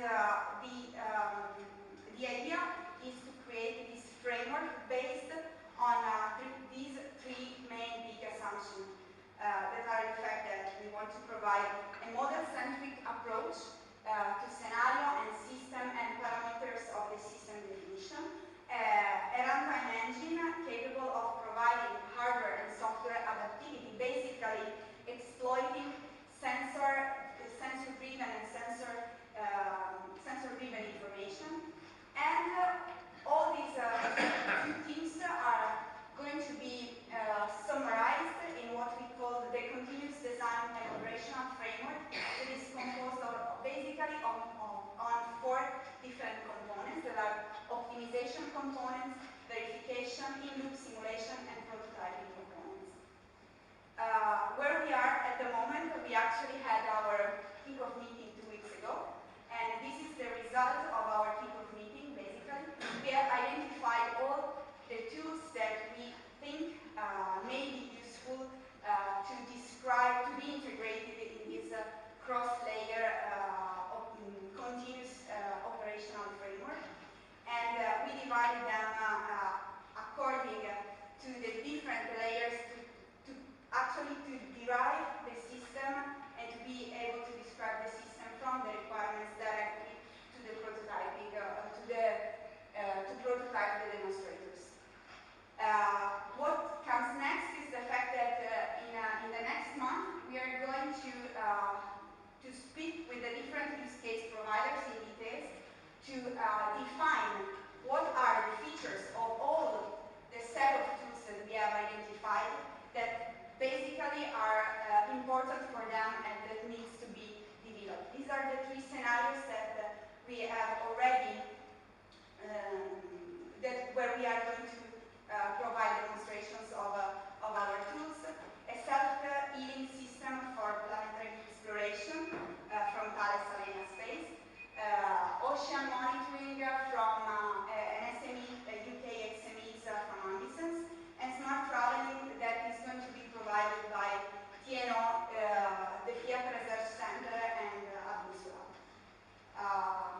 You can follow our project on our website that is already online as a beta version, and this is the contacts of the people in the board of the project. That besides me includes Michael Mason, that is the coordinator from IBM, Katusha Sella from Anysolution, that is here today with me, and she's the innovation manager of the project, and Francesco Regazzoni, that is the communication and dissemination manager of the project.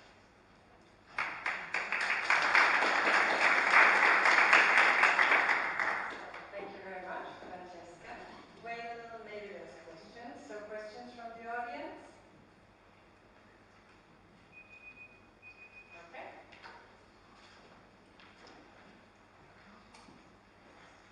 similar to Rock University. Can't see where the boundaries of this project are. One of the things that you said is that you were talking about reconfigurable systems. Yes. Does that include systems that are not physically configured until runtime, for example? If you've got that problem, then you have a verification validation problem. Yes. You also have a payments problem working in all of this. How are you proposing to handle these, although they're not part of this? Okay.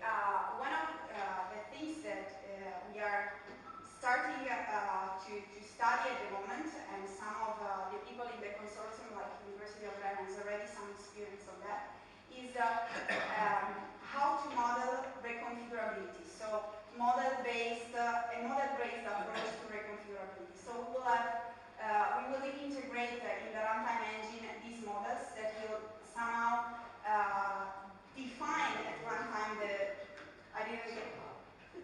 not somehow. I mean, we are we just started this month, but the idea is having these parameterized data flow models, for example, within the runtime engine, in order to have some task supervisor that will be capable to partition at runtime what is the things that the software or the hardware has to do. Okay, another question from the audience? Okay, thank you very much. So we're going to continue with the next speaker. This is CPS Forum, so Ricardo Tomasi from the ISMB.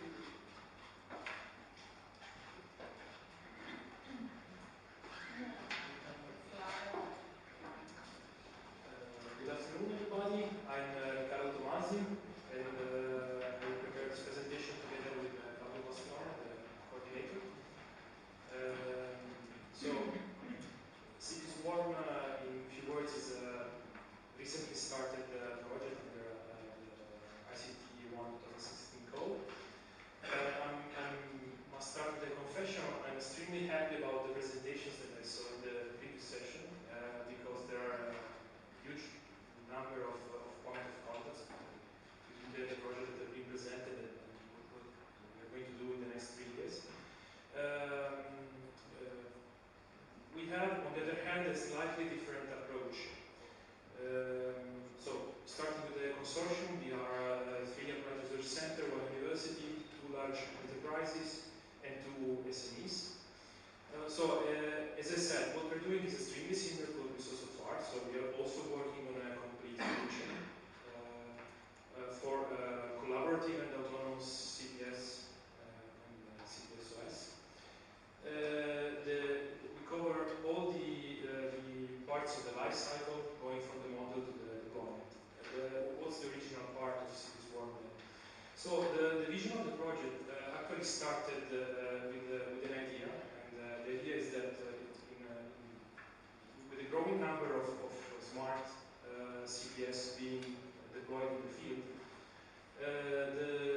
at some point we're going to see some emerging behaviors. So we imagine a world where we're going to have a large number of intelligent autonomous systems, which independently they are maybe smart on their own, but at some point we're going to see some emerging behaviors that is probably not foreseen. So if you imagine, for instance, a line forming out of cars on the highway, each driver is probably intelligent enough, but when the traffic increases, each one braking resort to a behavior that is globally not optimal. This is something very difficult to control, also because, as we saw in the previous presentation, our environment is extremely open. There are ways, of course, in automation to control the looping systems, but there everything is very well known. CPS-Warm, in order to tackle the problem, tries to reverse the problem. So instead of trying to counter emerging behavior, we take them as our basic design principles. So the project basically builds a toolchain for designing CPS that can be part of swarms. So we start from models libraries. Of course, we're not going to invent new ways of modeling or new models for things that already exist. So we start from state-of-the-art models, and we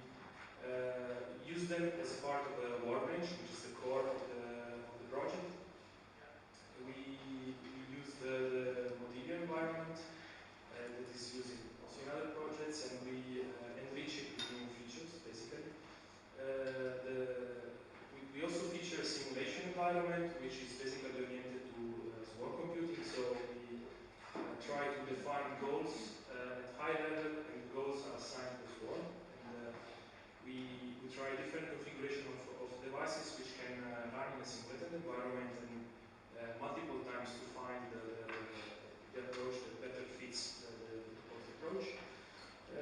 So the idea is that the developer can, starting from a high-level problem model and iterate multiple times in simulations to find a perfect solution. When sufficient quality is achieved, we go into the deployment part of the project. So we have code generation facility and deployment toolchain to perform real-time deployment and configuration of control features, which allows to basically to deploy control to swarms of devices. This is just our objectives to understand our KPIs. So basically, we take those to improve the design of complex autonomous CPS, deliver libraries of models which can be reused. So starting from what already exists and released in the open environment, and tackling reduction in time and complexity of development. Also develop and extend existing methods of control algorithm for swarm computing, and also establish and improve existing reference patterns and tools for integration of CPS artifacts. We basically work in three main scenarios. So as you can see, the project is very technical. So in order to avoid being lost too much in the sky, we follow three concrete use cases that are used to drive the whole development of the toolchain. We have a use case on swarm drones, so basically populations of drones and robots used for surveillance and security applications. We have an automotive use case, which basically tries to deliver the electronic crowbar and other similar kind of applications, and one swarm logistics applications focusing on new ways of manipulating goods with robots.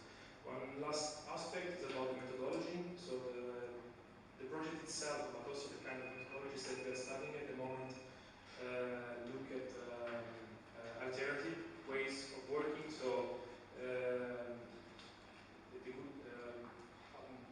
good point of this methodology is that you will see probably results, practical results from the project release since the first year, which will be then improved in the subsequent years.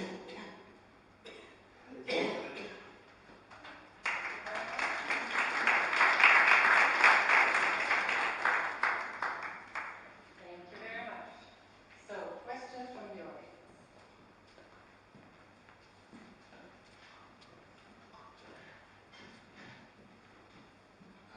So I was wondering how many drones do you have in these swarms of drones that you have, and how many other cards are they connected to that? You mean the demonstrators or in I'm just curious, what is the scale?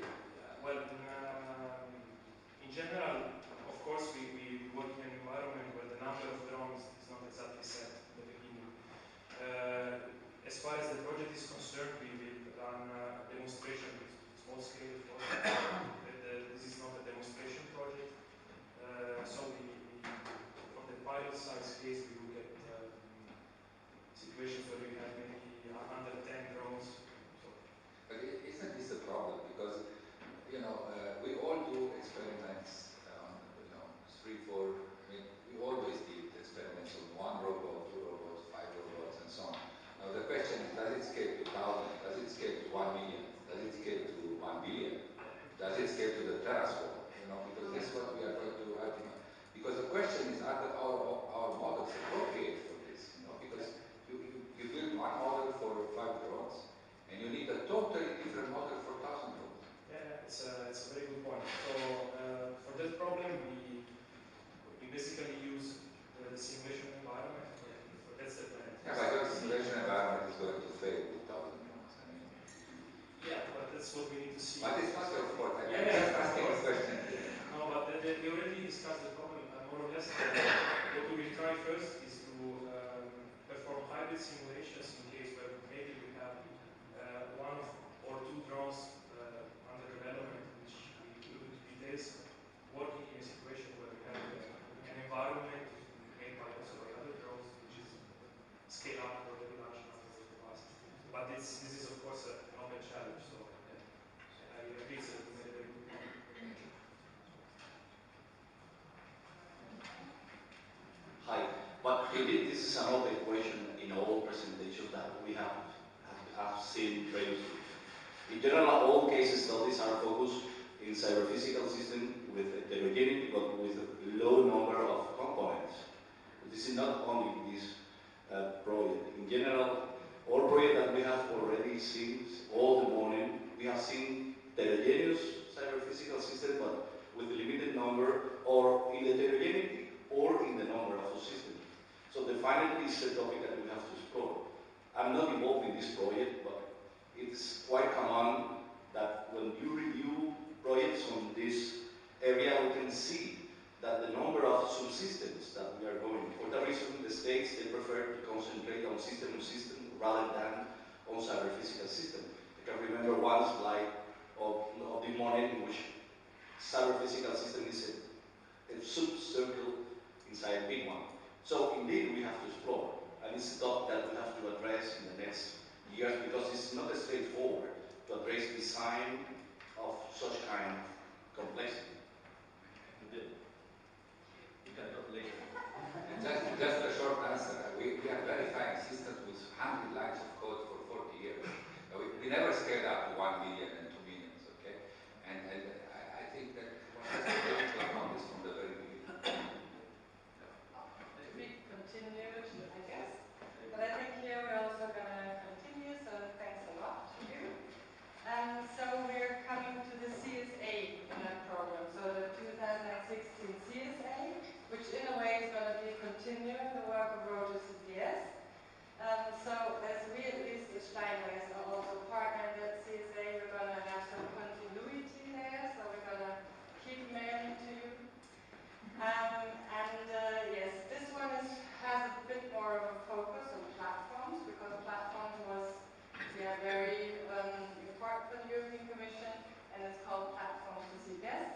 Coordinator is Thales and Charles Robbins. Okay, thanks, Mike. Hello, everyone. Indeed, this morning we're talking about some roadmap projects which are coming to an end after much effort, but they sure must go on. So we're continuing this with Platforms for CPS, creating the vision, strategy, technology building blocks, and supporting ecosystem. And I should emphasize when we say creating, we're looking more at building on and updating the roadmaps that are out there. I think this is a very important key aspect to take into account. So the consortium, this is more of an introduction as we're just starting off the roadmapping project. But we've got people from the UK who have a background in, for example, advanced sensing, wireless data acquisition and control systems, and they're very much involved in roadmapping projects. From France, we've got Systematic, who are a hub for SMEs, in particular for embedded systems, and they've got domains related to healthcare, transport, and manufacturing. Thales, we're coordinating, providing an industrial perspective. Some of our applications include training system development, embedded intelligence, and system integration. From Stream, we've got KTH, the Royal Institute of Technology, and they're providing a research perspective, and the particular team that we'll be working with have a background in mechatronics and embedded control systems. From Germany, I'll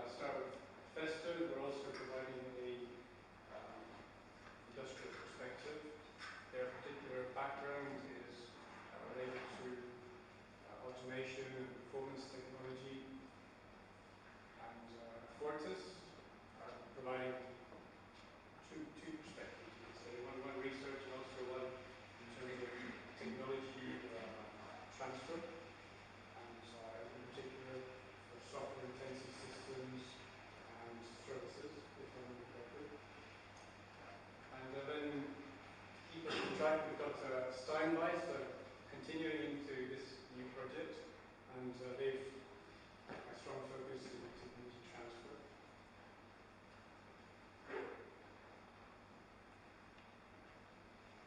So then the objectives are pretty much contained in the title of our project. We're looking at analyzing the ecosystem, looking at market perspectives, and as I mentioned, updating and validating existing CPS roadmaps across several domains. Platform building is another important aspect we'll be looking at, and especially community development and integration. So we have here just a nice picture representing that aspect.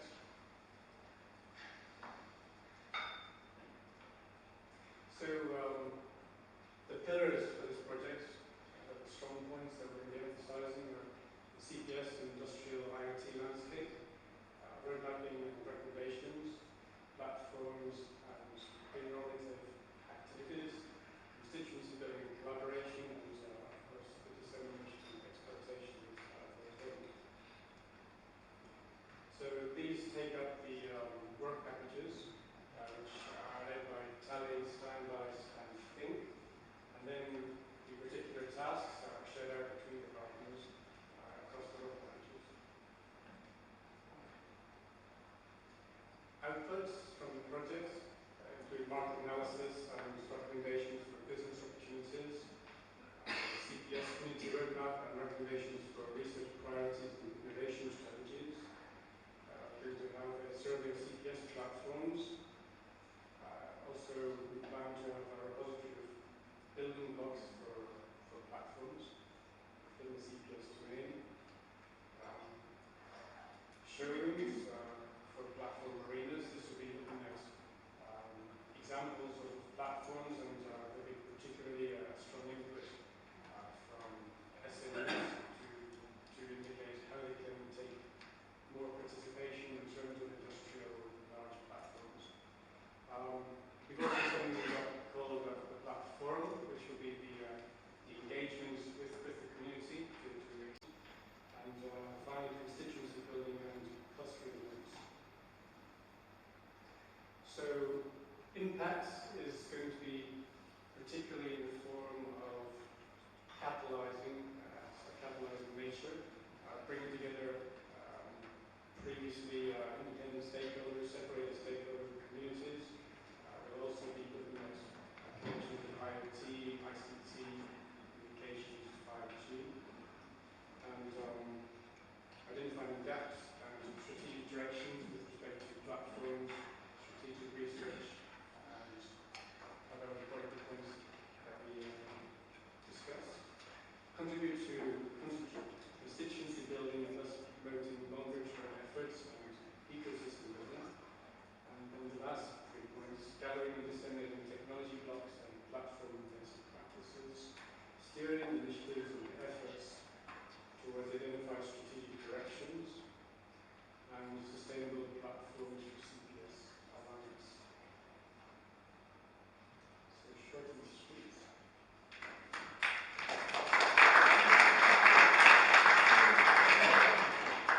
Thanks a lot, Charles. So, any questions from the audience?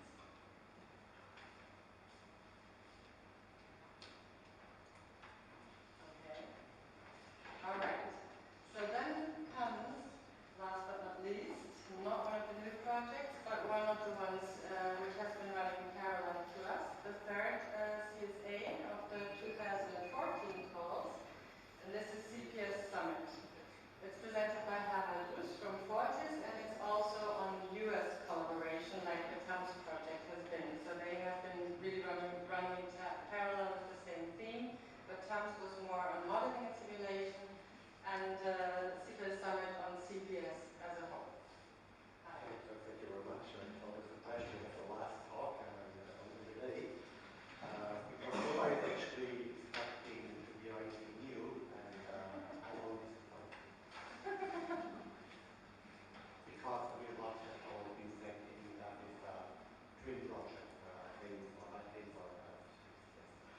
So it was a rather small coordinated support action with the goal of facilitating training during sustainable collaboration containing CPS research and development between Europe and the US. And the unique thing about it is that academics, industry, and also lots of funding agencies, national funding agencies in Europe, and also all of the funding agencies except for one in the US were participating in that effort. And most of the results of the workshops you can find here on this CPS BO page, which is an American thing run by the NSF. And that keeps getting more and more popular also with European projects that have their websites there. So one of the outcomes of this collaboration is that actually if you decide to have something similar in Europe, like this CPS virtual organization, then our departments will actually support us, technical support and all the experience that we're having in the past. I think that would be a valuable thing to have eventually for community CPS in Europe. Okay, I don't want to define CPS, but I mean this landscape here actually describes quite well what we want to do. So CPS in this view is pretty much what was in one of the slides in the definition, origin definition of IT, the kind of the convergence of engineering methodologies for the cyberspace and the digital space. And it actually translates to a couple of foundational challenges, which the long list, it's also not exhaustive here, that's the first observation. Second is, there's nothing really new here, right, from that perspective. But if you let's say look at the dependability of fault tolerance, and of course we have lots of methods there for embedded systems, how to deal with that, redundancy and so on, like tolerating, let's say, one babbling idiot. You can do that with embedded systems, but you cannot do that on running Terraform scale anymore. So we need radically new science here. And similar observations are here. So things we don't have yet, right? On the other hand, we're building that stuff, right? The Internet of Things is there, cloud computing is there, all these platforms are being developed. And the real challenge actually is to build these things in a trustworthy way. I'm also repeating here what I think Michael said that this morning, right? So trustworthiness of this system is kind of the overarching challenge. How to do that? Just to give an example, so a recent distributed denial of service attack has been accomplished on an Internet of Things kind of platform, has been accomplished by hijacking a sizable number of baby phones. They were vulnerable, and you could bring down the communication infrastructure of half of a country. So everything's connected to the data. On the other hand, in kind of more safety-oriented domains like in avionics, right, you can build lots of new prototypes and new prototypes and demonstrators, but we don't bring it in the air because we cannot certify them. Right? Also, kind of this trustworthiness issue is missing, and also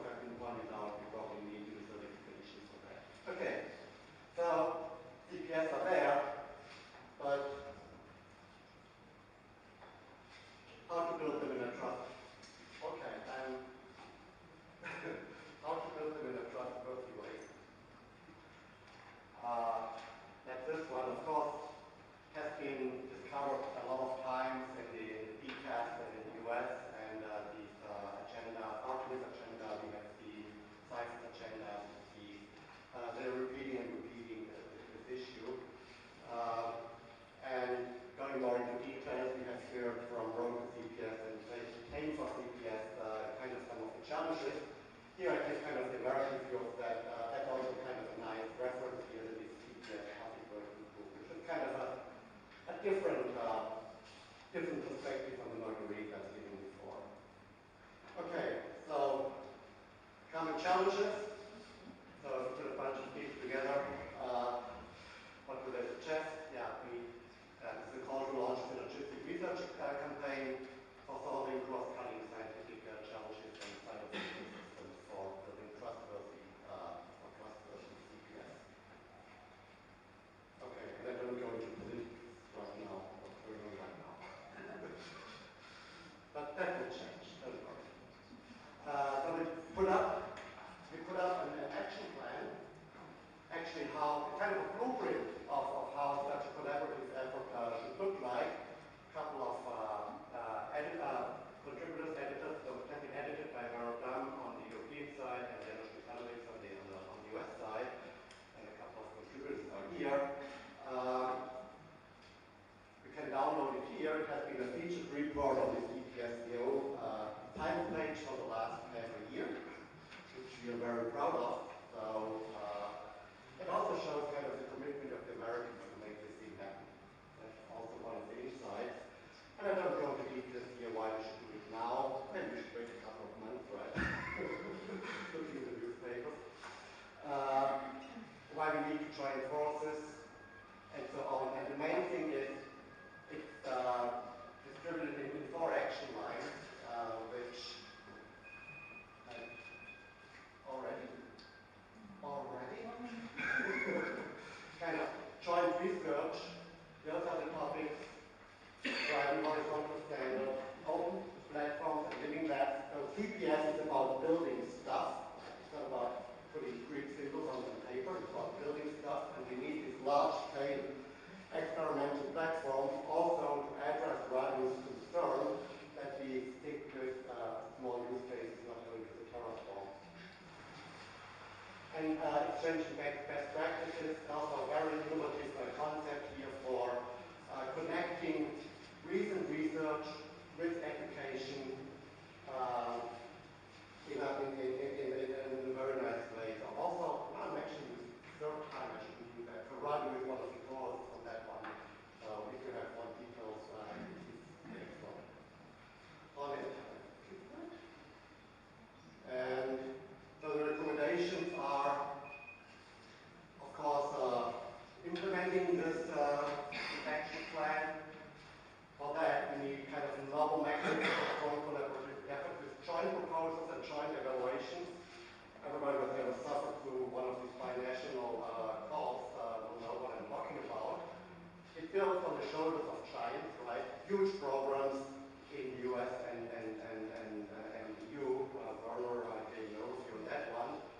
And it should also be aligned with industry-driven programs like Excel, the Industrial Internet of Things, and of course also aligned with Artemis. This thing needs a coordination effort. Of course, this is a big thing, and we should start early, and we should jumpstart with kind of 2 aligned twin projects. Could be a manifest expedition project on the US side, or maybe an Excel effort on the EU side.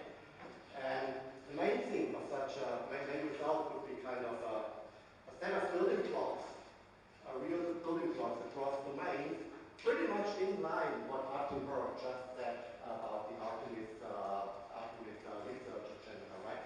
Pretty much in line with this research agenda. And of course, a first set of design principles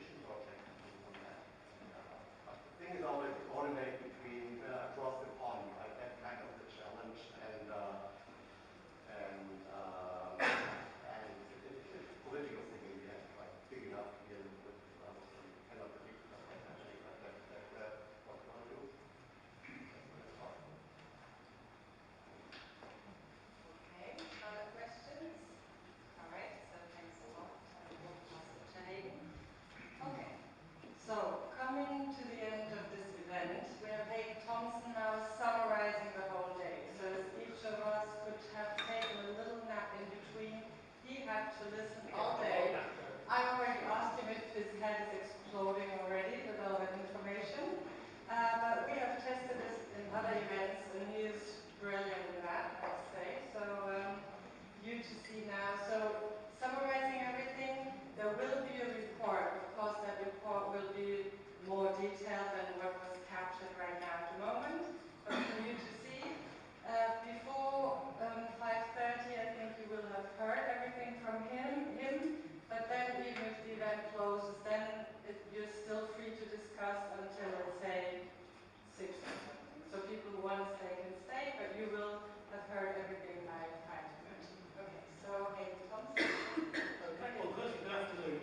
The first thing I'd like to say is I'm quite impressed by the number of people that are here today, because at the consultation event, you've managed to attract a lot of people to this event. And I think that's very important, because there's a number of these events go on, and quite often we don't get the sort of participation that we'd like. But certainly there's a lot of interest in this event, and it's very nice to see all the projects contributing to this. And also such a range of diverse applications as well, which I think is also very fascinating as well. So we've seen a lot of things today. This has been the rundown of what we've seen, but actually you've seen a lot of presentations. So we're starting off with the European Commission talking about strategy and vision. We've heard from industry. Siemens has spoken about their sort of priorities. We've also heard from the Artemis Industry Association, which represents 170 different companies around Europe, so that's quite important to see their strategic research agenda. And we've also seen a number of projects. We've seen the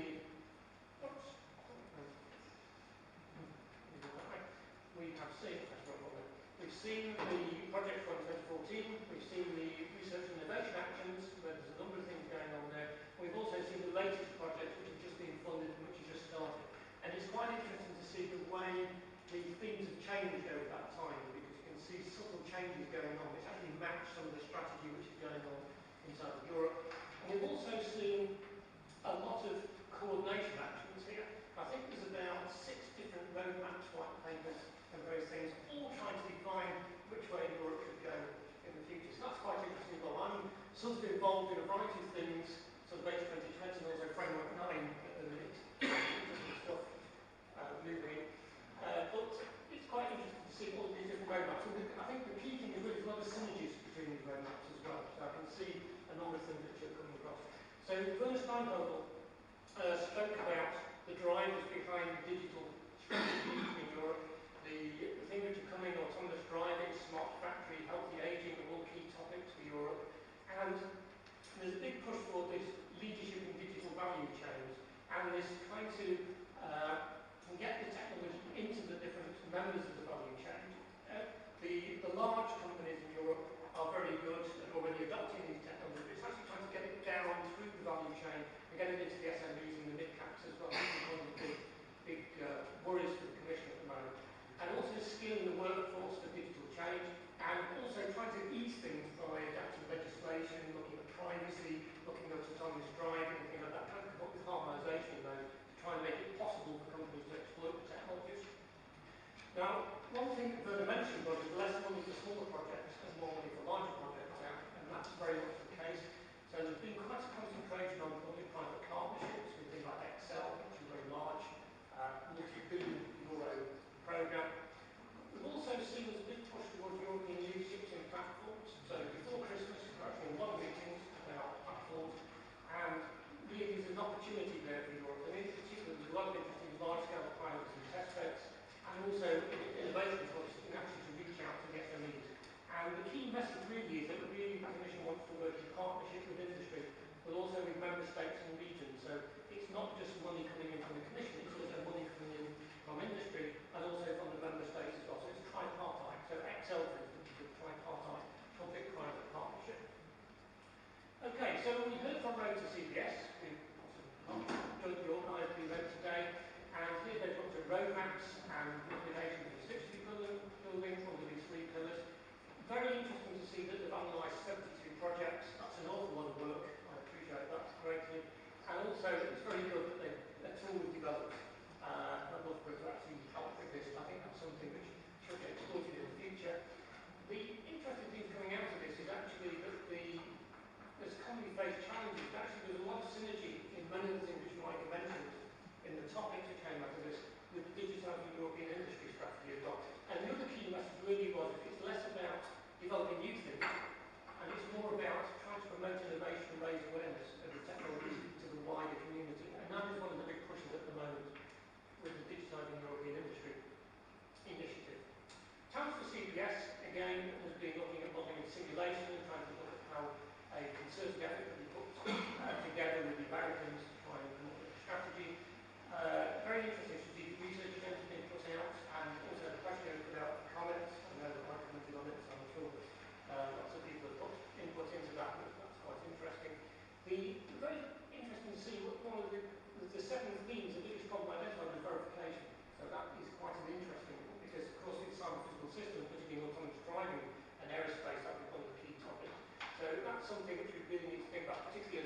whole way we can deal with systems now has to change from the existing ways that things are done at the moment.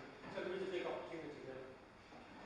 We also need more access to joint test beds, and so that's an opportunity particularly for SMEs. Human factors need to be considered in modelling for situation awareness, and there's a lot of problems with structural barriers at the moment, and those are maybe getting worse at the moment, but we shall see what happens. And also the other thing is, it was quite interesting that 4 test cases were identified where collaboration may be possible. So I think that's important to actually put forward the topics which are important. SCORPIUS project has really been driven by, okay, Europe needs to think about using ICT to actually get more efficient in view of competition from low-wage countries. And quite interesting to see that here they looked at, went through 120 interviews with people, where can ICT be used within the political industry? And I think that's an important outcome there as well. The roadmap has come up with 6 clusters, looking at things like data for business models, for improved products, those with manufacturing, to produce efficiency in digital economics. And I quite like the way they've put together these context factors and also these technology enablers. And the problem is how we glue those together. So we've currently got this jigsaw puzzle, and we need to glue those together. And what they've done is they've created these 14 priorities identified in their white paper, which actually provides a glue between those two and hopefully solves the problem. Okay, Hypeak. Now, I always like Hypeak when they present because they always introduce me to new terms which I've not come across before. So we've got cyber-physical entanglement, which is a new term I've not come across before. The idea that computers are disappearing from view and we're mixing the cyber and physical worlds, and basically our cars become a smartphone on wheels. And also the idea of the sensor era as well. So the idea that, okay, artificial intelligence is becoming more important, and we are increasingly interacting with our devices via sound technologies. So the interfaces are changing as well. And the other concept was the Internet of Threats as well, which is another concept I quite like. Okay, so there's challenges here as well in terms of security, privacy and safety, particularly for mixed criticality, and we need to develop trust in machines. We need to be able to guarantee safety, and that's for both functional and non-functional properties like timing and reliability, and we need to be able to deal with the design techniques, particularly if we're trying to put together systems which are made of reliable and unreliable parts, and that is the challenge for the future. Transforming data into information as soon as possible is another key thing. What we're doing is okay. Oh, that's right. Okay. So transforming data into information as soon as possible is important, also transduction as well. So one approach which we talk about a lot, people talk about cloud computing at the moment and the use of supercomputers, is we're connecting everything to the cloud, and of course that works for some things, but it doesn't work for things that we're talking about autonomous cars, because autonomous cars won't be connected all the time, and they're safety critical. So there's also a move towards local processing or edge processing or edge computing as people talk about, and of course that introduces its own limits as well. So this is becoming increasingly important, but it also introduces elderly people. The message here is we need to incorporate software together, we can't consider them in isolation, and energy efficiency will be a major challenge for the coming years, particularly with more mobile devices. And we also need AI by human designers to help master the complexity. And the key message really was that we need to reinvent computing. So it's a big opportunity and a big challenge at the same time. SmartCPS is addressing really the practical issues of trying to deal with systems where we can't predict what they're going to do.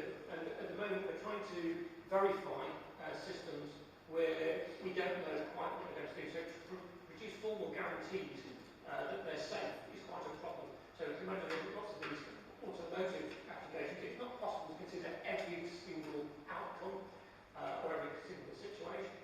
Also, it's quite interesting to see the idea of K-box as well. I'm sure they have lots of sandwiches when they're developing their systems. So a number of instructors for this, but really the key message really is that they have some interesting applications which need this. So automated vehicles, human robot planning, manufacturing, wind turbines and smart grids. But really their approach is quite interesting, using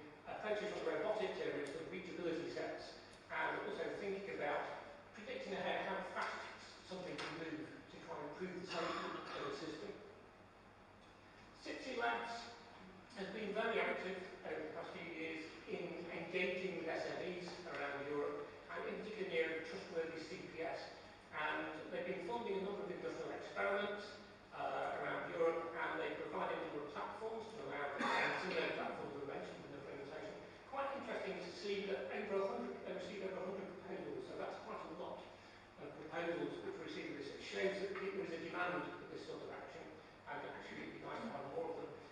And platforms were being used in a number of different applications: autonomous vehicles, aerospace applications, maritime projects, and also in smart cities. So the applications are very relevant as well.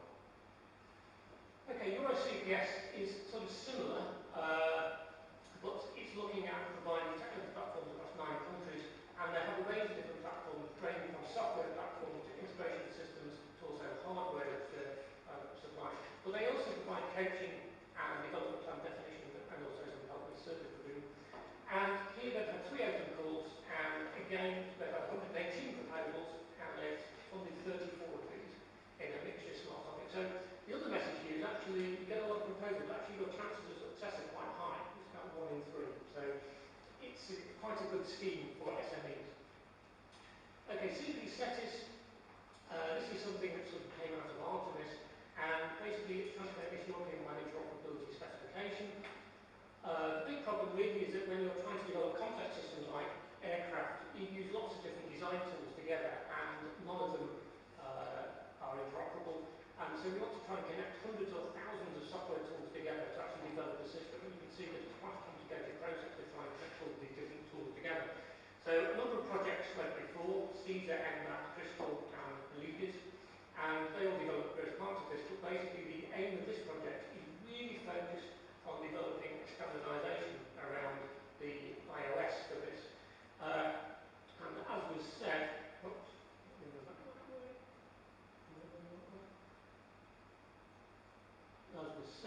the problem really is that it's not easy to map to a single standardization model.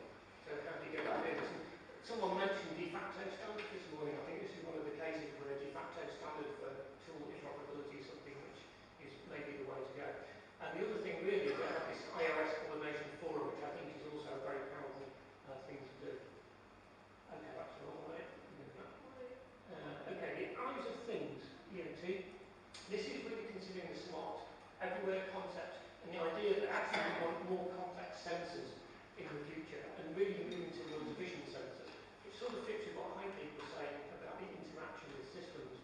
And here the key thing really is to try and come up with something which can do the processing, which is lightweight and low power. And so they've been developing this board, which is quite impressive. And the real key thing is trying to do get the maximum amount of information for the minimum out of this system. And there's a number of interesting applications there with the doll for children, the people on camera, live logging, and the museum audio guide. And of course, I think there's lots of other potential applications for this, particularly in the automotive sector, which I can think of. Okay. Now, Roland Rosen from Siemens talked about the customer benefits of cyber physical systems. And this is really sort of tying in what the Commission was saying as well, is actually it's more about how do we link people together and what are the benefits of these systems for people. So the message was that with digitalisation, we've got lots of zettabytes in the future, 50 billion connected devices, and it's changing the way we do business in the future. Everything's moving towards services and data, so how do we make money out of that? And we also need to think about how it changes the way we develop things as well. So we're moving towards virtual prototypes. There's more connectivity, we're using that for monitoring and access. We talk about digital twinning now, we talk about plug and operate, and we've got lots more communications and connectivity.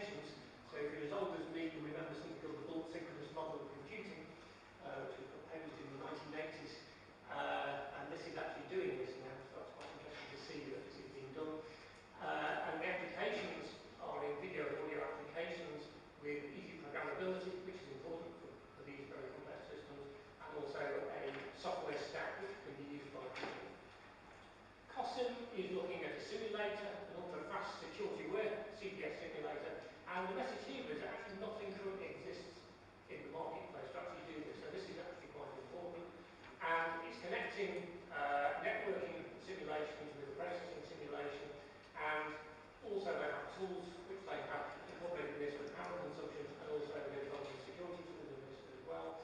And the other interesting thing coming out of this is actually they're setting up a spin-off to support the tool. So this is sort of promoting the technology to move it out into the marketplace, which is important.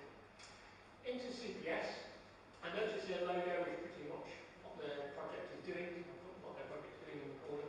But the aim of this is to create an integrated tool chain for model-based design of scientific systems with a number of objectives, but basically looking at multiple modelling paradigms in here and looking at co-simulation systems, which is very, very important. They have a number of applications in the automotive, agricultural, railway and building automation sector,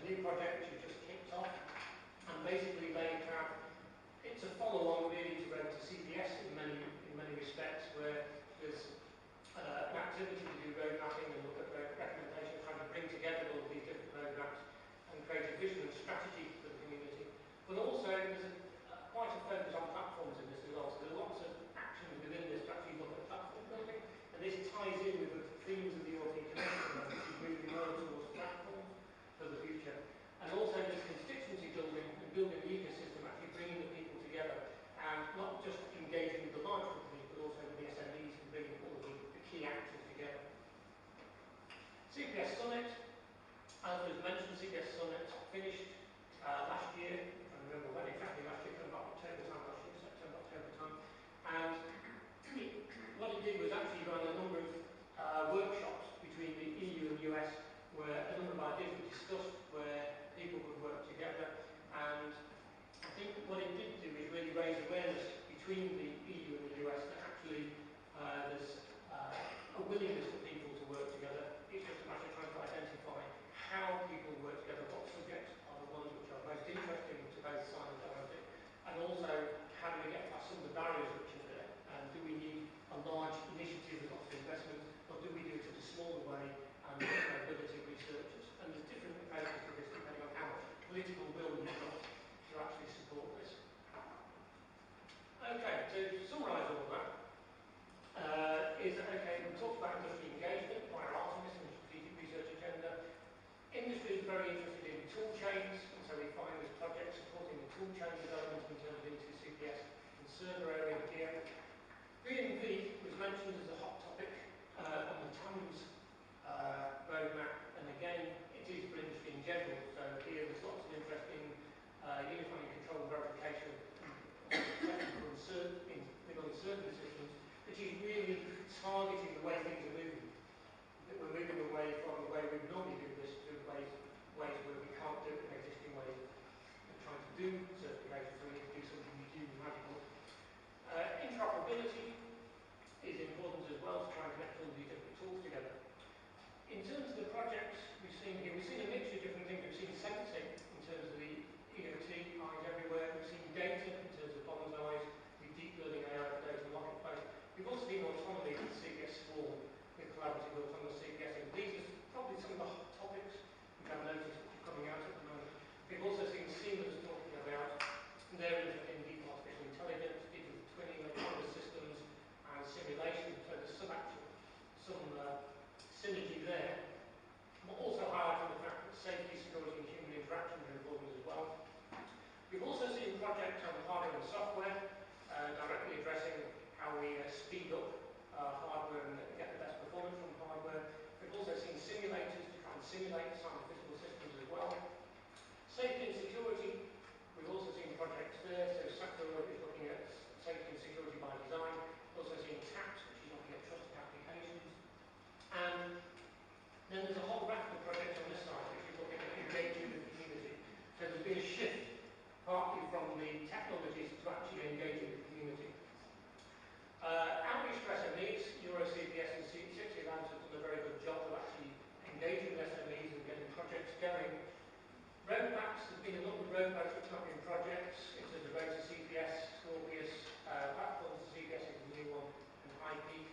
And the good news is there's a lot of synergy between those. It's a matter of how we bring all of that together to influence the Commission in the future. And in terms of engaging with the US, again, there's some interesting ideas being put forward, particularly in the areas of modelling and simulation, where there's opportunities for people to work together, particularly in areas which are pre-competitive. Okay, so how does this fit in with what the European Commission are doing?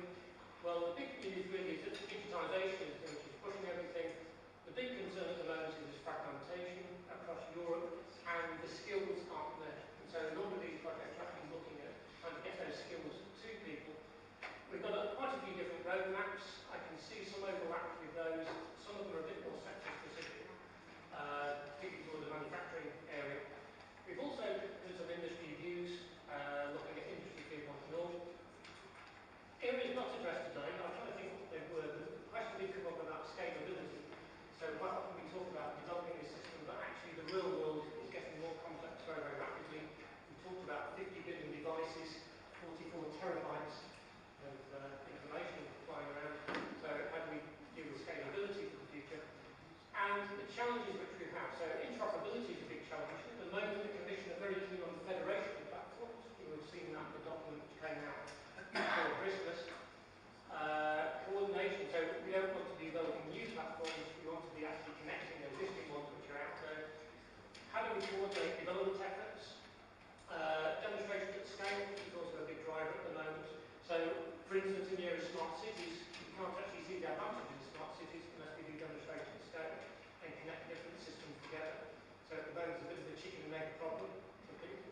So there's a lot of interest in can we do demonstrations at scale.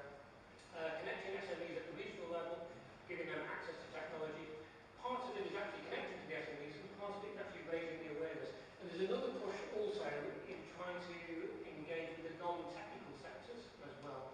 So there's big pushes in things like agri, areas, so trying to get farmers interested in technology, which is quite a challenge. So skilling the workforce for digital transformation is an issue, and also supporting legislation. So data privacy rules, which are coming in next year, and also rules for autonomous driving, which are important as well. So I'll finish off with a number of key questions. First of all, I think we can have the applause.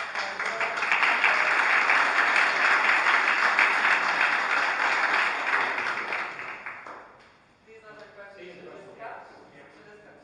So maybe just a comment from my side. This is kind of, you've seen how we can condense all what has been said today on one slide. So it's kind of making use of big data.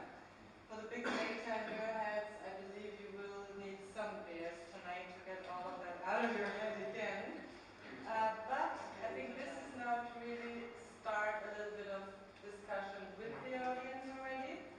So, of course, up to you also if you're still ready to do that. It's kind of later than the time we expected to be finishing. But I think it is worthwhile for everybody who wants to discuss questions. I think we should do that now. That's the kind of interactive path we still could have.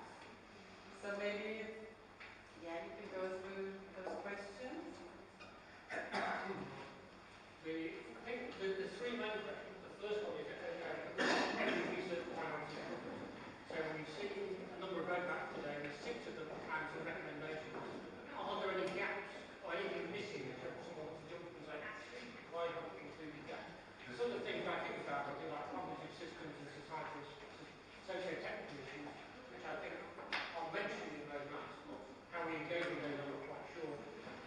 Also, are there any ideas for cooperation across projects and the program? So, how does the project we've seen today link with things like digital platforms? Is there anything which could be offered by the digital innovation hub in the outreach projects, which would be of interest to industry? And also, what are the barriers to industry? And what can EEC do to help in that area? So, there's things like developing trust, raising awareness of the public, regulations, etc., and standards. But are there other things the Commission could do, and how do we go about doing that? Should the Commission be involved in standards? Is one of the questions, or should it be done by industry?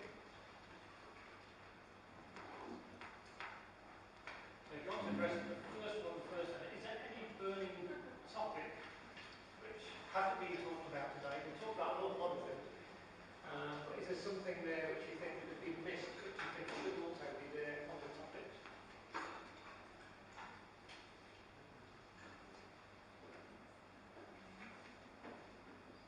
Everything was covered?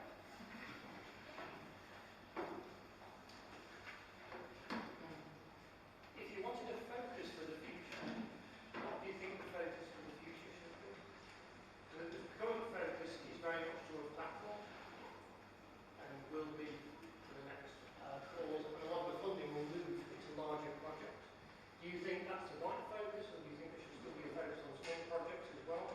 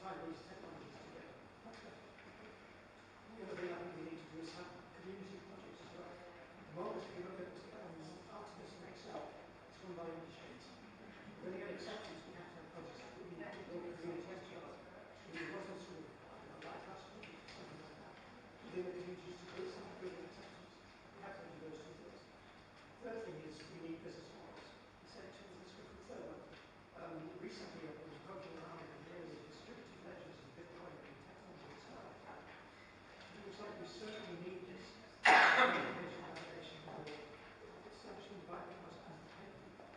And this doesn't seem to be touched on any of that.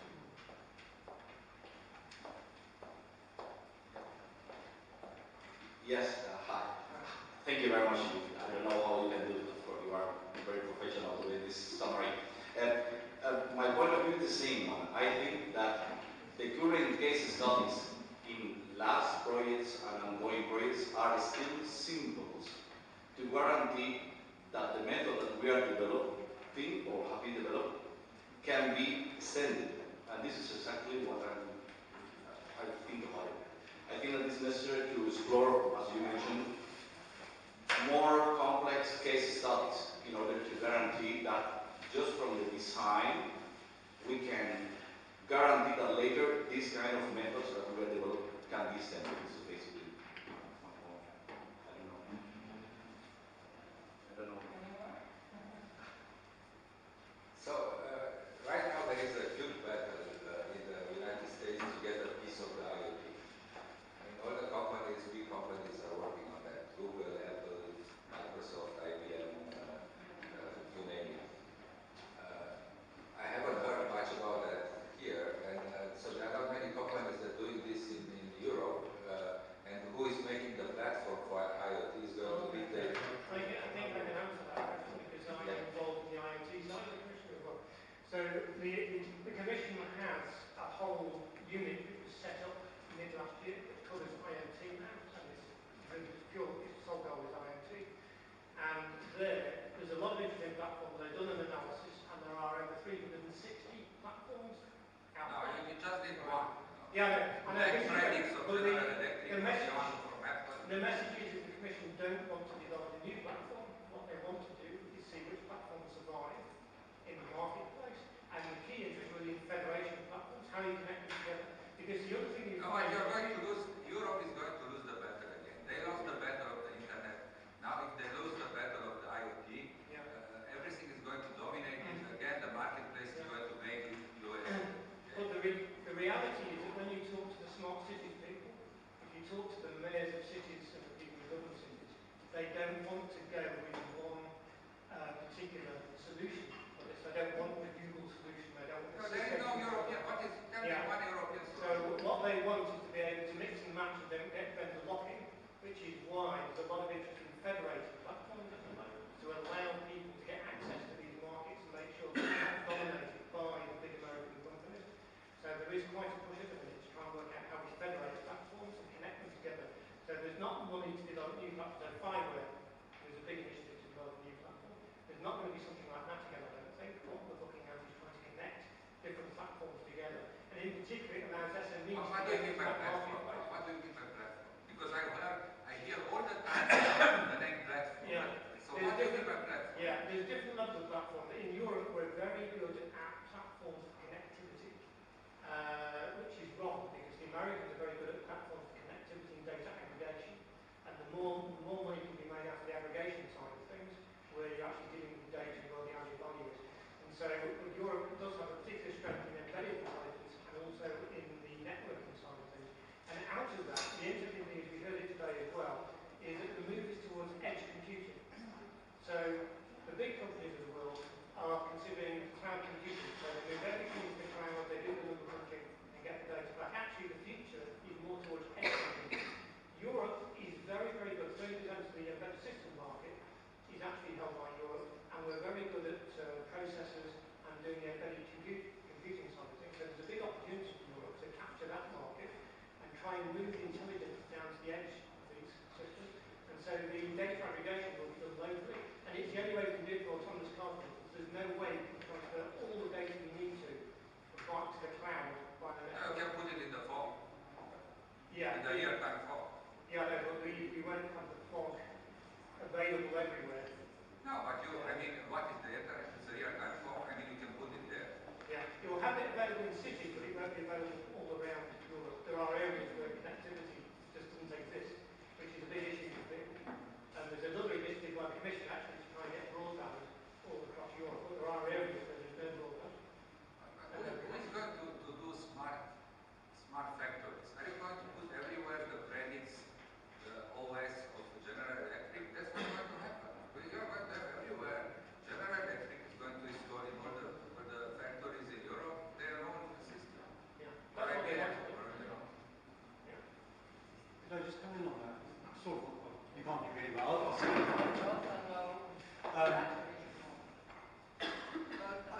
just want to reflect on your very first question first, and then go back to the point that you made. So, if we're talking about the commission-sponsored projects, so have we got every priority covered? In a way, I'd say we've got too many priorities covered there. And what we should be looking at is, what could we take out of the sponsorship at government level and push it into industry so that we can move faster on some of the other areas? And your point about platforms is very well made, because the platforms are created by commercial organisations. They've already won. Okay, there's not a competition there anymore. They've already done it. And that hasn't been because of government investment, it's been because of industry investment. So what are the areas that we could take out of the agendas and say, actually industry, you can do that, just get on with it. And where should we focus where we can accelerate for Europe and if you like, steal a march in time? This is why there's such this concentration on federated platforms. We know there's lots of platforms available, and we know that people don't want to be locked in with specific vendors. So the idea would be to make sure we keep them interoperable so we can actually talk between platforms. And that opens up opportunities for SMEs, for instance, because at the minute they get locked out straight away by the large companies. And also it's of interest to the people who are buying these systems. If you talk to the people who operate in cities, they don't want to be reliant on Cisco or IBM or whoever is supplying these systems. They want to be able to mix and match. So it's important to have that freedom to be able to change. That probably comes at a cost. Yes. Yeah. This is what the point is, that we need flagship companies able to, and this is eventually what we don't have these flagship companies we can set up SMEs and this is what we don't have. And in the US, there are these flagship companies. What we need is that in comparison with the semiconductor industry at European level, we need equivalent flagship companies in order to able to create a business ecosystem around this. And when we have this kind of project with this flagship company, we will find this kind of. And this is one gap that we have to, from my point of view.